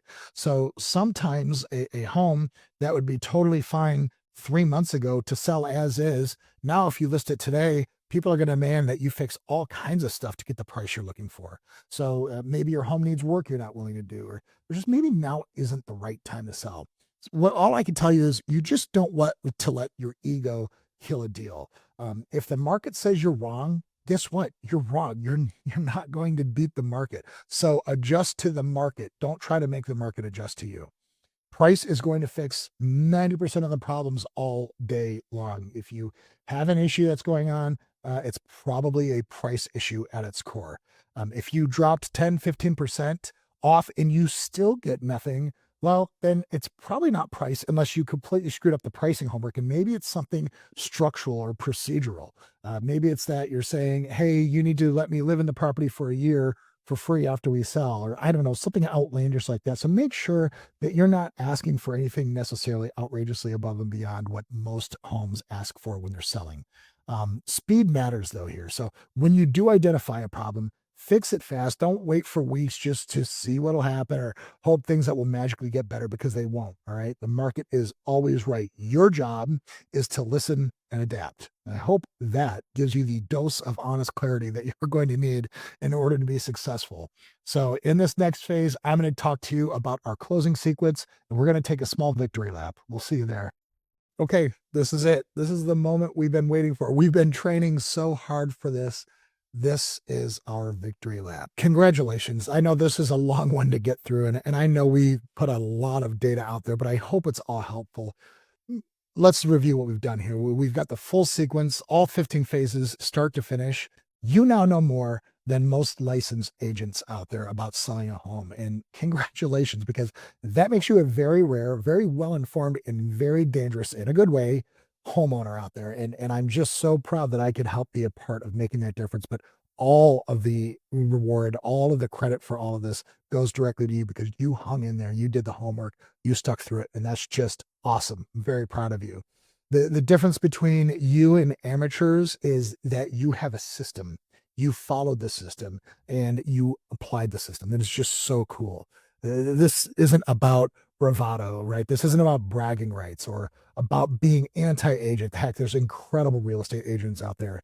This isn't about proving you're smart. This is about showing people that, hey, I'm disciplined. I can follow steps. I can use tools. I can stick to scripts. You're not doing this to prove something. You're doing this because you woke up you're the one that set the alarm on the weekends when it was time to go out and cut the grass. You're the one who stayed in from doing fun stuff and fixed your plumbing, or you're the guy who, I don't know, got 70,000 splinters in his hands from fixing his deck. You made this place what it is. Therefore, you should get all of the equity that comes out of it, not just most of it, but all of it, in my opinion. And you've taken a giant step toward doing just that by even paying attention to this video. Now, let me remind you, this toolkit is available to you. Everything I showed you, all the spreadsheets, the calculators, checklists, scripts, it's all yours, free. I want you to take it. I worked forever on this, and it's my gift to you. I want to see you succeed in this. So just comment toolkit below, or go ahead and just grab the toolkit in the link in the description, and this will give you instant access to all the tools, the home sale calculator, the market recon process, the exposure and distribution. I mean, I'm not going to go through all of it. We've already been through all. Grab the kit now while it's fresh in our mind, while we're talking about it, if you haven't done it yet. If you wanted to watch this whole video just to kind of find out if it's something you were interested in and this is still something you're passionate about, download that link right now. Go back and watch the video from the start and do the steps according to the plan. And you are going to just surprise yourself how incredible you are. Now, one thing I do like to remind people is you've been through this. You're going to have to give yourself the honest assessment. If you've gone to the website and taken the quiz yet, great. If you haven't, go to foolprooffsbo.com/quiz and take the suitability quiz and find out which is going to be the best path for your individual situation. Or do the Agent Tax Truth Compass. It's the calculator that you'll find in the toolkit that I point to. Again, there's 3 paths. You could be somebody who just is going to say, forget it, I don't care, I have enough money to burn, I'm going to hire a full service agent, and that's fine, and that's cool. You might be one of those people, that's good. You actually can say, no, listen, I don't have time to do this by myself, or I don't have the right temperament. I know that my work tempo is too much, but I totally am not looking forward to paying full retail for commissions for a real estate agent. And that's fine too. Call us up, reach out to us, email us. I will hook you up with an agent in your area that I've already negotiated with to reduce their commissions. So you're still going to save tens of thousands of dollars by working with one of my in-network agents. And finally, those of you who have watched this and said, I can do this. I'm absolutely capable of doing this. Congratulations. Welcome on board to Foolproof FSBO. You're going to do an owner-led effort. And this is basically all we taught today. It's going to be the maximum amount of savings, the maximum amount of control, max participation. So if you get through there and you start realizing, well, holy smokes, I thought I wanted to do this. It turns out I just don't have the time for this. That's fine. We pull the parachute. We get you hooked up with a pro. It doesn't matter. There's no shame in that. So whether you sell by owner or with one of my agents, either way, you're saving tens of thousands of dollars and you're staying super, super informed on the entire process. But let me just say, if you are going to do this, if you are going to take a swing at selling this home on your own, I want you to commit. All right. I want you to actually commit to the sequence. I want you to actually make sure that you're being serious about this. You are the captain of the ship. Remember, use the system, follow the phases, lean on the toolkit, and then just trust the process. Your biggest advantage here, it isn't real estate knowledge. It's not knowledge about how finance works. It isn't knowledge about interest rates. It's the knowledge of your home that you've lived in. You know the home intimately better than anybody else ever will. You've seen the sunset over the back deck. You've heard the sound of the floorboards when somebody's walking up the stairs at night. You know which neighbors are great and which ones should be avoided. You know where the school bus is. It's so important that you realize what an expert you are. So the story that you're carrying forward, that lived experience, that coupled with this system is what's going to sell your home better and faster than any agent could ever do from you. It's not a script from an agent who you met in your house 30 seconds ago, and they're now touring through and making a comment about your fireplace. So tell that story, price it right, prep it to shine, market it everywhere, and handle showings with confidence. Negotiate with data, not emotions. In close, say, keep all of that money, all of that equity that you worked so hard for, all that overtime you put in, all those extra shifts you took, all of those times where you traveled instead of staying home with your family, that all went into this home and you should get that back, okay? Not somebody else. Keep that equity in your pocket where it belongs. We are Foolproof FSBO. I am here to help you. Join the Facebook community if you haven't done that yet. Hop on my website, get on my email list where I will be sending out items of value every single week. Just join us. Don't let this dream die. You have gone so far. You're a homeowner. You've made some great decisions. Let's not make this relationship end with a bad decision, okay? Thank you for watching. Go sell that house. Good luck in 2026. We'll see you next year.